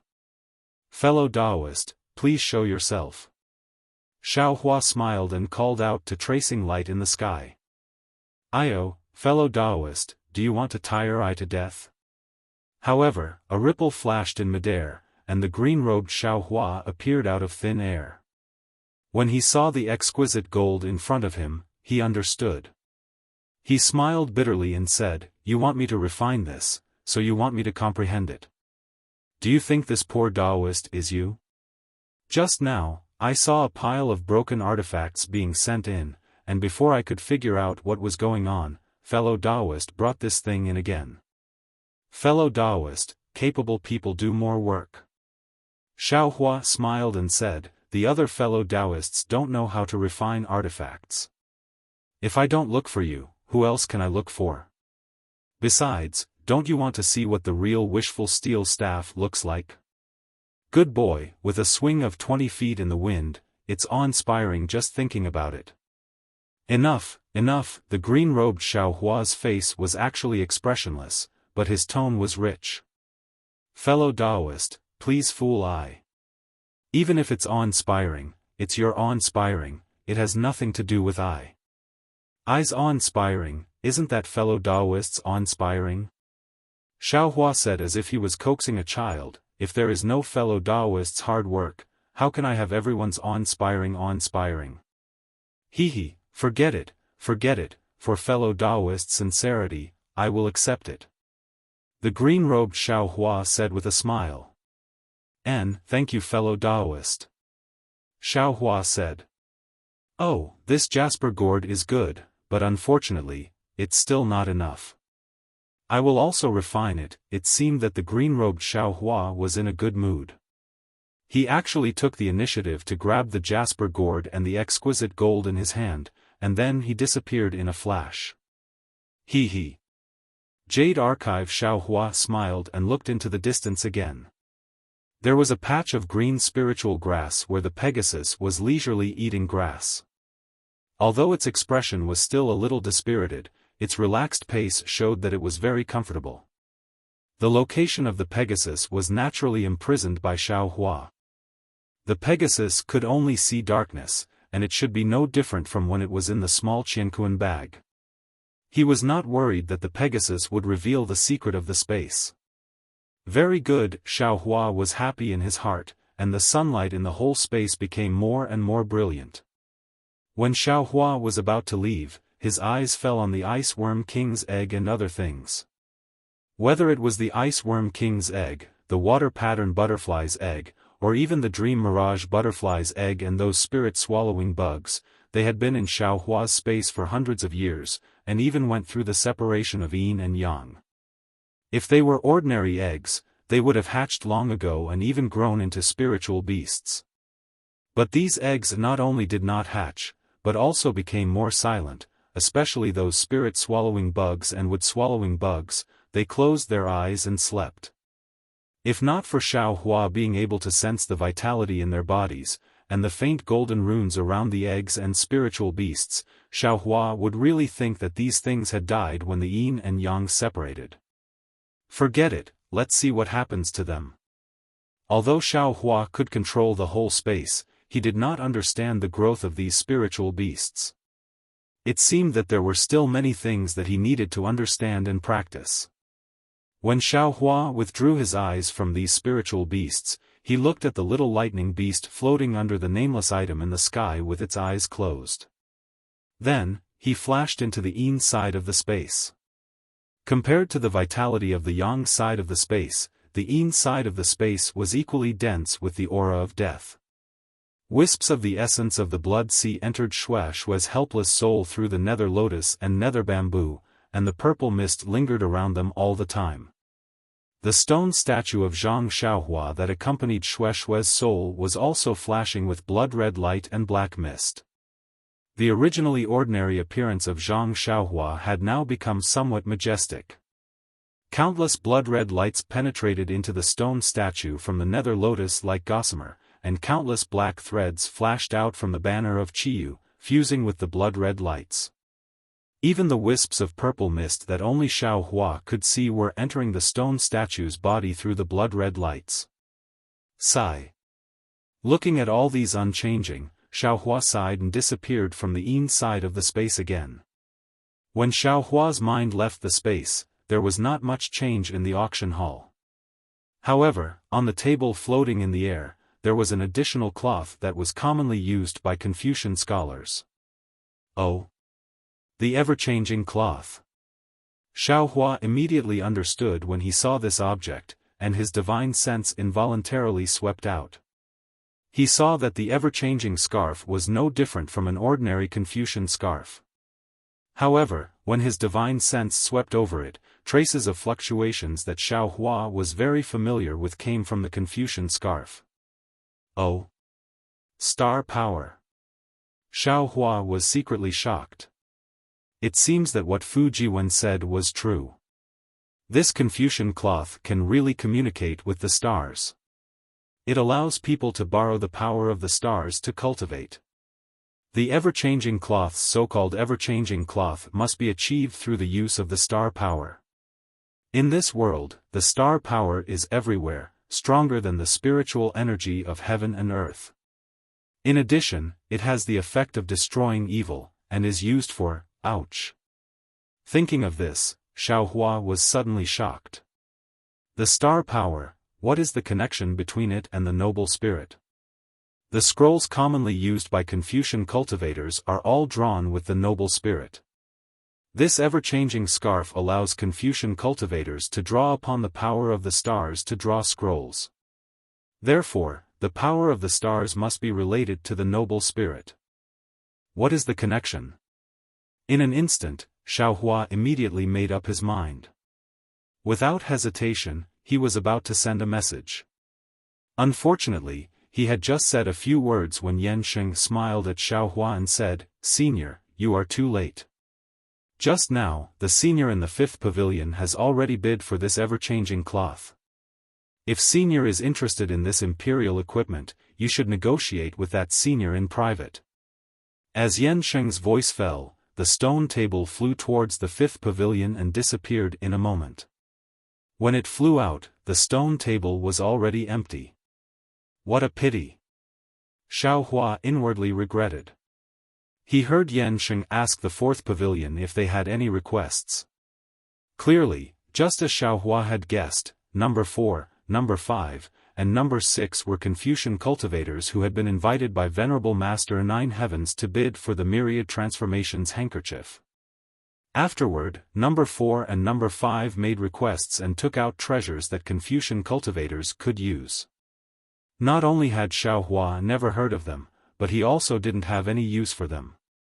Therefore, he only listened and didn't have any intention of bidding. On the contrary, Princess Baihua was very interested in the flying phoenix hairpin taken out by the 4th Confucian cultivator. The Confucian cultivator claimed that this so-called flying phoenix hairpin was an imitation of the imperial equipment of the Immortal Palace's imperial empress. This gimmick immediately attracted the bidding of 3 female cultivators. Princess Baihua had already bid for the Scarlet Flame War Chariot. She also saw Xiao Hua bid for the exquisite gold just now, so she was embarrassed and couldn't raise the price. In the end, she returned empty-handed. Looking at the 6th pavilion, Yan Sheng once again invited, "Senior in the 6th pavilion, you can state your request now."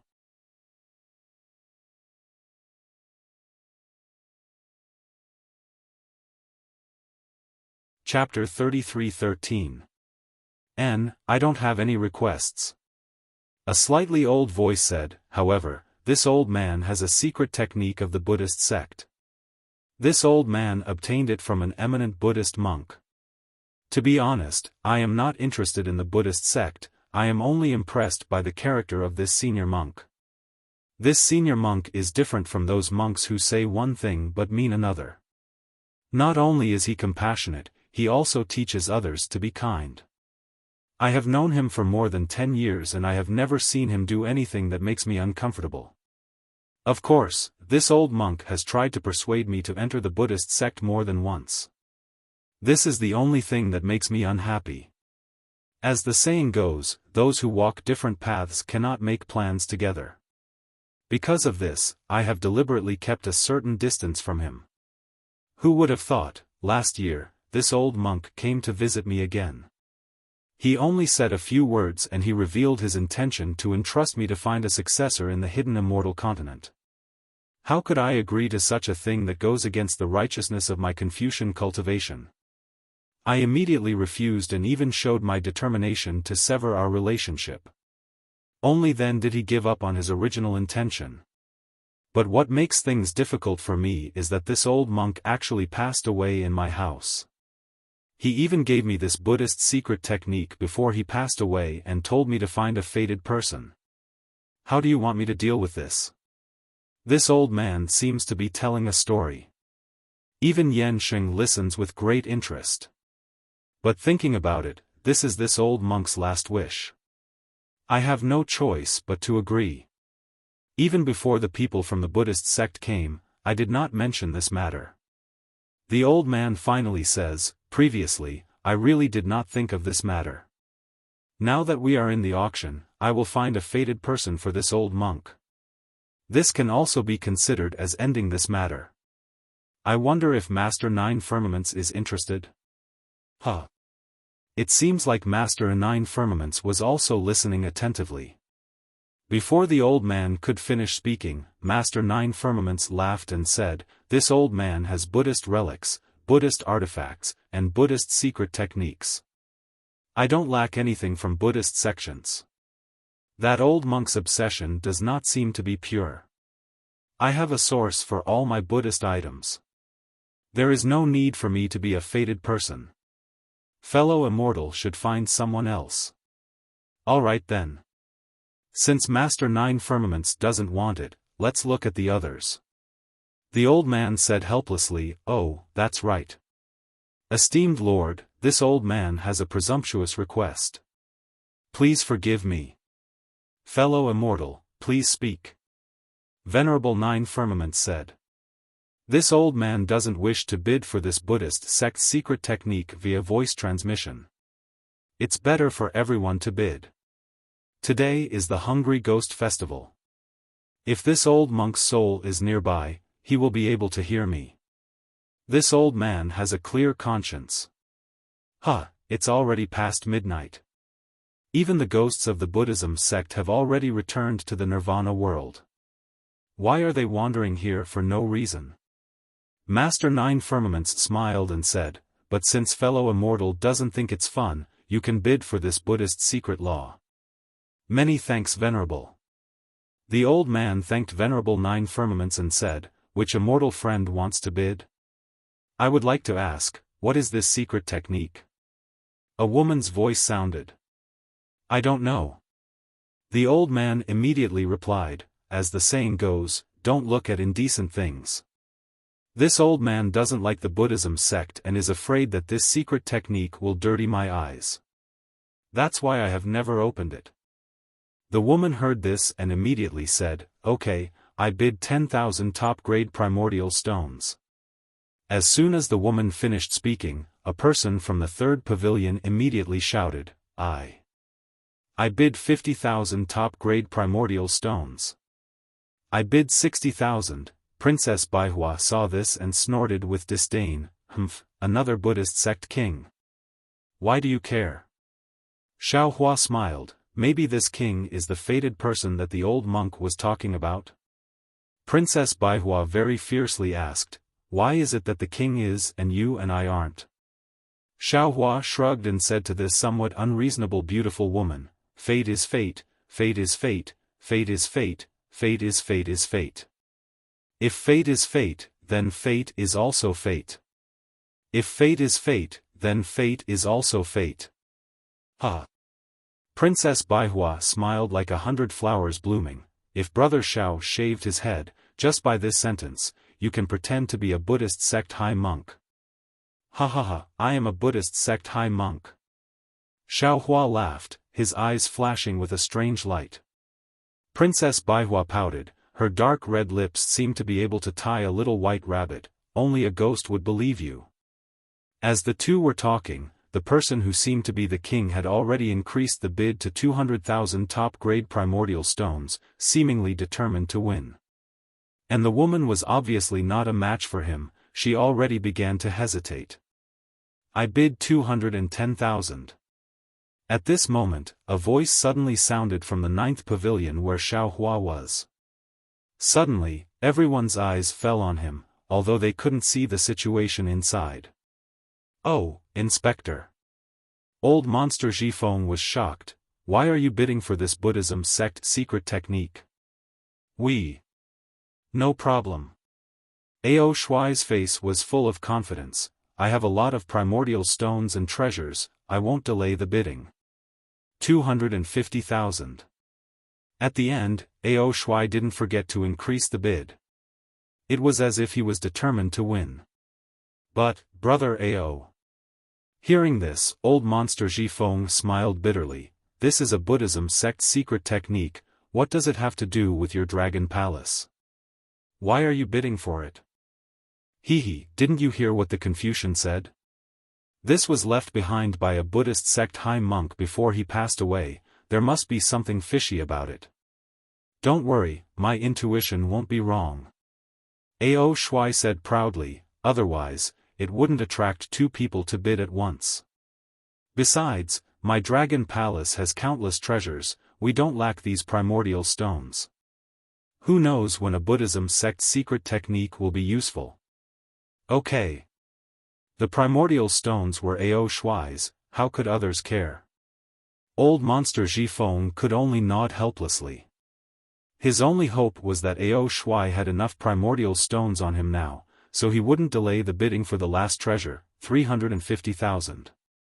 This was Ao Shuai's last bid, and it immediately silenced the person who seemed to be the king. Okay, this senior bid 350,000 top-grade primordial stones. Is there anyone else who wants to bid?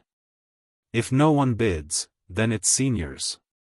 Yan Sheng said with a smile. Just as Ao Shuai was about to place the pearl on his chest, another voice sounded. Once this voice sounded, not to mention the bidders, even Master Nine Heavens was surprised. Because this voice still came from Pavilion number 9, and what was even more inconceivable was that this voice was calling out a bid of 1 copper coin. Xiao. Brother Xiao. Princess Baihua had never been so surprised before. Looking at Xiaohua who stood up, she stuttered, You actually bid, a copper coin? You're not joking. That's right, this voice was Xiaohua, and Xiaohua's face was calm. Senior, you're joking, right? Sure enough, Yan Sheng immediately shouted, the senior beside you has already bid 350,000 top-grade primordial stones, how can you bid a copper coin? Don't worry, little friend Yan Sheng. The Confucian scholar who had been silent all this time said calmly, why is this immortal only bidding a copper coin? It's very simple, the Buddhist secret art is only worth a copper coin. Xiaohua said indifferently, I only want to take a look at the contents. If my Tao sect can cultivate it, then I will definitely cultivate it. If it's not suitable for my Tao sect, then I will immediately destroy this secret technique. Good. Just as everyone was about to understand, the Confucian scholar shouted, this immortal is indeed the fated one in this old man's heart. This Buddhist secret technique belongs to you, fellow immortal. Wait a moment. Ao Shuai sneered, this old man bid so high, why don't you bid for the Buddhist secret art? Immortal friend, the Confucian scholar also sneered, who said you can only bid higher in a bid? This old man's secret art is for the lowest bidder.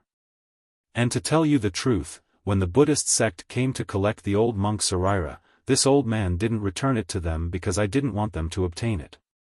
If this old man wants to be loyal to someone, then I must find the fated one.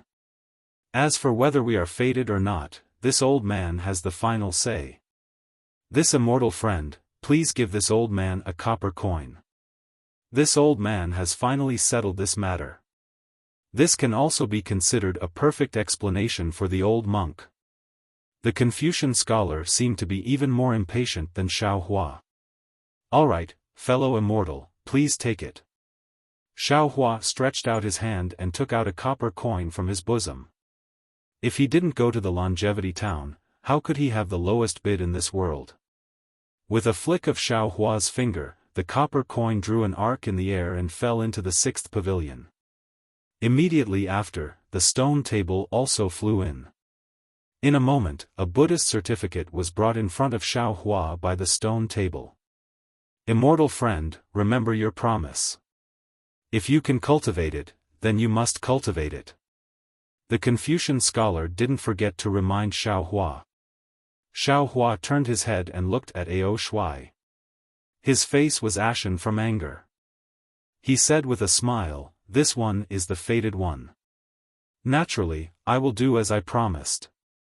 If I can't cultivate it, then I will definitely destroy it." Good. The Confucian scholar answered with a single word and didn't say anything else. Little bastard, you are going against this old man. Ao Shuai saw Xiaohua take the certificate and his eyes were almost burning with anger. He shouted fiercely. Xiaohua smiled faintly, "I have already said it clearly. The lowest bidder will get it. Brother Ao, do you think you can get it?" You. Ao Shuai said, "You," a few times. He didn't know what to say. What qualifications do you have to call this old man Brother Ao? All right. Brother Ao. Xiaohua had no choice but to reluctantly call out, You. Ao Shuai's bloody mouth opened and closed, and he almost jumped up.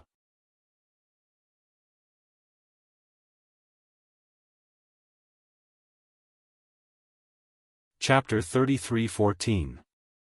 AI, fellow immortal, how do you want me to address you? If you want to say it, then say it clearly. As long as you say it, I will know. If you don't say it, how can I know? Since you don't want to say it, I can only call you that. But now that you're not satisfied, you should tell me what you think. If you say it, I can't not address you the way you want me to address you. Only if you say it will I know what you think. I can address you as if you're satisfied. It's impossible that I won't address you that way if you say it. If you don't say it, I'll address you that way. Let's be reasonable. Now, I will count to 3. You have to say clearly what you want me to call you. Xiaohua was in a good mood. His words made Ao Shuai, Zhifeng, and Princess Baihua dizzy. Ao Shuai and old monster Zhifeng looked at Xiaohua in disbelief. Then, they used their hands to pull their ears, as if they wanted to drag Xiaohua's words out of their ears and listen to it again. Princess Baihua was even more exaggerated. She immediately covered her stomach with her hands and leaned on the stone table, unable to get up. Obviously, she was laughing so hard that her stomach hurt. Not to mention the mess Xiaohua had made in Pavilion number 9, within the stone wall, in a slightly gloomy triangular space, Master 9 Firmaments and the cultivator named Qingyu, who had just disappeared, had grave expressions on their faces. Master 9 Firmament's eyes flickered with a dark golden light, as if he was looking outside. How is it? Qingyu couldn't help but ask. The auction is about to end, there seems to be no trace of it. Master 9 Firmament's face showed some disappointment. Then, his eyes flashed rapidly. Master 9 Firmaments quickly closed his eyes and sighed. This time. I'm afraid our efforts will be in vain. Perhaps. Qingyu glanced at Master 9 Firmaments and said in a low voice, "Take a rest first. This is a crucial moment. You can't slack off. Also, let them bid first. Leave that thing for last." "Okay, I will tell Yan Sheng." Master 9 Firmaments didn't open his eyes. Then, he gave Yan Sheng a few instructions. Seniors. When Yan Sheng received the voice transmission, he immediately bowed respectfully and said, "Esteemed Lord, the 2 rare items that you have prepared have been bid for. Now, we should enter the 3rd segment and bid for the last rare item."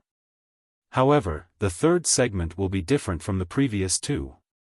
The rarer items prepared by the Venerable Master will be placed at the end. Before that, please bid for the rarer items first. After bidding for the rarer items, this junior will respectfully send you all out. Then hurry up. Old Monster Xiaofan was dizzy from Xiaohua's tongue-twisting words. He didn't understand the meaning behind it for a long time. Now that he heard that the treasure he had been looking forward to for a long time was actually going to be delayed, he couldn't help but jump up. He was about to get angry, but he was worried about Master Nine Firmament's face, so he hurriedly urged him with a dark expression. Yes, please place your bid. Yan Sheng said hurriedly and turned his attention to pavilion number 7. I don't have anything to bid for. A very loud voice sounded like muffled thunder. I just saw that someone could actually buy a life, and I suddenly remembered something. 2,000 years ago, an extremely strange thing happened in the Thousand Demons Sacred Realms Zhangqiong Mountain. I want to know the truth behind it. I want to know who the main culprit is. Senior. Yan Sheng was a bit flabbergasted. You should at least tell us what that strange thing is, right? How can this junior and the others find out the truth? If you can't even find out about that strange thing, how can you talk about finding out the truth? That man's voice sounded again, not mentioning anything about what happened in Zhangqiong Mountain. This immortal friend. Just as Yan Sheng was feeling a bit awkward, Master Nine Firmaments opened his mouth. I have heard about what happened in Zhangqiong Mountain. It's a pity that I and the others only opened an auction to make a small fortune. Things like buying a life can be done with difficulty. What immortal friend wants, I'm afraid it can't be done without a lot of manpower and material resources. I and the others, temporarily don't have this ability. So it's like that. That man didn't seem to have any objections. It looked like it was really a last-minute idea. However, a woman's voice beside him said, Then may I ask Master, if we want to know the truth, who should we look for? How many primordial stones do we need? This. Master Nine Firmaments hesitated slightly, then smiled and said, Tongzhou country's Zhai Xing Lu will do. As for how many primordial stones, that will depend on the other party's price. Zhai Xing Lu? That woman was very shocked. Isn't it just an ordinary auction? The things inside are very ordinary. How can they compare to you? Immortal friend really thinks too highly of this old man. Master Nine Firmaments laughed. We can only wander between light and darkness. How can we compare to Zhai Xing Lu? I won't go into the details. Immortal friend, don't worry. As long as they agree, we will definitely find out who the main culprit is. We just need to see what price you can pay. Alright, thank you for your reminder. We really underestimated Zhai Xing Lu. That woman continued, Our goal today is the last treasure prepared by Master. There is nothing else to bid for. Alright, then may I ask what the senior from pavilion number 8 wants to bid? Yan Sheng saw this and asked another pavilion. Nine Firmaments, in the small space, Qing Yu smiled bitterly. It seems like this delaying tactic won't work. The last two are here for that thing. They don't dare to spend primordial stones so easily. Let's take a look at pavilion number 9. There seems to be a patrol envoy of the Eastern Sea inside. He should have some background. Master Nine Firmaments's mind was clearly not on the auction. His eyes were still closed. A cultivator from pavilion number 8 took out 2,000 demons sacred realm primordial treasures. Although they were relatively rare, they were used by demons. Confucian and Taoist cultivators had no use for them. No one responded at all.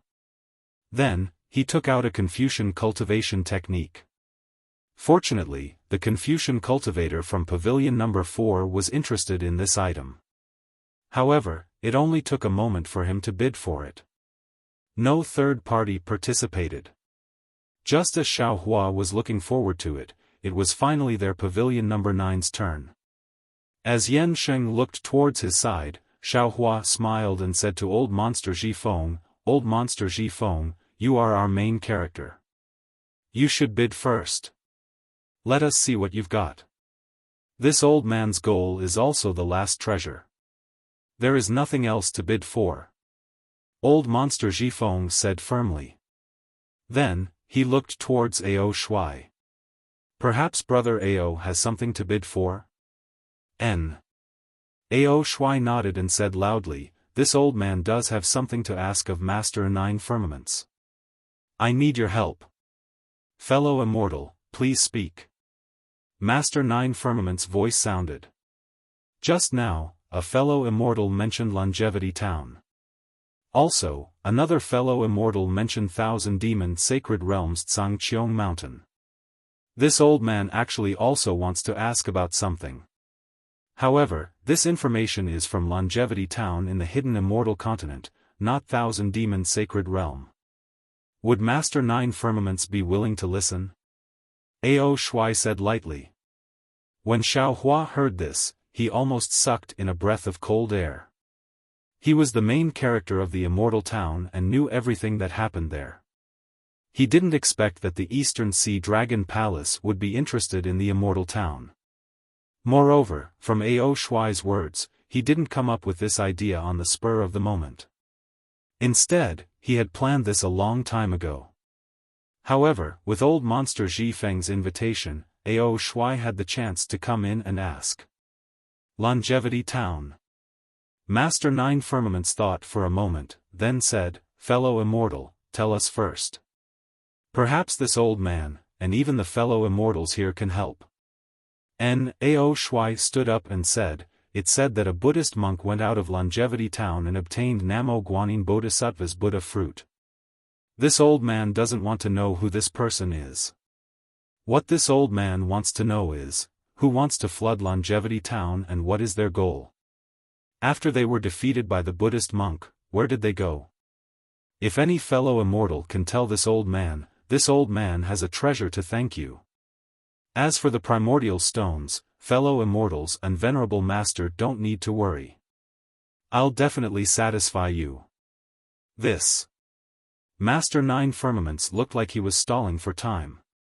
He asked in detail, "This old man already said that fellow immortal seems to be looking for a better, and I won't hide it from fellow immortals. This old man just went to Zhai Xing Lu's auction."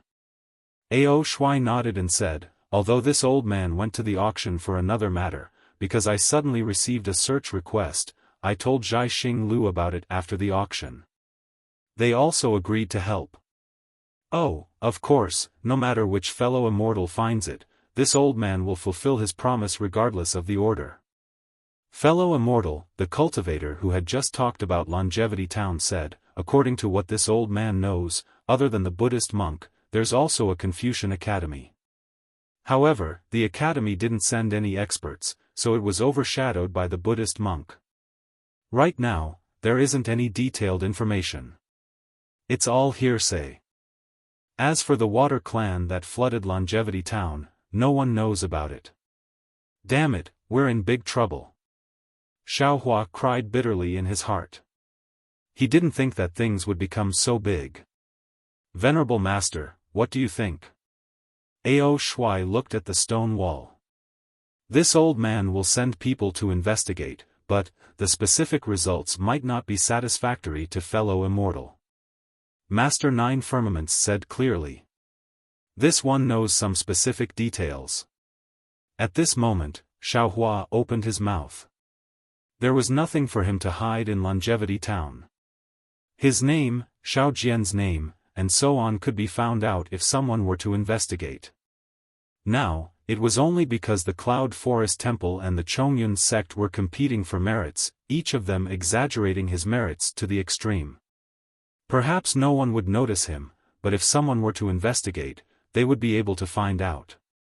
He could not hide. Rather than being found out in the future, it was better to stand up now. And not only would he feel magnanimous, but more importantly, wouldn't he be able to obtain the treasures of the Dragon Palace?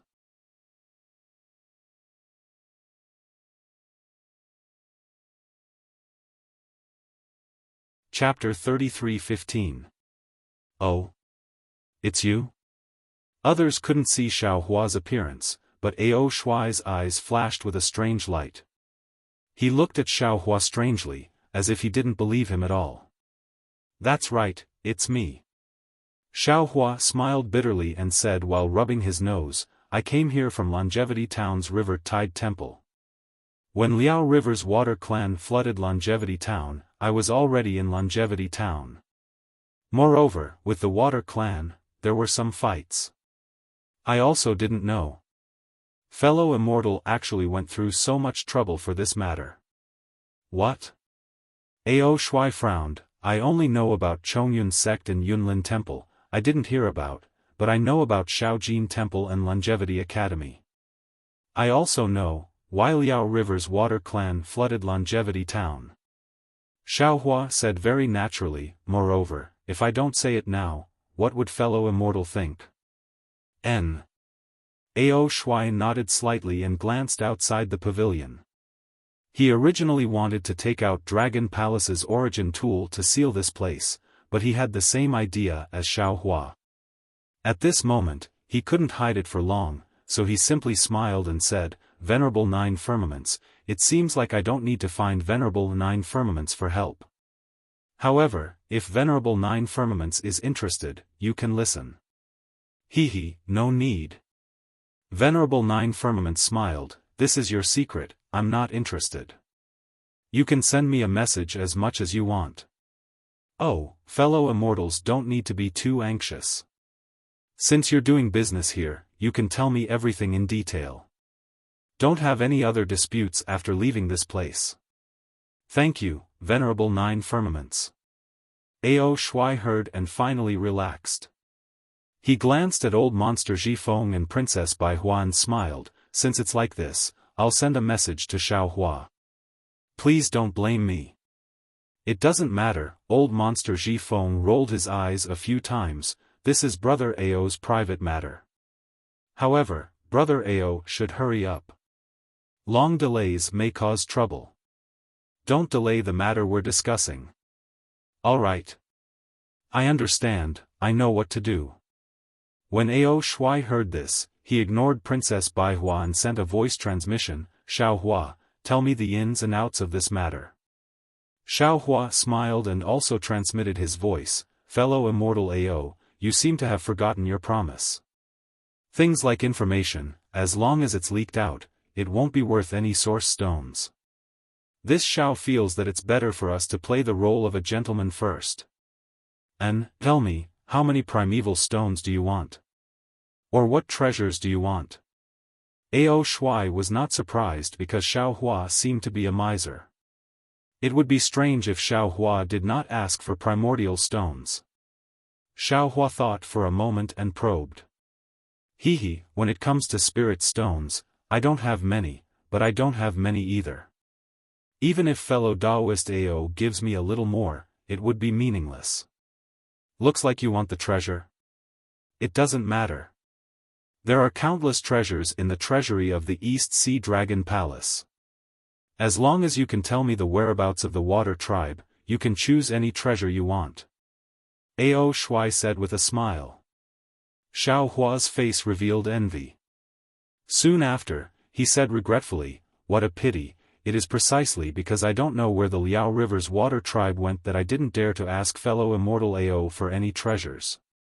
I also know that it is impossible for you to provide the whereabouts of the water tribe. Ao Shuai said indifferently. If you know, my East Sea Dragon Palace will naturally know. Tell me, what do you want? East Sea Dragon Palace's high-level water escape technique. Xiaohua said his purpose after a slight hesitation. That's right, the person in front of him is the East Sea Dragon Palace's inspector. If I don't kill him, who will I kill? Unfortunately, Ao Shuai naturally shook his head. Impossible. My East Sea Dragon Palace's water escape technique can only be practiced by the subordinates of the East Sea Dragon Palace. I can't give it to you. How about this? Xiaohua bit his lips and said. I know that the water escape technique of the Four Seas Dragon Palace is the best and I have always admired it. Since I can't give you the water escape technique of the East Sea Dragon Palace, I can only ask for the next best thing. Xiaohua, what do you want the water escape technique for? Ao Shui stared at Xiaohua for a long time and asked very strangely. I remember that someone bought a Dao Sect's middle-level water escape technique at the Star Picking Towers auction. If there is no accident, it should be you. What do you want so many water escape techniques for? Don't tell me you want to switch to the water escape technique? Hehe, sorry. Immortal friend Ao, this is my own secret. There is no need for immortal friend to worry about it. Tell me, can you give me another high-level water escape technique that is not from the East Sea Dragon Palace? Xiaohua laughed mischievously and did not answer. Ao Shui looked at Xiaohua, trying to see if there was something fishy in his eyes. He really could not understand why Xiaohua insisted on a high-level water escape technique. Either the water escape technique of the Star Picking Tower cannot be practiced, or this guy has some other ulterior motive. Ao Shui muttered very naturally. This high-level water escape technique definitely cannot be given to him. Otherwise, my Dragon Palace will be in danger. Xiaohua. Ao Shui thought for a while, then shook his head and said. If you can tell me the whereabouts of the Liao River's water tribe, I can naturally give you the other high-level water escape techniques of the water tribe. Unfortunately, you can't say it and can only tell me the specific situation. Therefore, I cannot agree to your request. AI, then let's forget about it. Xiaohua also sighed. Immortal friend Ao, you should spend more primeval stones and treasures to find out some plausible truths. I don't want to make a deal with immortal friend. Don't worry Xiaohua, I cannot give you the high-level water escape technique. I can still give you other techniques. Why don't you tell me first? Seeing Xiaohua retreat in order to advance, Ao Shui did not panic. He had done this kind of thing many times, how could he not know how to deal with it? I am not too interested in other techniques. Xiaohua saw that Ao Shui had already fallen into his trap. It was the time for him to loosen the reins in order to grasp them better. Thus, he said regretfully. You also know that I am a Dao sect cultivator. The techniques I use are different from other cultivators. I think we should just forget about it. Could it be that you only want the high-level water escape technique? Ao Shui frowned. He obviously did not want to let go of this opportunity. He thought for a while and said. Other escape techniques are not okay? Unless you have a fire escape technique. Xiaohua said with a bitter smile. Nonsense, I do have a fire escape technique, but I can't bring it with me. Ao Shui finally laid his cards on the table. I happen to have 2 jade slips here. One is a golden core technique and the other is a very rare mid-level metal escape technique. If you want, you can pick one of them. If you don't like both of them, then I can't do anything. Xiaohua's eyes lit up. He said curiously, Immortal friend Ao actually has my Dao Sect's jade slips? And you even know that it is a golden core technique? Humph, Ao Shui sneered. My East Sea Dragon Palace has countless treasures. What is this jade slips? I might not be able to see what is inside, but there are many capable people in my Dragon Palace. Any cultivator with divine sense can see it. What is so difficult about this? This is troublesome. Xiaohua had a difficult expression. He said with a bitter smile. I have my own golden core technique. As for the metal escape technique, it is really not suitable for me. Can I? Forget it, I will use the metal escape technique. It is better than nothing. Seeing Xiaohua in a difficult position, Ao Shui was very pleased. He knew that Xiaohua definitely had a golden core technique. Otherwise, he would not have given it to Duan Wuqing. The metal escape technique was very rare. Ordinary people would not be able to use it. Ao Shui himself felt that this jade slip was trash. Now, he could use this jade slip to brush off Xiaohua. When Ao Shui heard that Xiaohua had indeed chosen the useless mid-level metal escape technique, he did not hesitate to wave his hand. An old jade slip was taken out from his bosom. He threw it in front of Xiaohua and said with a smile, "As you wish." Ao Shui felt that Xiaohua's mood was of little value, but how could he know that Xiaohua's heart was already blooming with flowers? Not to mention the metal escape technique, even the other 5-element escape techniques, as long as they were mid-grade cultivation methods, he would like them. However, Xiaohua still had a bitter expression. He held the jade slip and shook his head slightly. He even said, "Sigh, it is not worth it. It is not worth it. This thing, forget it.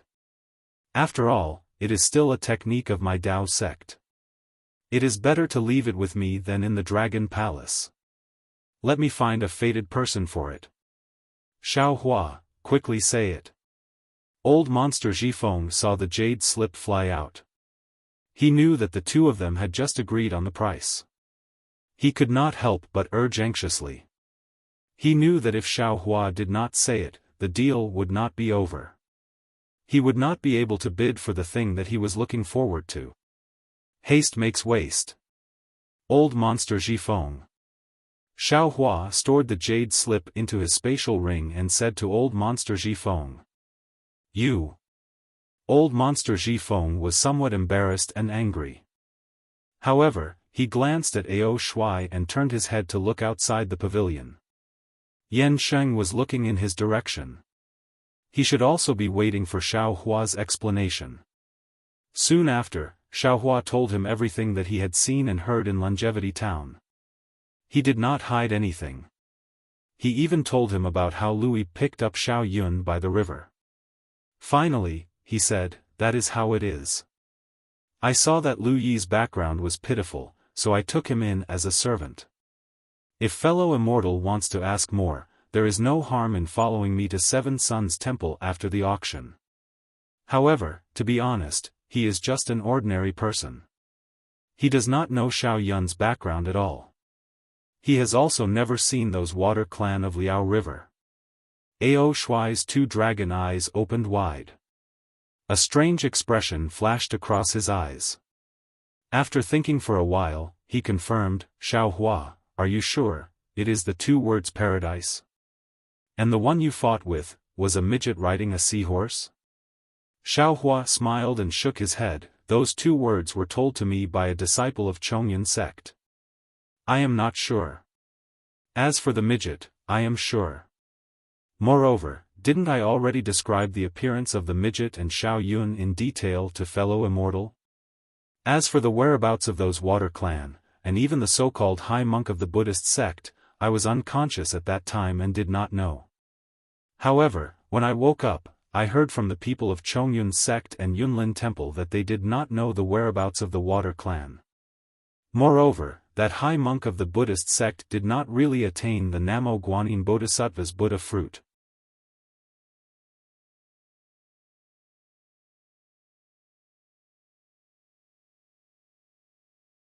Chapter 33:16. Ao Shui nods his head. Fellow Immortal Zhao's explanation is very detailed. Although you didn't say the whereabouts of those water tribe people, it has already far exceeded my expectations. Actually, those water tribe people in Liao River have countless methods to hide their whereabouts. How could you humans find them? Even if you weren't unconscious, you wouldn't know where they went. Moreover, even you couldn't tell Xiao Yun's real body, that Louis wouldn't know either. It would be pointless for me to ask. Forget it, I didn't come to this auction in vain." After saying that, Ao Shui raises his voice, "Venerable Nine Heavens, our transaction is finished. We can bid for the last treasure." "Good." Venerable Nine Heavens' voice is heard. "I'm also very happy to see fellow Immortal Zhao's harvest." Yan Sheng, prepare to bid. Wait, before Yan Sheng can speak, Xiaohua hastily interrupts Venerable Nine Heavens. "Oh. Fellow immortal Xiao, what else do you want? Venerable Nine Heavens is somewhat astonished. Could it be that the bidding just now was a bit wrong? No, no, Xiao Hua says with a smile, the bidding just now was for fellow immortal Xiao. I don't seem to have made a request for bidding. Is Venerable Nine Heavens right? That's right. I was careless. Venerable Nine Heavens laughs loudly. The bidding just now was a bit strange. It was carried out in your number 9 pavilion. It gave me an illusion that all the bidding was finished. No matter, fellow immortal Xiao can ask for anything. Or if there's anything precious that you want to bid for, you can also take it out. Many thanks Venerable Nine Heavens. Xiao Hua cups his hands and says, I presume Venerable Nine Heavens already knows that I'm a Dao sect cultivator. Now that the Dao sect on Hidden Immortal Continent is declining, my cultivation is also very difficult. Today, I came to see Venerable Nine Heavens because I want to see if Venerable Nine Heavens has a basic Dao sect cultivation method. Dao sect's basic cultivation method? Venerable Nine Heavens is clearly stunned. He bitterly smiles and says, Fellow immortal Xiao, you are making things difficult for me. I don't dare to say that the things I have here are all precious, but at least they are profitable. Dao sect's items are simply of little value. In my early years, I also once handled high-level Dao sect spells, but those things almost fell into my hands. After that, I finally found an opportunity to make a move. After that, this old man no longer paid attention to the Dao sect's cultivation techniques. When Xiao Hua heard that, he knew that what Master Nine Heavens said was true. His main purpose in coming to the auction this time was to obtain a basic cultivation technique. He hadn't expected that he would obtain something else instead of a cultivation technique. Xiao Hua sighed bitterly in his heart. Losing on the swings, gaining on the swings. Master Nine Firmaments asked, does anyone have a Daoist cultivation technique?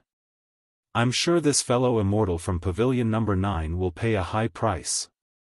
It was a pity that even after Venerable Nine Heavens spoke for a long time, no one spoke.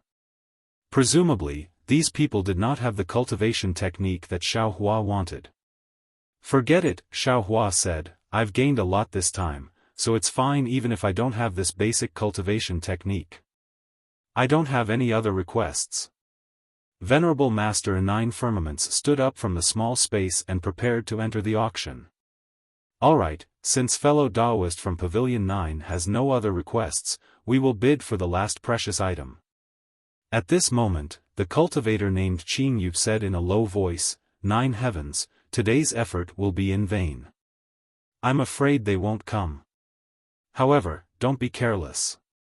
Pavilion 7 and Pavilion 9 are old demons from the Sage Domain.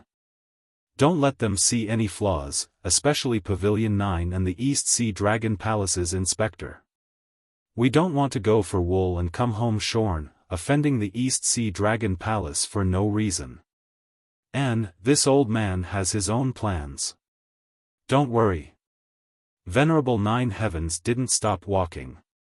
He said casually, when you release the light beast cub, control it a little and release some of its aura. I don't believe that the light beast cub has been here for several years and that light beast didn't notice it. That light beast not only has tyrannical strength, its intuition is also sharp. It never sets foot in a dangerous place.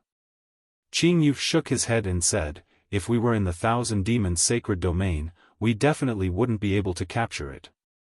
It's only in the Hidden Immortal Continent that we have a chance.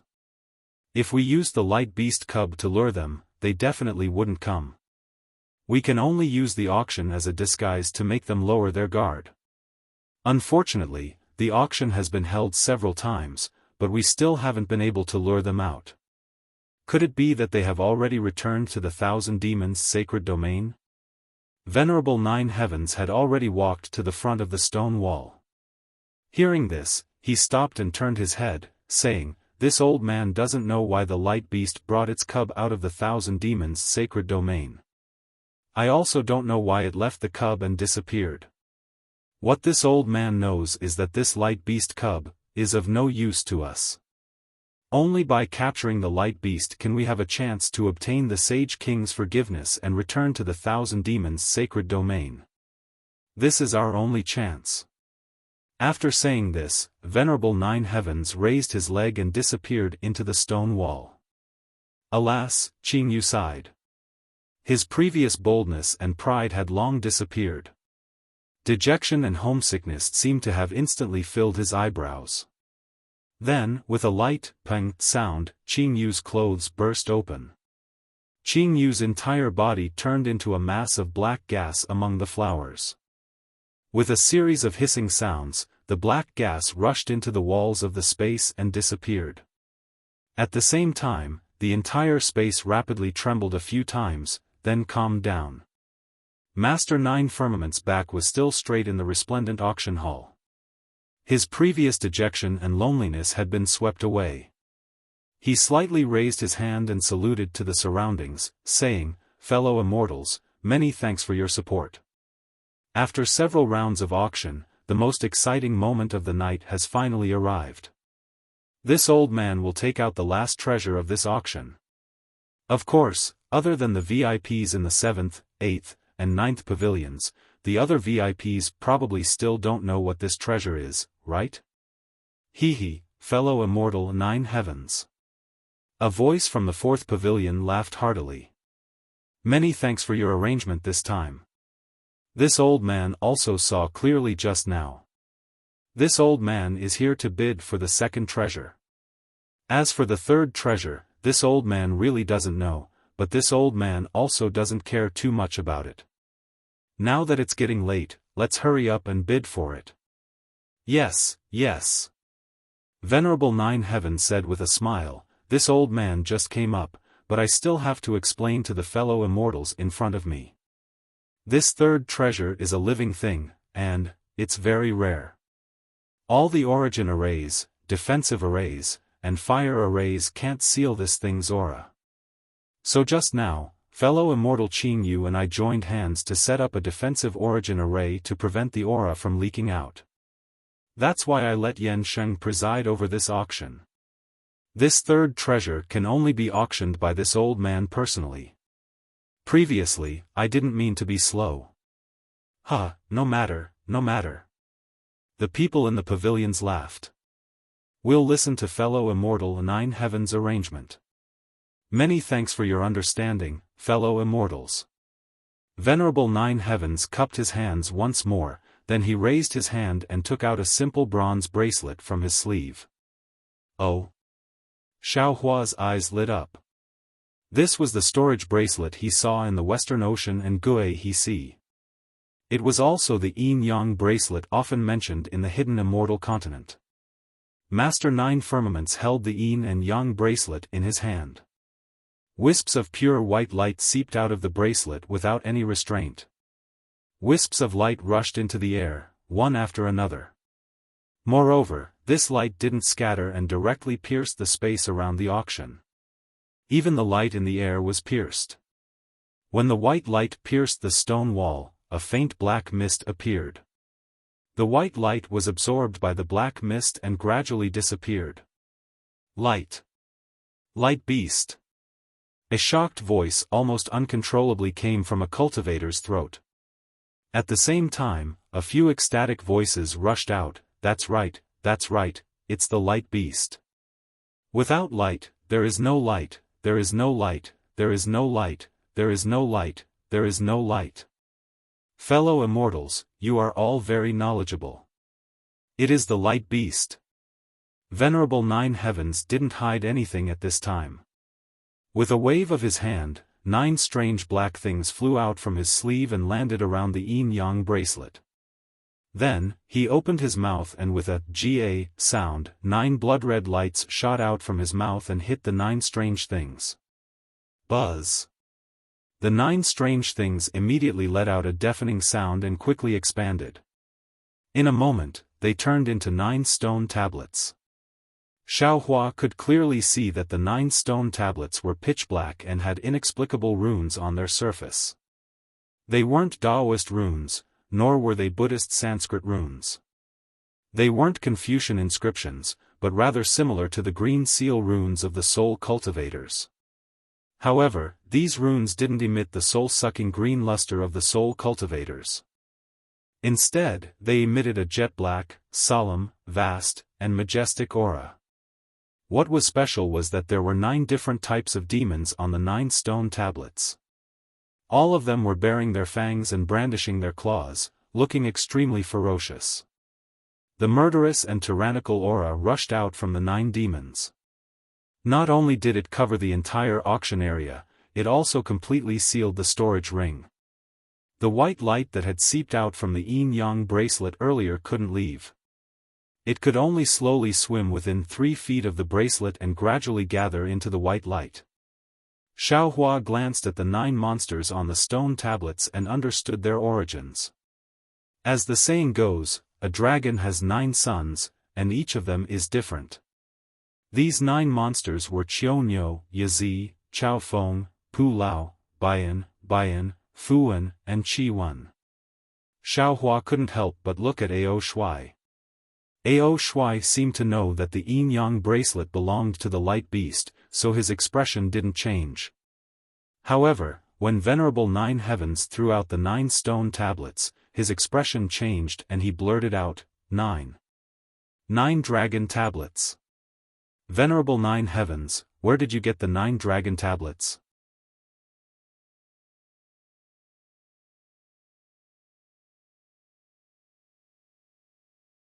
Chapter 33:17. Hehe, my fellow immortal, don't worry. Master 9 Heavens looked at Ao Shui and said with a smile, I know that the 9 dragon steels were lost by the Dragon Palace in the early years.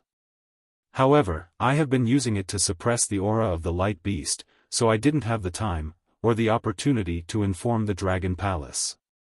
When this is over, I won't use the steels anymore.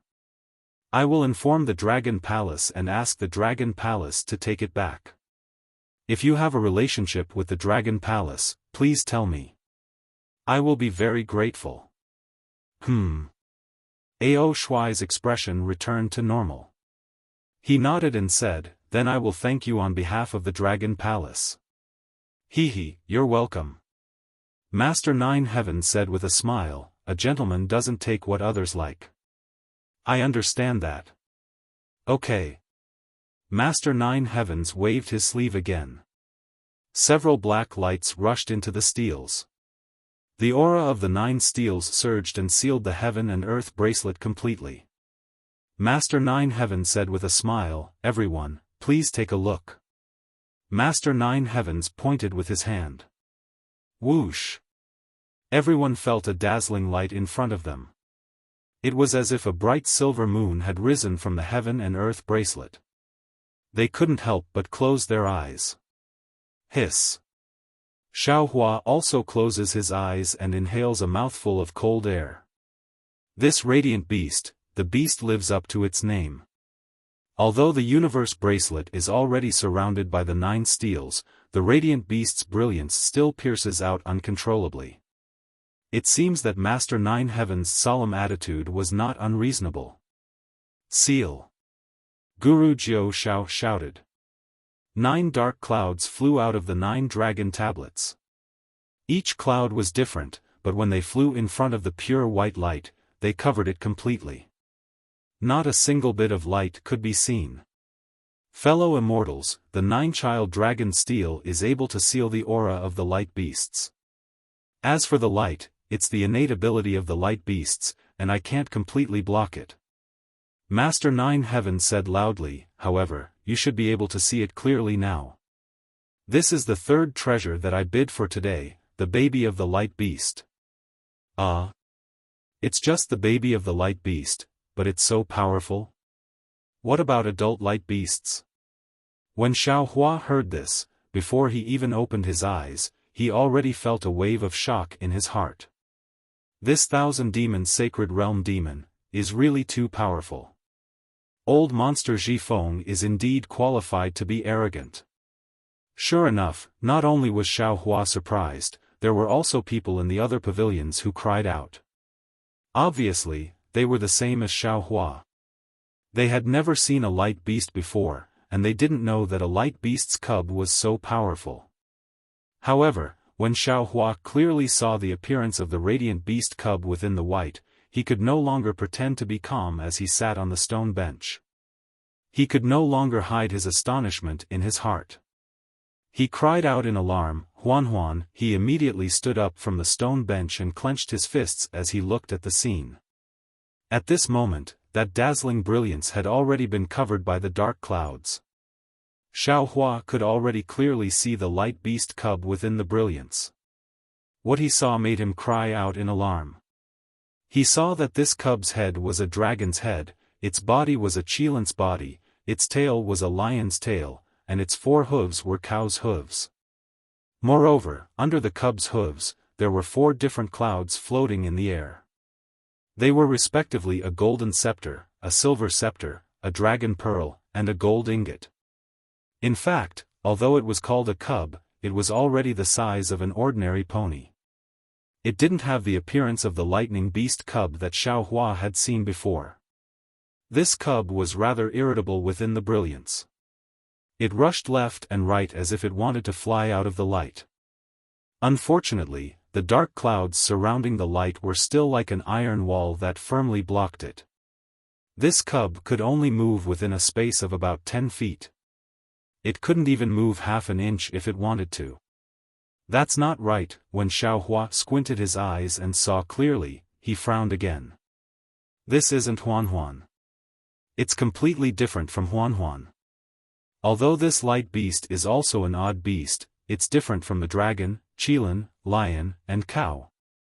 Huan Huan's head and face are like a horse's, its horns are like a deer's, its neck is like a camel's, and its tail is like a donkey's.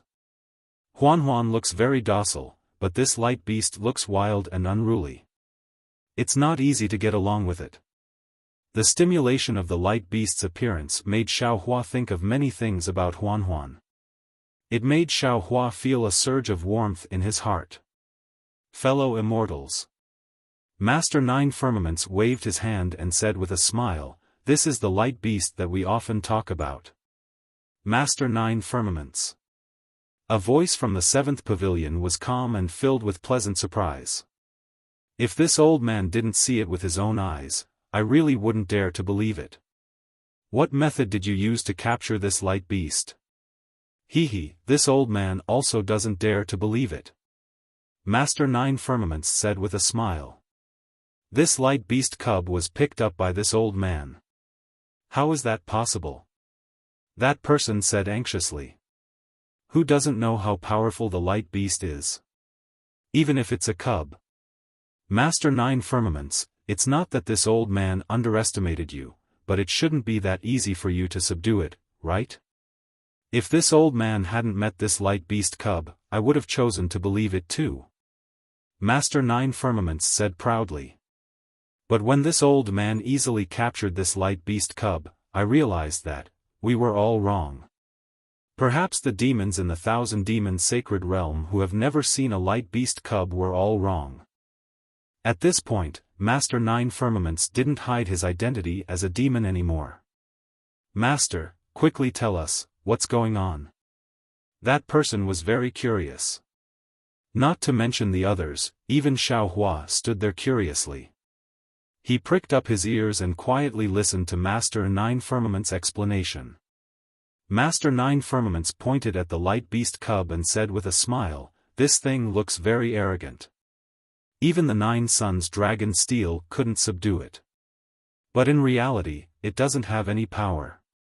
It's almost all instincts. In particular, this old man will tell you the secret of this light beast. This cub's body is completely filled with the crystallization of the world's origin energy. After this old man captured it, I've already examined it. Inside this cub's body, every strand of muscle is solidified with many crystals, and these crystals contain extremely terrifying amounts of the world's origin energy. Perhaps, these essence energy crystals were naturally formed by this light beast cub and have yet to be absorbed by this light beast cub. Once the light beast cub absorbs them, it will grow up and we will no longer be its match." Hearing this, Xiaohua's eyes lit up. Wasn't this light beast cub situation exactly the same as his? The earth crystal Yao milk inside his body had blocked his meridians and body, and limited his power. Didn't this mean that he was in the same situation as this baby light beast? So that's how it is.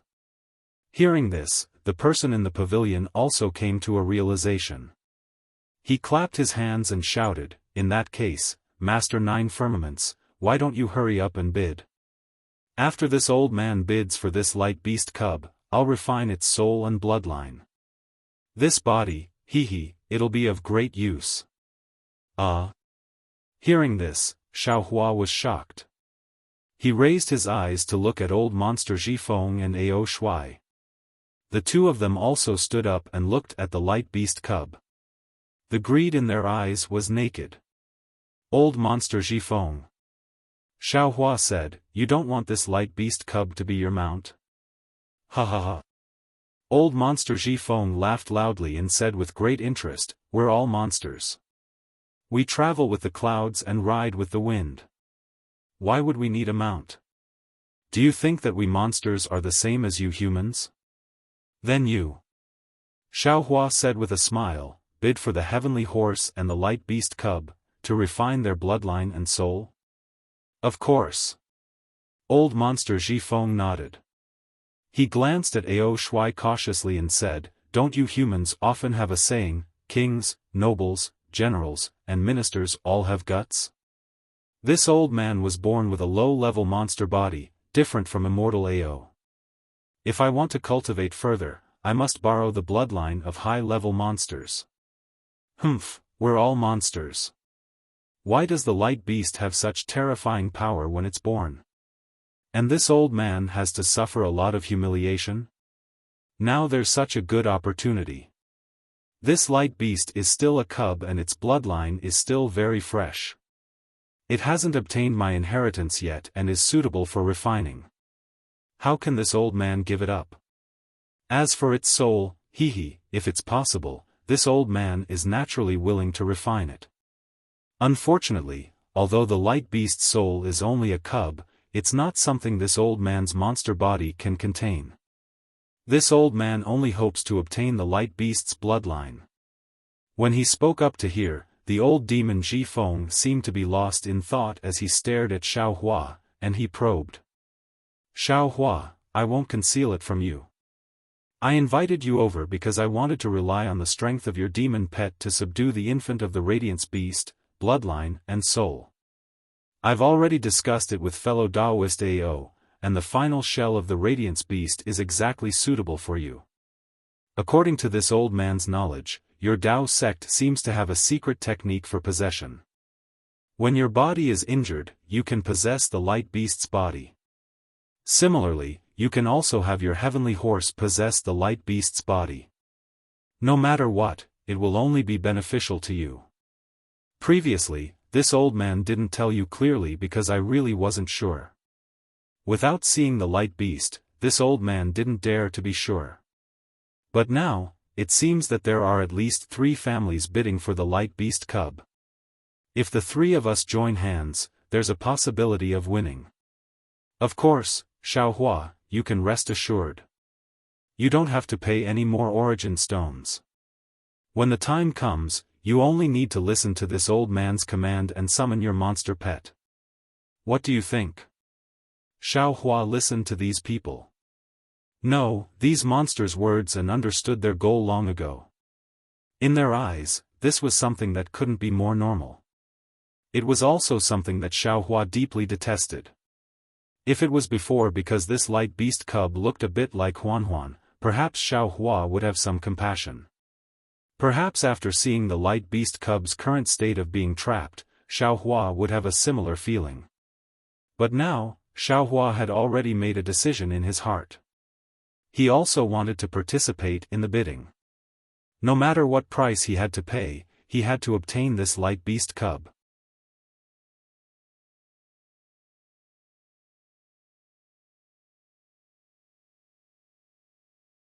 Chapter 33:18. I don't think so. Xiaohua indifferently replies, I am a human. I have humanity in my heart and act in accordance with human ethics. I can't do things like taking someone's body and soul. Hee, you refuse a toast only to be forced to drink a forfeit. Don't think that you can show off in front of me just because you have a demon pet. Don't know what your surname is? What kind of humanity do you have with this old man? Old monster Zhifeng sneers and glances at Ao Shui, who is also disdainful. He looks at the auction house and no longer pays attention to Xiao Hua. It seems that Xiao Hua's rejection is also within his expectations. In the auction house, Venerable Nine Firmaments says with a smile, "Fellow immortals, don't be anxious. This old man took out this light beast cub because this old man has no use for it. Fellow immortal Qingyu also has no use for it, and my disciples also don't have the fortune to enjoy it. That's why I invited fellow immortals here. As for which fellow immortal has this fortune, this old man still doesn't know. However, I am sure that among the fellow immortals here, one of you will definitely be able to take this light beast cub into your pocket and bring it out of the auction." Venerable Nine Firmaments. A slightly hoarse voice comes out from the first four pavilions and asks with confusion, "This old woman has a question that I don't understand. I don't know if I can ask. Fellow immortal, please speak."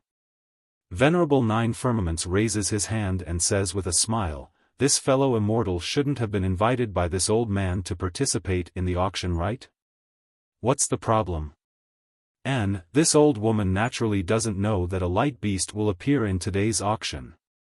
That old woman replies indifferently, "What this old woman doesn't understand is that whether it is the Thunderclap battleship or the shape-shifting scarf, they are all rare treasures in the hidden immortal continent.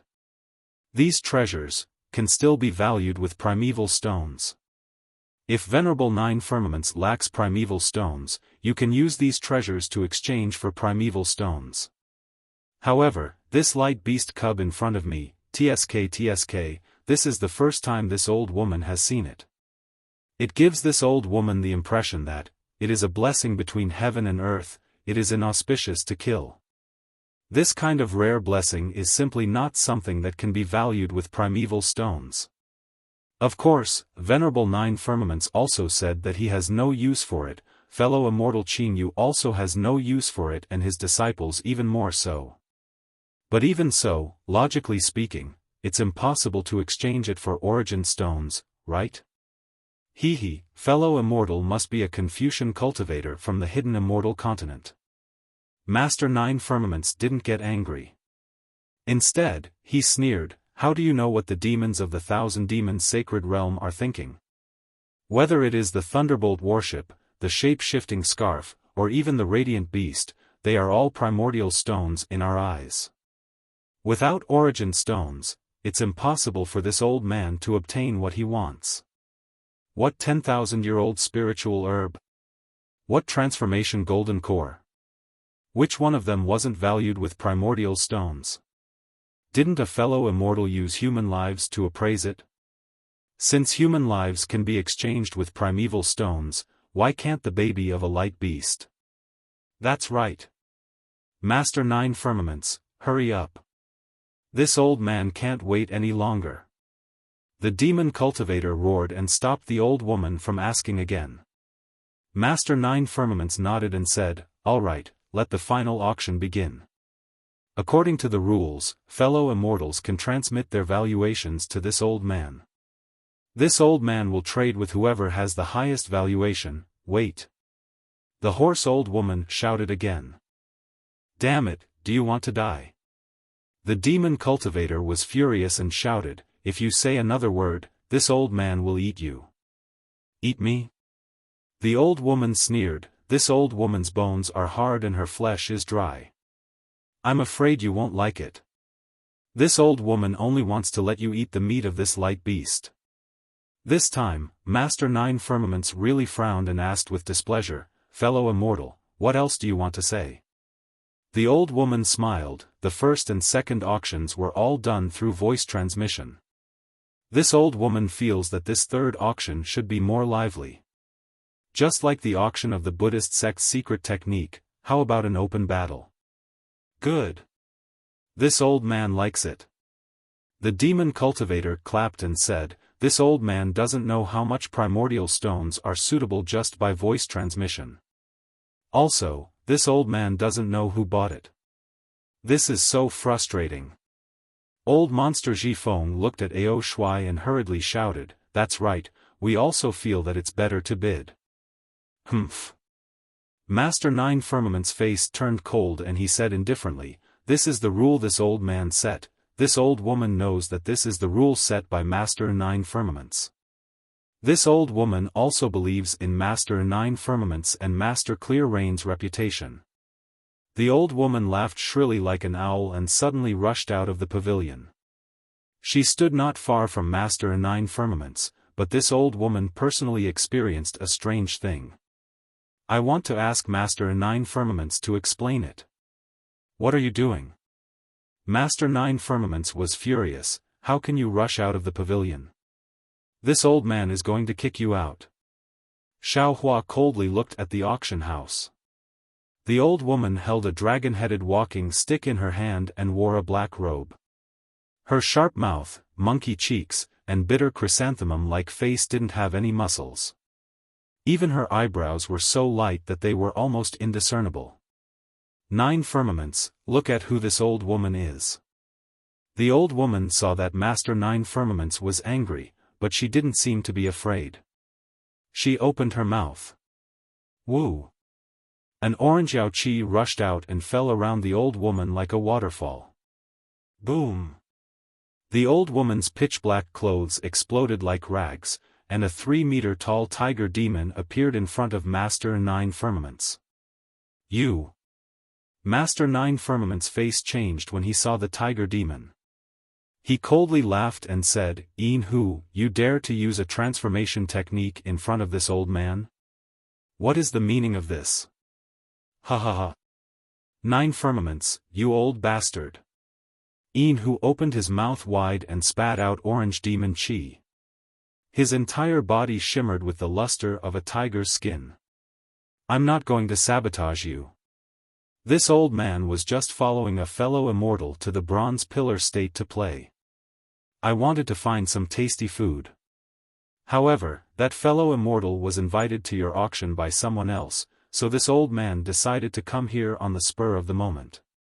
Of course, this old man also knew that this auction of yours only allowed one person to participate, so I changed my mind." However, this old man didn't expect. "Yin Hu." Master Nine Firmaments said calmly, "Don't you think you're talking too much?" This old man didn't want to talk too much, but you forced me to. Yin Hu wasn't afraid of Master Nine Firmaments at all. He stared straight at him and said, "If this old man hadn't decided to come here on a whim, I wouldn't have thought that the baby light beast that was bought by someone last year would appear in your auction again this year." "Ah, fellow immortal Yin Hu." Master Nine Firmaments smiled bitterly. "This old man knows that you misunderstood. That's why you wanted to use this to threaten me. Fine, this old man will explain it to you all."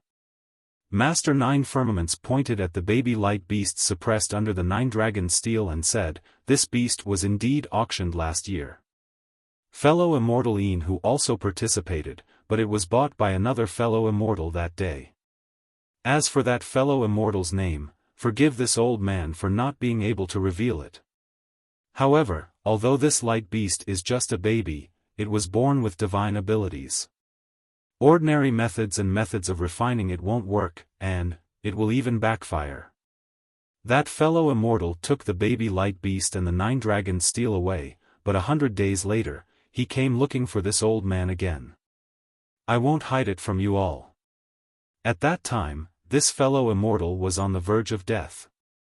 He had been backfired by the light beast's power of light. This fellow immortal begged fellow immortal Qing Yu and I to take back the baby light beast. He also said that he only wanted 70% of the primeval stones he had bought that day. Actually, fellow immortal Qing Yu and I didn't want to agree at all. We also felt that we couldn't refine the blood of the light beast, so we put it up for auction. Who would want this hot potato now? However, that fellow immortal was truly pitiful. He couldn't even activate the 9-dragon steel, so how could he possibly refine the light beast? Thus, this old man discussed with fellow immortal Qingyu, and we had no choice but to hold another auction. Furthermore, before this auction, this old man made it clear to these 3 fellow immortals that they must act according to their abilities. If they aren't confident in refining the light beast, then don't bid. This old man doesn't plan on lending out the 9-dragon steel this time. Ha ha ha, old man 9 firmaments, who doesn't know how to make up stories. This old man can make a bet with you. This old man's story is even more moving than yours. Yin Hu laughed unceremoniously. If you want this old man to believe you, and want the other fellow immortals to believe you, then make this auction public. This old man has already revealed himself, so why don't the others who bid for the light beast reveal themselves? This is the only way to prove your magnanimity. Huh, that's right, that's exactly it. Old monster Xiaofan was so crafty that when he heard this, he flew out of pavilion number 9. Ao Shui naturally followed without hesitation. Seeing that the 3 spirits had appeared, a shrill cry came from the 7th pavilion, and a deer spirit with a tree-like horn on its head flew out from there. Dear King Mu. When he saw the deer spirit and the glimmering light in his eyes, Yin Hu's eyes flashed. You, why are you here too? Can't this king take a look at the light beast? The deer spirit's voice was sharp, and an indescribable aura emanated from him. Even the tiger spirit, who was his natural enemy, seemed to find it difficult to resist. Of course you can. Yin Hu opened his mouth wide, then looked at the 8th pavilion and sneered, this old man wants to know which fellow immortal from the 1,000-monster sacred realm is in the last pavilion. Heh heh. A rather weak voice sounded from the pavilion. 9 firmaments, since there are so many experts vying for the light beast, then this old man won't be participating. It doesn't make much of a difference whether I'm there or not. Well. Master 9 firmaments looked a little troubled. Fellow immortal, actually, it's best if you reveal your identity. Otherwise, it'll be very difficult for this old man.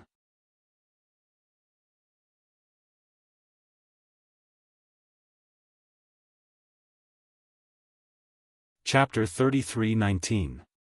Even Yin Hu is here. How do you expect me to reveal myself? The voice sounded a little anxious. Are you trying to force my hand? You are. Yin Hu was taken aback when he heard that. He looked at pavilion number 8 with uncertainty. He couldn't figure out which of his enemies was inside. Fellow immortal Yin Hu. Ao Shui said without waiting for Master Nina Firmaments to speak. Today's auction is over. Don't mention anything unrelated. At that moment, a faint hiss came from within the ball of light.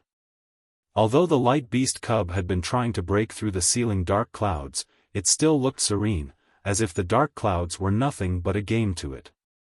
But now, the light beast cub was a little anxious. It used all its strength to bang its head against the dark clouds.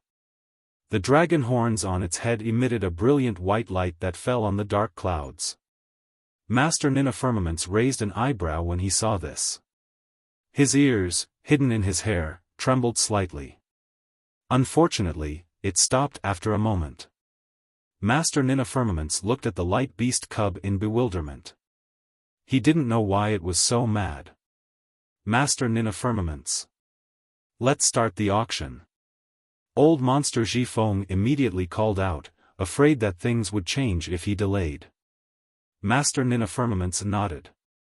In that case, let the auction begin. Wait. Ao Shui suddenly thought of something, and he raised his head to look at the other pavilions before he said coldly, the bidding will begin now. If any fellow immortal wishes to bid, then there's no harm in showing yourself right now and revealing your true appearance. If you don't show yourself now, then we won't recognize anyone that comes out to bid after we've started bidding. Alright, I'll take a look. As soon as Ao Shui's voice fell, a middle-aged man wearing a purple gold crown and a 3-clawed golden dragon king robe flew out from a pavilion. He was standing on an auspicious cloud, and his slender figure was as elegant as jade. "Who are you? Tell me your name." Old Monster Xiaofan asked bluntly. The man didn't get angry. He cupped his hands and said, "I am Hai Tian, Imperial Prince of Jassa. I welcome fellow immortals to Jassa after the auction." Ao Shui and the others didn't look particularly surprised. They only snorted coldly as a greeting. After all, a mortal king couldn't compare to a Confucian cultivator, let alone a prince. "I'll take a look as well." Xiaohua narrowed his eyes. He originally had the same thoughts as he had during the auction, but now that Ao Shui had made his decision, he glanced at Princess Baihua, whose expression had changed, and activated his flying talisman to fly out of the pavilion. Oh! Seeing Xiaohua fly out, old demon Feng's face lit up with joy. But when he saw that Xiaohua did not fly to their side, but instead stood there alone, a stern expression appeared on his face. Xiaohua's intentions were clearly the same as Zhai Xing Lu's Bright Moon Palace. They were planning to part ways. "Who are you? State your name." Yin Hu saw that Xiaohua's looks were nothing to look at and his cultivation was shallow. He roared, "Nine firmaments, why are there all kinds of people in your auction now? To think that a person with such a cultivation base would dare to bid. No, this is your own disciple, right? It's your pawn. I am Xiaohua of the Taoist sect." Xiaohua glanced at Yin Hu. The auction has always been about primal stones, not cultivation. If you want to fight, you can go outside and find an arena. Did you see that? Fellow Taoist Yin Hu, this fellow Taoist is Xiaohua of the Taoist sect. He already bid. Master Nine Firmaments smiled wryly. How could he be my disciple? Nothing is absolute in this world. Yin Hu could not believe it, and shook his head in disbelief. With him participating, I feel uneasy.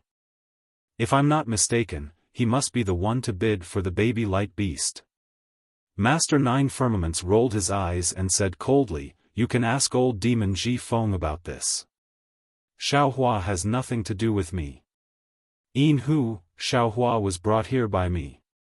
He has nothing to do with Master Nine Firmaments." Old demon Feng hurriedly called out. "If you want to bid, hurry up. Otherwise, hurry up and hide." "Damn it, of course I want to bid. But I'm not prepared." Yin Hu finally said the truth. "But I have a few rare treasures here. I can ask Master Nine Firmaments to appraise them." "Forget it," Hai Tian said.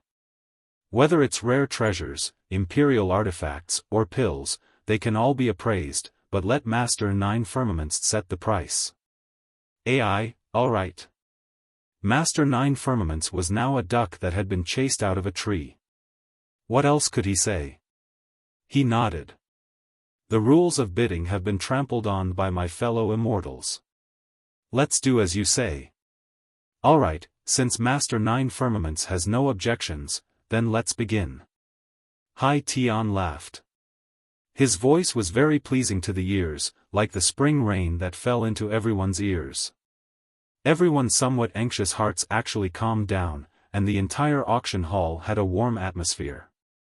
Xiaohua raised his eyebrows. He did not feel any discomfort. Clearly, this was not a cultivation technique, but a natural charm. This was the first time Xiaohua had seen such a man. "I'll be the first to bid." Yin Hu opened his mouth and said a number that gave Xiaohua a fright. Hai Tian was still unhurried, and had the bearing of royalty. "Since we're standing here, this humble king has no choice but to bid. This humble king will bid with the wealth of my Jia Sa nation. Consider it a show of support for Master Nine Firmaments." Hearing Hai Tian's words and the number of primeval stones he mentioned, the corner of Xiaohua's mouth twitched slightly. The wealth of a nation? Who knew how much of the common people's wealth would be shaved off? Although Hai Tian was a prince of the Jia Sa nation, he could only call himself a humble king in the face of the demons of the Thousand Demon Sacred Realm, especially the Stag King and the East Sea Dragon Palace's inspector. The Stag King did not hide his domineering aura at all. He said coldly, "This king does not have the power of a nation, but this king is determined to obtain this radiant beast." After saying that, the Stag King glanced at the silent Ao Shuai. Clearly, he regarded Ao Shuai as his biggest competitor, and then said a number. Ao Shuai did not intend to bid now. He wanted to see how Xiao Hua would increase the price. However, when the Stag King's words reached his ears, he had no choice but to accept the challenge. Sometimes, a verbal confrontation was more dangerous than an open battle. A moment of carelessness could cause one to fall into a disadvantageous position and be used against one's weakness. Ao Shuai was only an inspector of the East Sea Dragon Palace, not the master of the Dragon Palace. He did not dare to lose face for the East Sea Dragon Palace. This envoy came from the East Sea. "I have the order of the master of the East Sea Dragon Palace. This radiant beast cub is of great use to my East Sea Dragon Palace. This envoy will definitely not let it go." After saying that, Ao Shuai also coldly glanced at the Stag King and said an even higher number. Now, only Xiao Hua and old monster Zhifeng had not bid yet. Venerable Nine Heaven's mouth was very bitter. He did not expect things to change like this. His eyes were fixed on the radiant beast cub that was desperately struggling in the ball of light, but his ears were listening to the bids. In fact, his ears were listening even more. The auction house was deathly silent for a moment. Venerable Nine Heavens glanced at Xiao Hua and old monster Zhifeng and said indifferently, "Two immortal friends, you can bid now." Venerable old monster Zhifeng cupped his hands and said, "This humble one boasts that his wealth cannot be compared to everyone present. I have just discussed with immortal friend Ao. The two of us will join forces. This humble one will not bid any more." Venerable Nine Heavens nodded and looked at Xiao Hua. "What about you? Are you also with immortal friend Zhifeng?" Xiao Hua looked at the hostile crowd and said with a smile, "This humble one will naturally bid. How about this humble one's bid be 10,000 vitality stones higher than the winning immortal friend? Damn it, you humans are the most cunning." Yin-Hu was furious. "This daddy and the others are here to bid with all our strength, and you're done with just one sentence? This daddy will bid 1,000,000,000 vitality stones, can you afford it? Do you dare?" Xiao Hua was not angry at all. He looked at Yin-Hu up and down and said with a smile, "That depends on whether immortal friend dares to bid like this. If you dare, this Xiao will dare. If you don't dare, then why ask this Xiao?" Hiss, when Xiao Hua said this, everyone was shocked. Xiao Hua was definitely the biggest dark horse in this auction. Before they heard Xiao Hua's words, they definitely did not think too highly of him, even if he had just flown out of the 9th pavilion to participate in the auction. 1,000,000,000 vitality stones, in the entire auction house, who would dare to say that they had 1,000,000,000 vitality stones? Even if they did, who would dare to say so? But Xiao Hua dared. In the face of Yin-Hu's provocation, Xiao Hua calmly accepted the challenge. This kind of challenge was even more resolute, and fearless than Ao Shuai and the others. Little friend Xiao, Master Nine Firmaments laughed, seizing this rare opportunity to stall for time. Even if you have 1,000,000,000 vitality stones, this old man would not dare to accept it. A light beast's cub is not easy to tame, which is why this old man dared to show it off. If I really take 1,000,000,000 vitality stones, I'm afraid this old man won't be able to walk out of Bronze Pillar State. Master Nine Firmaments, don't worry. Hai Tian laughed, if you have 1,000,000,000 vitality stones, this one will personally escort you out of Bronze Pillar State and guarantee your safety to my Jia Sa country. Don't. If this old man had 1,000,000,000 vitality stones, would still want to spend the rest of my life in Bronze Pillar State. Master Nine Firmaments hurriedly waved his hand, how can I just leave? spend the rest of my life? That's not good. Hai Tian said with a frown, with you overseeing Bronze Pillar State, who is the ruler of Bronze Pillar State afraid of? Where should my Jia Sa country go from here? Huh. Master Nine Firmaments laughed, then looked at Xiao Hua and asked, little friend Xiao, this old man is actually not interested in whether or not you have 1,000,000,000 vitality stones. What this old man wants to ask you is, from the looks of it, you are determined to obtain this light beast. However, if others obtain this beast, they can use its soul, bloodline, and even its body. Your cultivation, or even your physical body, is not enough to refine this light beast. Actually, this old man will make it clear. According to what this old man knows, there are definitely Daoist seniors in the hidden immortal continent who can control this light beast, but this old man does not know any of them. So when this old man invited you, I did not consider Daoist disciples. I wonder which Daoist senior you are bidding for this light beast for.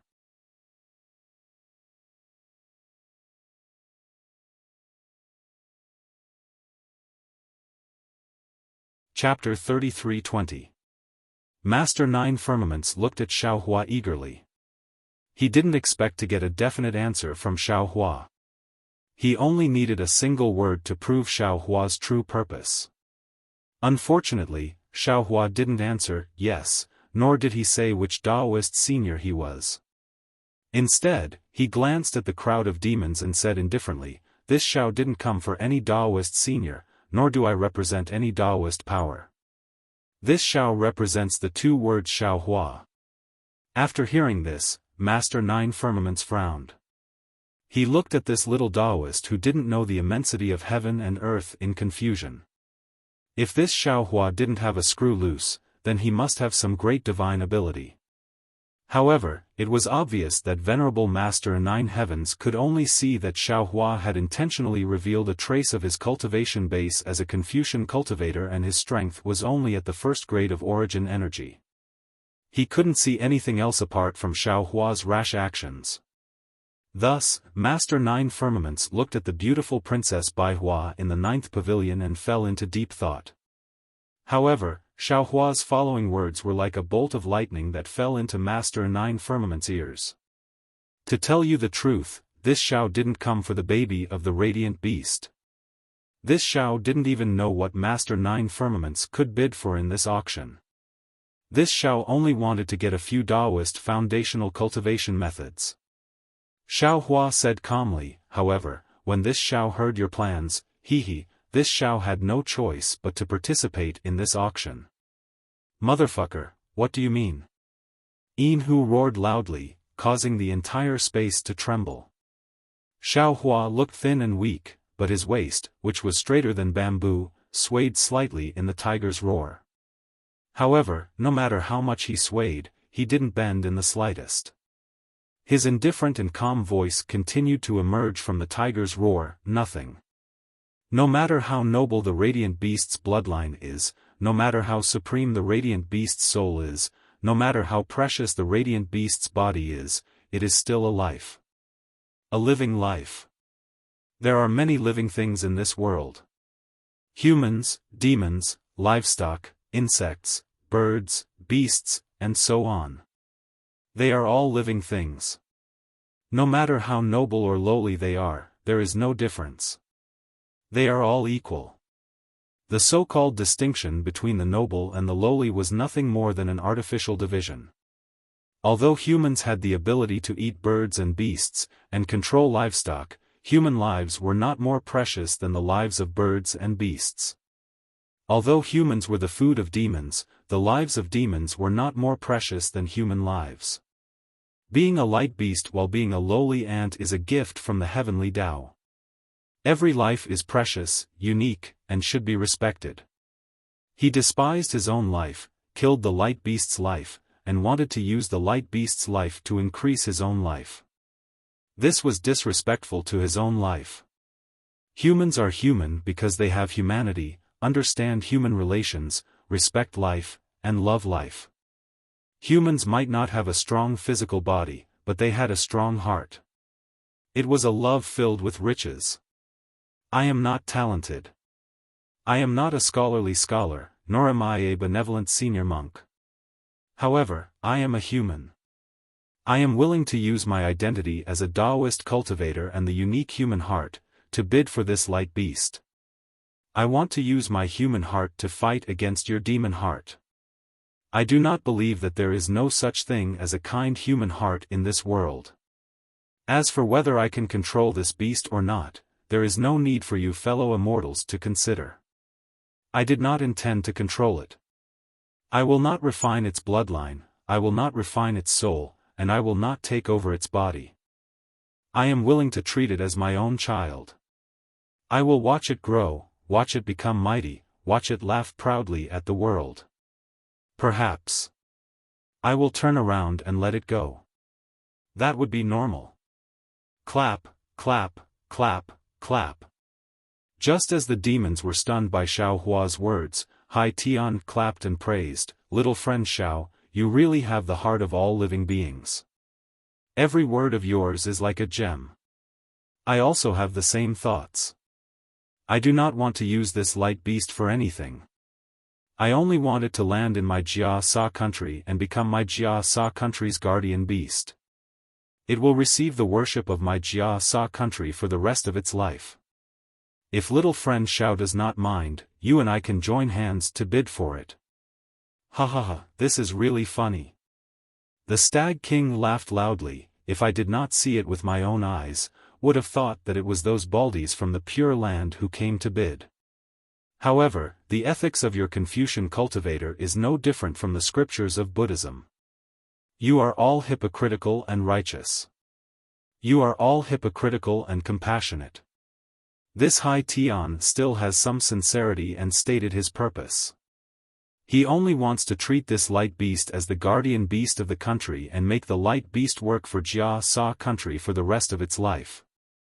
This is admittedly much better than having its soul refined by others, but how is it different from me and the others?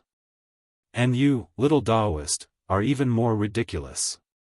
You, a human, have the qualifications to be the light beast's father? You still treat it as a child? You are really shameless. Who knows what you want to do with it? Xiao Hua's expression was the same as usual. He pointed his finger to the sky and then to the ground. He said with a smile, "What I have done, I have not let down the heavens and I have not let down the earth. There is no need for others to point fingers at me. The heavens are the heavens and the earth are the heavens. No one has the qualifications to make an oath. And I, Xiao, under the heavens, have no need to make an oath to others. Even if you win the bid, can you walk out of Bronze Pillar country?" Although Master Nine Heavens was angry and amused, thinking that he had met a bookworm little Taoist, he still asked with a smile. "If you don't do what you can, you are afraid. If you don't do what you can, you are brave. In this world, there are too many things that people don't do because of their fear. There are too many people like this. It doesn't matter if I am there or not. You might as well let me be a fool and do more things that I can't do." Xiao Hua did not directly answer Master Nine Heavens' words. Instead, his gaze swept across the faces of the demons and he said indifferently, "In the past, I was quite timid when doing things. I always thought about the future. Even if I had some ideas in my heart, the results would be different and things would not go as I wished. Now that I have experienced many trials and hardships, I understand that there are too many things in this world that are helpless and difficult. However, they are all tests of the heavens. If one cannot withstand this test, it will be difficult for one's heart to improve. Now, this matter. Since I have seen it, it is a test given to me by the heavens. I am willing to go against the flow, and do it." Xiao Hua's words were sonorous and powerful, and they came from the bottom of his heart. Rather than saying it to the demons, he might as well say it to himself. Unfortunately, the demons in the auction house were all strong-willed. The prince named Hai Tian was used to seeing all kinds of people. What kind of words had he not heard? They only treated these words as fodder for a joke. Ha, how funny. King Stag laughed loudly. Talking about human nature with demons like us in the Thousand Demons sacred realm? Are you, a little Daoist, hot-headed? Master Nine Heavens, what are you waiting for? I don't care about what Ian Hu said just now. But you are delaying again and again. You are actually listening to the crazy words of a little child here. If I didn't trust you, an old monster Xiaofan would have. Master Nine Heavens listened with a smile on his face, but his eyes were fixed on the light infant in the white ball of light. After such a long time, the infant was still in a frenzy. It used its hooves, head, and mouth to tear at the restrictions around it. Master Nine Heavens had never seen such a scene before. Master Nine Heavens narrowed his eyes. He rolled his eyes a few times, but did not look up. Now that he heard King Stag's rebuke, he raised his head with a smile and said, King Mulu, I am not delaying. I am just thinking that you all are determined to get it.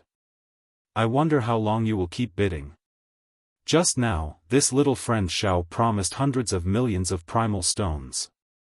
Actually, it's not as I thought. Everyone will bid a price and send me a voice transmission. Hee, old man Nine Heavens, don't even think about it. Ian Hu sneered. If that's the case, you can do whatever you want. How will others know? How about this? Master Nine Heavens retracted his gaze from the light infant and looked at the crowd. I already said before that the nine-child dragon steel will not be lent out. Since that's the case, let's see who can subdue the light infant first. Only then will they have the right to take it away. Damn it! Old monster Xiaofan was furious when he heard this. Wasn't Master Nine Heavens picking up the wisdom of others? However, it just so happened that old monster Xiaofan had nothing to say. That was because this Yahui was his to begin with. The problem was that he couldn't even subdue a Pegasus, so how could he subdue a light beast? However, seeing Ao Shuai's confidence, old monster Xiaofang's heart was finally at ease. However, his heart slowly began to bleed. How could the price of Ao Shuai's primal stones be the same as Ao Shuai's? The current old monster Xiaofan unconsciously and fiercely glared at Xiao Hua. Xiao Hua was originally his greatest trump card. However, this greatest card was still the same. However, it had already become his greatest obstacle. However, Ian Hu frowned and said reluctantly, Old man Nine Heavens, didn't you lend out the nine-child dragon steel before? Why aren't you lending it this time? I can add primal stones to it. If this light infant and the nine-child dragon steel are returned, I'm afraid I won't be able to clear my name. Master Nine Heavens didn't point it out and explained with a faint smile. Ian Hu was immediately put in a difficult position. He was the one who first aroused the suspicions of the demons towards Master Nine Heavens. Now, Master Nine Heavens' counterattack had almost robbed him of his chance to bid. Ian Hu didn't have full confidence in being able to subdue the light infant. All right. Stag King clapped his hands. How do we begin? Do we attack together, or do we take turns? Naturally, we'll attack together. Ao Shuai glanced at Stag King, then inadvertently glanced at Xiao Hua.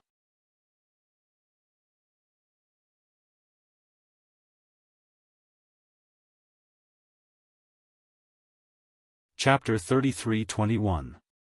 In fact, the current situation was already very clear. Ao Shuai didn't believe that Ian Hu, who had stirred up trouble, had the ability to subdue the baby light beast. He also didn't think that Hai Tian, the prince of Jia Sa Kingdom, would have a higher cultivation level than Ian Hu. If Xiao Hua didn't have Xiao Hei's help, Ao Shuai wouldn't have taken Xiao Hua seriously either. Then only the Stag King was left. Is that so? Master Nine Firmaments. Although the Stag King was speaking to Master Nine Firmaments, he also looked up at Ao Shuai. Their gazes seemed to spark in midair. I'm afraid, that's the only way.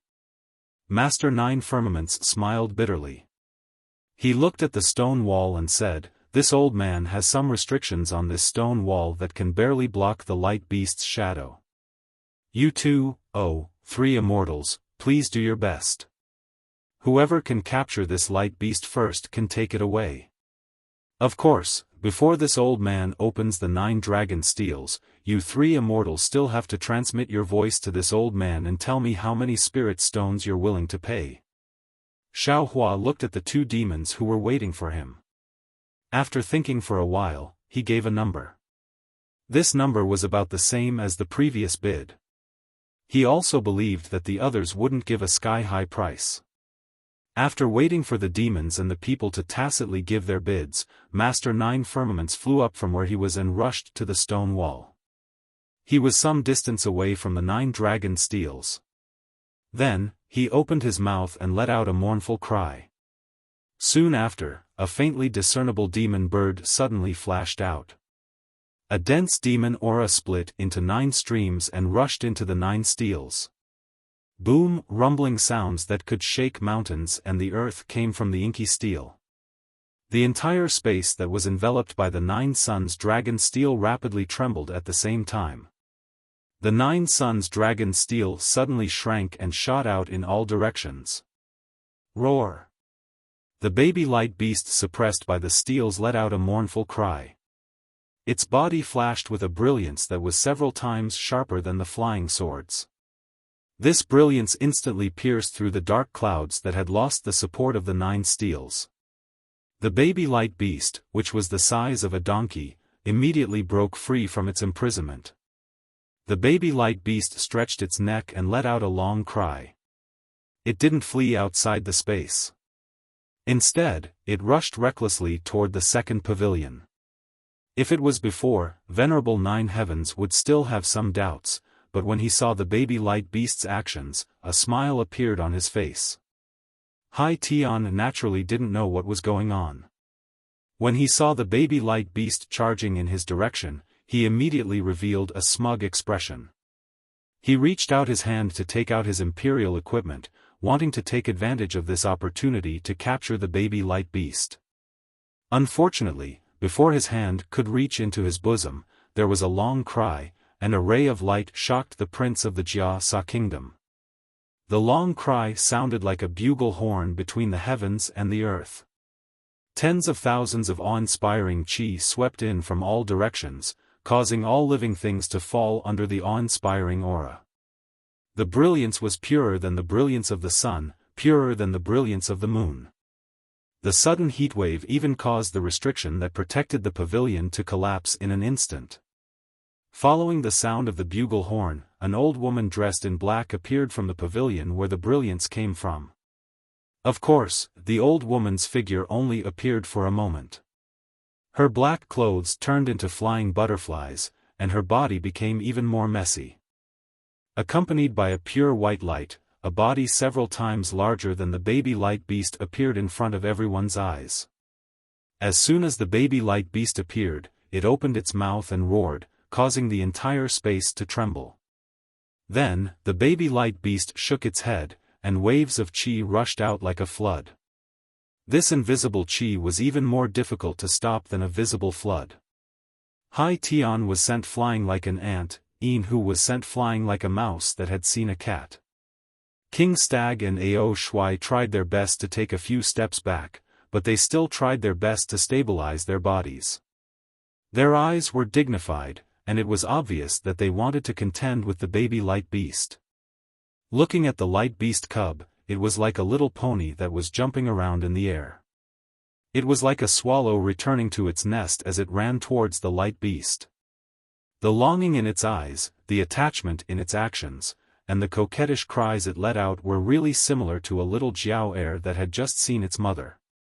Fellow immortals, if we want to capture the baby light beast, we must first capture the baby light beast. Venerable Master 9 Firmament's face was filled with joy, and he said loudly, "Don't worry, this old man has set up this auction to capture this light beast. If you can help this old man capture this light beast, this old man will give this light beast cub to you for free." As soon as Guru 9 Firmaments finished speaking, the 9 firmaments dragon steel emitted a thick black demonic fog and shot towards the auction like 9 tentacles. Damn it, we've been tricked. Hearing Guru 9 firmaments' words, both Yin Hu and King Stag were enlightened. How could they not know Guru 9 firmaments' plan? However, with the baby light beast in front of them, who could resist the temptation in their hearts? This old man will help you. The first to respond was naturally Ao Shuai. With a wave of his hand, a golden brilliance flashed, and a medallion of vital energy flew out from his hand. As soon as it appeared in the air, it immediately produced strands of immortal music. Along with the music, inscriptions appeared in the air and circled around the medallion like flying shadows. The Immortal Law Medallion? Guru 9 Firmaments almost cried out when he saw the medallion, but he suppressed the excitement in his heart and slowly uttered the words.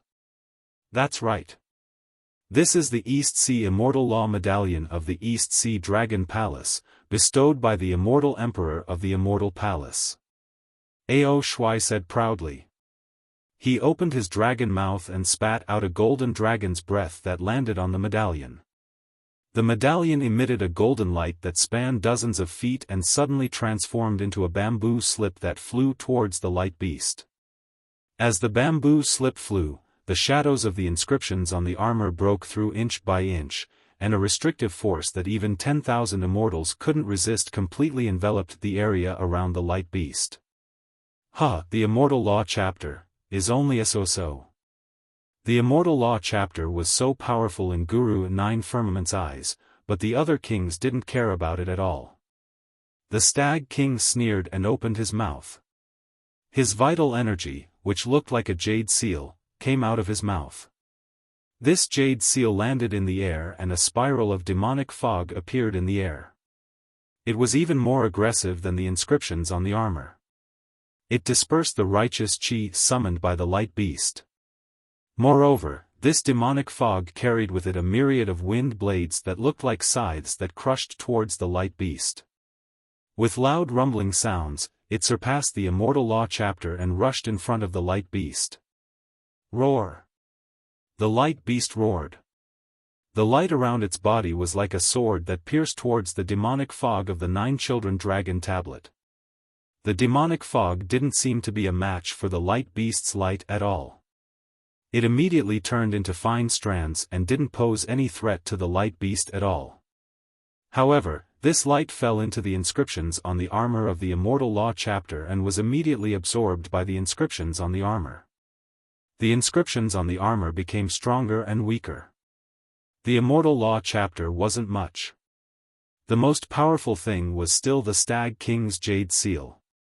Wherever the demonic fog of the Jade Seal went, the void was cut open. The light beast's light was also cut open by the wind blades of the demonic fog and turned into fireflies. Poof! The light beast kicked its hooves and countless rui and golden flowers appeared. Some of them rushed towards the light beast cub. At the same time, it opened its mouth and spat out a pure white, almost shapeless inner elixir. It crashed towards the Stag King's Jade Seal. Whether it was the Jade Seal or the inner elixir, they were both the final killing moves. However, it just so happened that the 2 most powerful weapons of destruction were the first to collide. With a muffled boom, waves of incomparable power were emitted from the 2 treasures of heaven and earth. No matter if it was the righteous aura, the monster, or the black aura from the 9 suns dragon steel, they were all destroyed by this power. Even the light beast also retreated a few steps. The Stag King even somersaulted a few times in the air and barely stood still. As for Xiaofan, under the powerful aura of the light beast, his whole body was submerged in it. It was as if he had never felt such a feeling before. Not only were his limbs weak, his whole body floated down from the air. Even his mouth and nose were unable to breathe. He was on the verge of drowning. Xiaofan was shocked and immediately used the sun shroud technique. An indescribable whirlwind stretched out from Xiaohua's body. The whirlwind accompanied the pressure released by Xiaofan and tried its best to resist the aura of the light beast. It was at this moment that Xiaohua was powerless to look around. Suddenly, a sharp, invisible wind sword quietly attacked Xiaohua's back along with the chaotic aura of the entire arena. Who? Xiaohua was releasing his pressure and was extremely sensitive to it. With a cold snort, he waved his hand and the wishful staff came out at the critical moment. With a bang, it was the tail of the wind sword. The second half of the wind sword instantly turned into a mess and was torn apart by the aura, but the first half pierced Xiaohua's back. Although Xiaohua had already tried his best to twist his body to avoid it, the wind sword still left a half-foot long and an inch-wide wound. The strange thing was that the wound did not seep out fresh blood in an ordinary manner.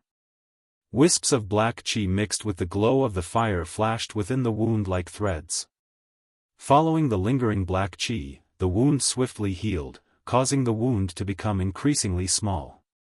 Ouch! Xiaohua did not have time to look at the origin of the wind sword. Old Monster Zhifeng's surprised voice came from there. Obviously, he saw the strangeness of Xiaohua's body. Xiaohua was furious and shouted, "Old Monster Zhifeng, you're courting death." With that, Xiaohua urged the flying talisman and waved the wishful staff in the direction of Old Monster Zhifeng. Heh. Old Monster Zhifeng might have seen Xiaohua's strange behavior, and even sensed Xiaohua's increasing pressure, but he still let out a cold laugh. He shook his arms, and an earthen yellow light flashed. A gigantic Dharma idol of a spirit rat appeared from his body. Before the Dharma idol could fully take shape, it opened its mouth, and thousands of wind swords and wind blades appeared around Xiaohua. They rained down on Xiaohua.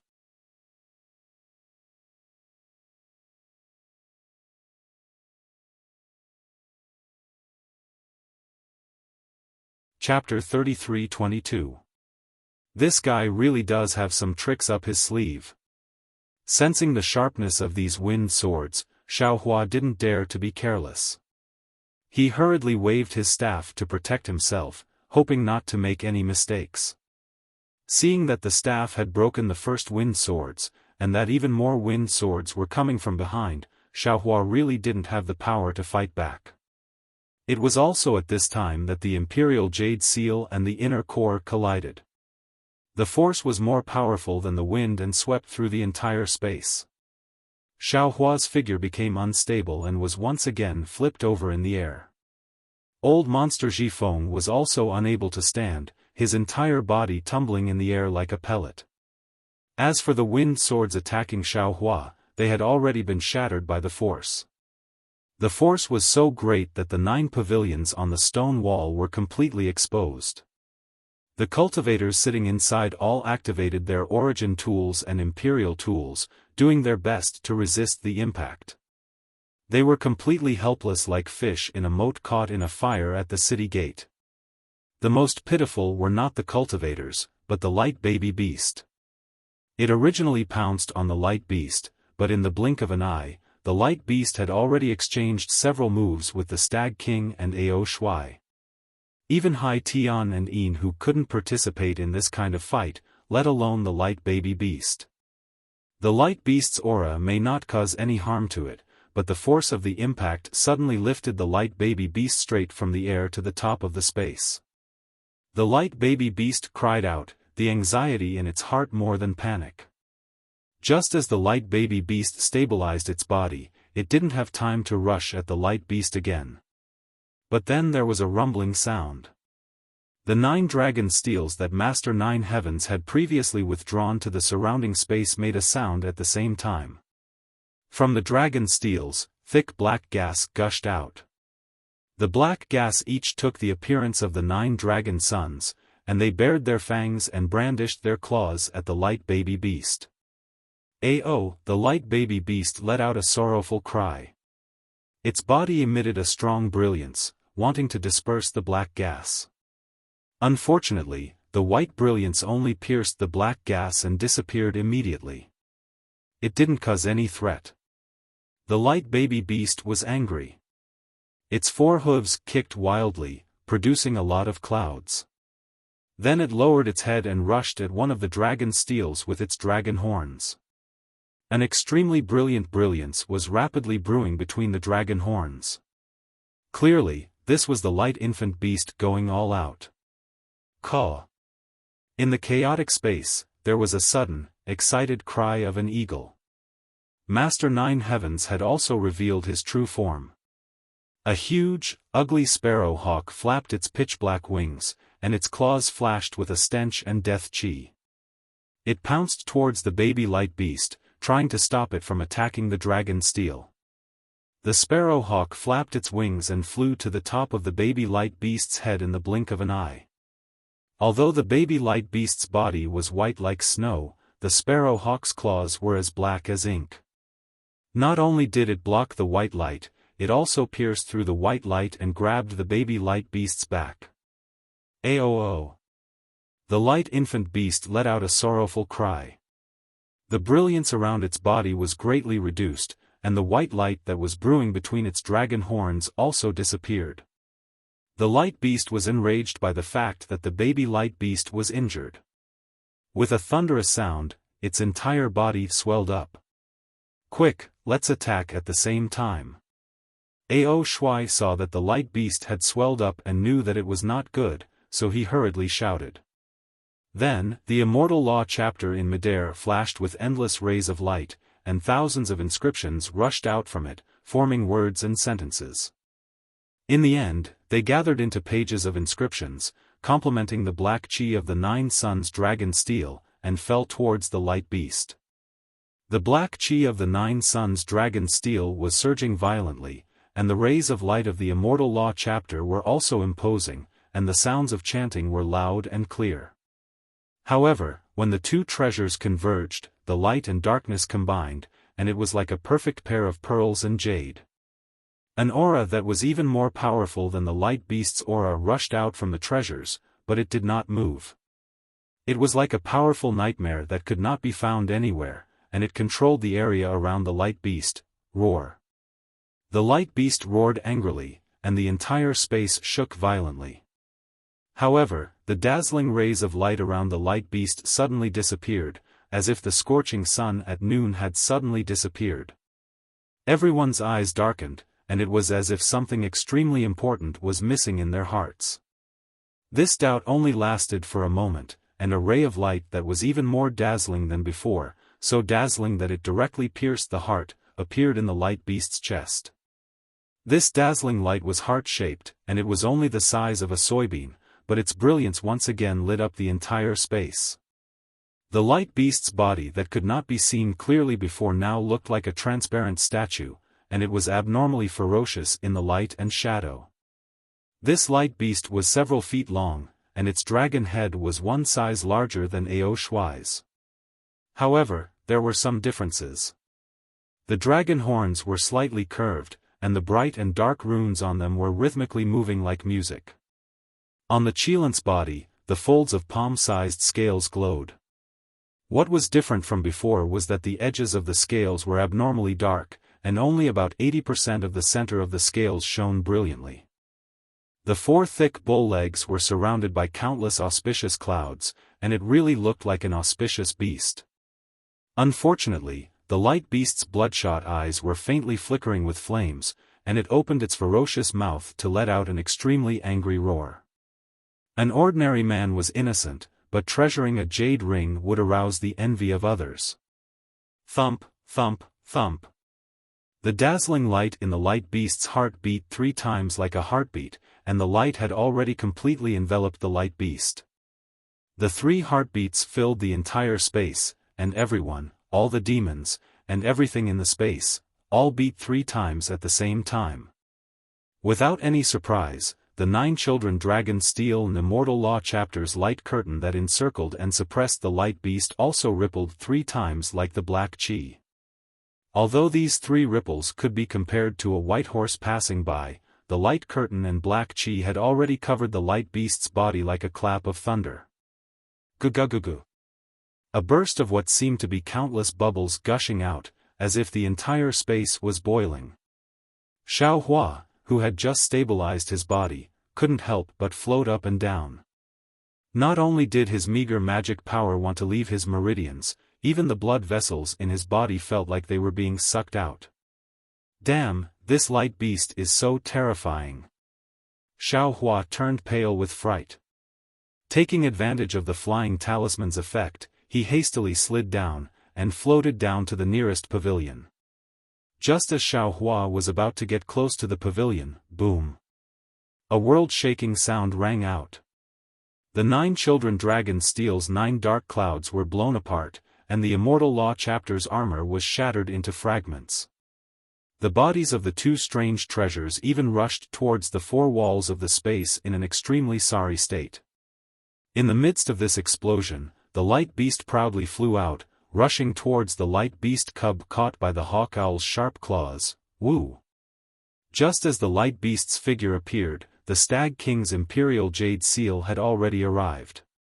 This Imperial Jade Seal had been accumulating power for a long time, and now it had already transformed into several zhang in size, completely covering the light beast.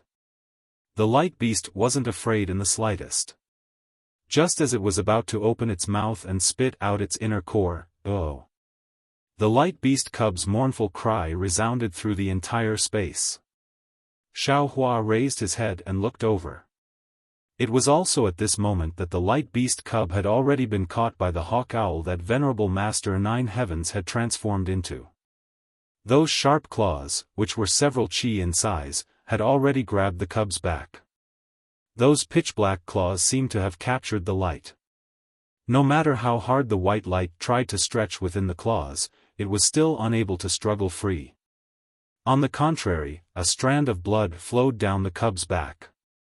Seeing this, Xiaohua's heart couldn't help but tighten.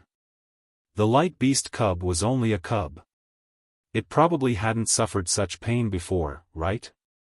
Go, at this moment, Xiaohua was unable to help the light beast. He waved his hand, and the divine power centipede immediately rushed out of the space, flying towards the hawk owl. Xiaohua couldn't bear it anymore. How could the light beast use ordinary methods? 1. The light beast's mouth opened slightly before closing. The light around its body became even brighter. Countless white runes appeared on the dragon horns on its head. Without the slightest hesitation, it directly collided with the Imperial Jade Seal. Rumble. The entire space once again emitted a deafening sound. The Imperial Jade Seal, which was several zhang in size, was sent flying at an angle. The light on the light beast's head also became slightly dimmer. However, the light beast didn't stop at all. It stomped its 4 hooves, causing the wind and clouds to surge as it rushed towards the hawk owl. The light beast was fast, but the divine power centipede was even faster. The divine power centipede had just left the space, and as if it didn't need Xiaohua's instructions, it flew towards the hawk owl that was surrounded by black qi. At first, Xiaohua was worried that the divine power centipede, which also had black qi, would be afraid of the light beast cub's light and wouldn't be able to get close. However, looking at the divine power centipede's valiant and spirited appearance, the light didn't have much effect on it. Of course, the divine power centipede was still somewhat afraid of the light beast cub's light. It attacked the hawk owl's legs. Wu, seeing the divine power centipede that was only a few chi long, the hawk owl wasn't afraid at all. It spread its wings, and a powerful tornado blew over, as if it wanted to sweep the divine power centipede away. Unexpectedly, the divine power centipede was like a boulder. Its body didn't even sway as it continued to rush towards the hawk owl's abdomen. At this moment, the hawk owl became anxious. It spread its wings, and there was actually a faint sound of wind and thunder. Crackle. The hawk owl pecked at the divine power centipede with its sharp beak. A pitch-black lightning actually rushed out from its beak and accurately hit the divine power centipede. The lightning was lingering around the divine power centipede's body. At the place where it was hit, apart from green smoke, there were also a few marks that looked like plum blossoms. The divine power centipede didn't seem to be injured. However, under the powerful lightning, the divine power centipede had no choice but to curl up into a ball. Although the divine power centipede didn't succeed, its help came at the right time. The moment the hawk owl spat out the wind and thunder, the light beast was already in front of it. Seeing that its enemy was right in front of it, the light beast didn't use any other methods. It curled up its body and rammed into the hawk owl. This collision was like a landslide. A whistling sound was heard, and the spiritual energy of heaven and earth, the righteous chi, and all other kinds of spiritual energy condensed into a pillar and rushed towards the hawk owl. The hawk owl had already prepared for the light beast's attack. However, the divine power centipede's interference just now had messed up his plan, and the light beast took this opportunity to ram into it. The hawk owl's wings sped up, and the sound of wind and thunder was heard. Countless black flames mixed with lightning flew out from its pitch-black wings. Furthermore, there was a foot-long lightning bolt that rushed out from its beak, and together with the wind and thunder on its wings, it attacked the light beast.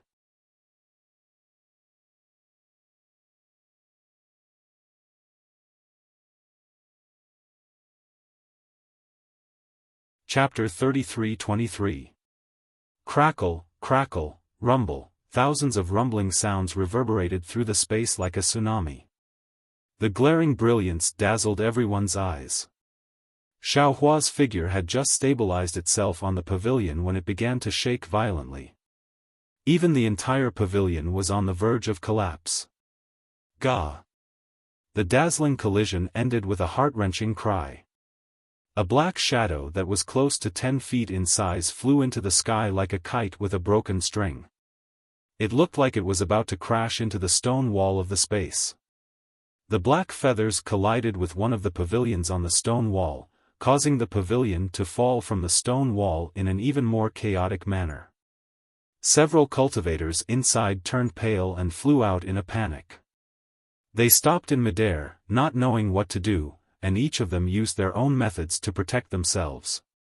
As for the black feathers that had just sent the pavilion flying, there was another crack that was about 10 feet long. Light surged from the crack and rapidly corroded Hawk Owl's body. Around the crack, the black feathers that were several feet in size scattered all over the sky. Roar! The light beast that had injured Hawk Owl didn't stop. In a spurt of energy, it let out a long roar.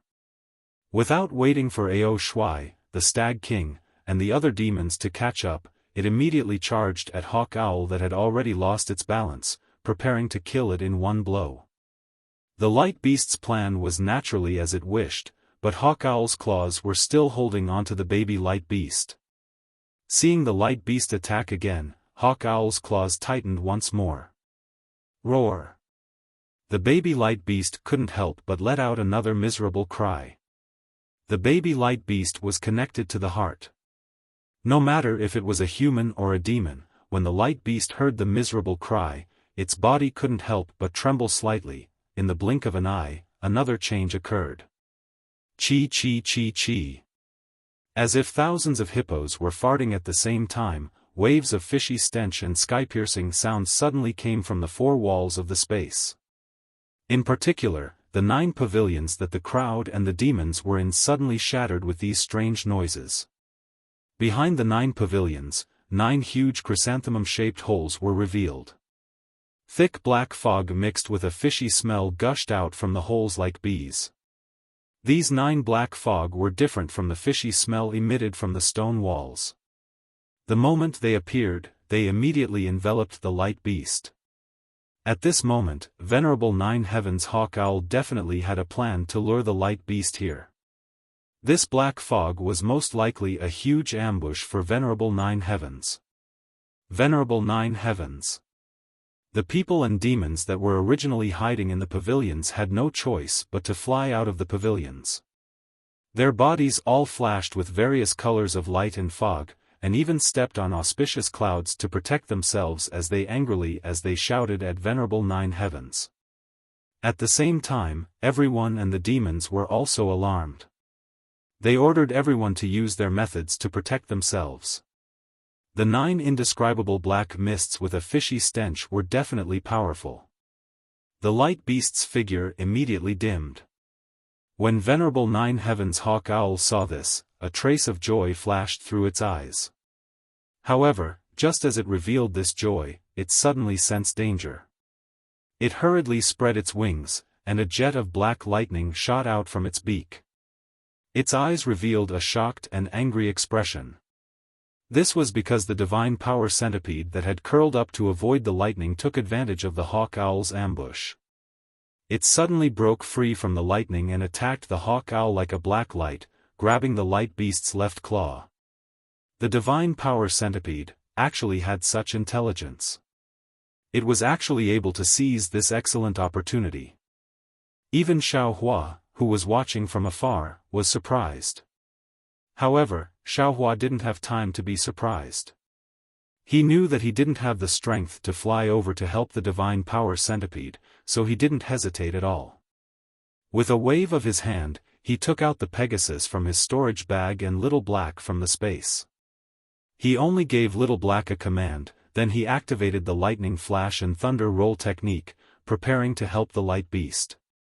Since the divine power centipede was already like this, Little Black was even more clever. It didn't fly in the direction of the light beast's cub, but landed on the Pegasus' head and commanded it to fly towards the hawk owl. The divine power centipede's speed was very fast, and it had planned to catch the hawk owl off guard. It had already hit the hawk owl's left claw when the lightning struck. There was almost no sound, but the tough hawk owl's left claw was actually smashed into pieces by the divine power centipede. The hawk owl was in great pain, and it couldn't help but let out a long cry. Its left claw loosened, and the light beast escaped from the hawk owl's left claw. After the divine power centipede succeeded, it didn't move an inch, and immediately curled up into a ball again. At this time, the hawk owl's wind and thunder had already arrived, and it hit the divine power centipede's body. With a crackling sound, thousands of lightning flashed on the divine power centipede's pitch-black body. Of course, looking at the divine power centipede's slightly trembling appearance, the lightning might not be able to hurt it at all. Unfortunately, although the divine power centipede's attack was effective, the hawk owl's right claw was still holding the light beast's cub. Furthermore, after the hawk owl's left claw was injured, it was going to attack the light beast's cub again. The light beast was still in danger. On the other hand, Little Black was commanding the Pegasus. When the Pegasus saw the hawk owl and the light beast's cub, it seemed to be hesitating. It wasn't clear if it was afraid or not. But Little Black was more resourceful than any other human or Yao. The Pegasus spread its wings, and its body emitted a light that was not inferior to the light beast's cub, and it rushed towards the hawk owl. However, even though they were fast, they were still slower than the hawk owl's left claw. The divine power centipede's attack was going to be wasted. Boom! Another loud sound rang out, and a solid pillar of light shot out from the pitch-black stench, shattering it. From the pillar of light, the light beast could be seen madly rushing out. It opened its mouth, and its nidan expanded to the size of a bucket. Like a meteorite, it flashed and disappeared in a flash. In the blink of an eye, it appeared above hawk owl's right claw. Crack, ga. A crisp sound was heard, followed by a mournful cry. The poor hawk owl was injured again. The hawk owl's right claw was shattered, so it was naturally unable to grab the light beast's cub. The light beast escaped from the hawk owl's claws, and immediately rushed towards the light beast. However, the light beast that had just escaped from the black mist glanced at the Pegasus, and even at Xiaofan in the distance. Its gaze fell on Little Black, who was on top of the Pegasus' head, and its eyes were filled with fear and shock. However, the light beast didn't have time to think. The Immortal Law Chapter, the 9-Dragon Steel, and the Imperial Jade Seal that had been sent flying earlier had already regrouped when it was trapped by the black mist. When the light beast broke through the black mist, these treasures had already surrounded the light beast once again. The light beast didn't dare to look at Little Black for too long. It suddenly turned its head, and actually looked at Xiaofan again. As if it had made a decision, a very dignified voice sounded in Xiaohua's ears, little guy, if thou can help me today, I will definitely repay thee in the future. Xiaohua's body shook. The light beast's aura was really too powerful. This simple sentence was like a bolt from the blue, shaking his ears and even his heart to rumble. Xiaohua was just about to reply, but the light beast's gaze had already fallen on the light beast's cub, and its eyes were filled with affection. Although the light beast didn't say anything, the light beast immediately stopped in midair, and its forehooves moved in a very spoiled manner. Then, as if it was playing, it flew towards the Pegasus that was flying towards it. Crack, crack, crack. How could the hawk owl allow the light beast's cub to land on the Pegasus' head? It opened its mouth, flapped its wings, and wind and thunder appeared out of thin air again. However, this time, hawk owl was not as sharp as before. Within a radius of 10 feet around him, the wind and clouds were also surging. Ka-cha-cha, bursts of green light flashed past, and streaks of lightning were like a large net, completely covering hawk owl. This time, it was even more strange than hawk owl's wind and thunder, and it was even more concentrated. Caw. The hawk owl let out a startled cry, but this cry seemed to be powerless within the millions of lightning bolts. The hawk owl was so shocked that it couldn't care less about chasing after the light beast's cub. It hurriedly reversed its wings, and its bird head was even more chaotic. One after another, lightning bolts went against the current to meet the green heavenly lightning. The 2 layers of lightning bolts each displayed their magical powers, and like 2 waves of thunderbolts, they began to make a heaven-shocking attack. Everyone, including all the demons, was shocked. They knew each other, and wanted to find out who had such a powerful ability. After all, if this lightning-attracting technique wasn't an innate magical ability, it couldn't be easily used. Now that everyone had been forced out of the pavilion, who could still keep their secrets? The concealment had been removed, and among them, there were quite a few humans and demons who had some impressions. However, after looking at it, no one could tell who had made the move. So much so that everyone's gaze was fixed on Xiaohua, who was slowly flying towards the hawk owl. Aside from the dark green color on Xiaohua's forehead, they couldn't see anything strange about him. It was as if he had nothing to do with the 2 words, thunder, and lightning, that were even more vigorous than the flood dragon in midair. Of course, even if this lightning flashing thunder rolling thunder technique wasn't used by Xiaohua, at this moment, everyone and all the demons still attributed this technique to Xiaohua. After all, other than Xiaohua, no one had stood out, and no one dared to stand out. He was different from the others. That hawk owl was even more frightened than the others. He had already discovered the difference in this lightning from the thin and tough thunderstorm. He was clear in his heart that he had set up a restriction around this stone wall, completely isolating this space from the outside world. Even if there was an expert controlling lightning here, it was absolutely impossible for him to attract the heavenly lightning from outside this space. And he himself, relying on the innate magical ability of his demon body, was able to control the heavenly lightning within this space. This was originally one of his trump cards to capture the light beast, but he didn't expect that when the battle had just begun, this magical ability that could restrain the light beast would actually be broken by someone else. Who was this someone else? There was no need to say more. Other than that Xiaohua who had always kept a low profile, who else could it be? Hawk Owl's vicious and hateful gaze couldn't help but stare at Xiaohua. A kind of indescribable feeling emerged from the bottom of his heart. He had a kind of intuition, today's matter would be exposed because of Xiaohua's appearance. However, before Hawk Owl could think more, the 2 layers of lightning had already collided. You're tuning into the Xiaofan's Wuxia Tales YouTube channel. Don't forget to subscribe and join us on this journey to catch the most captivating stories.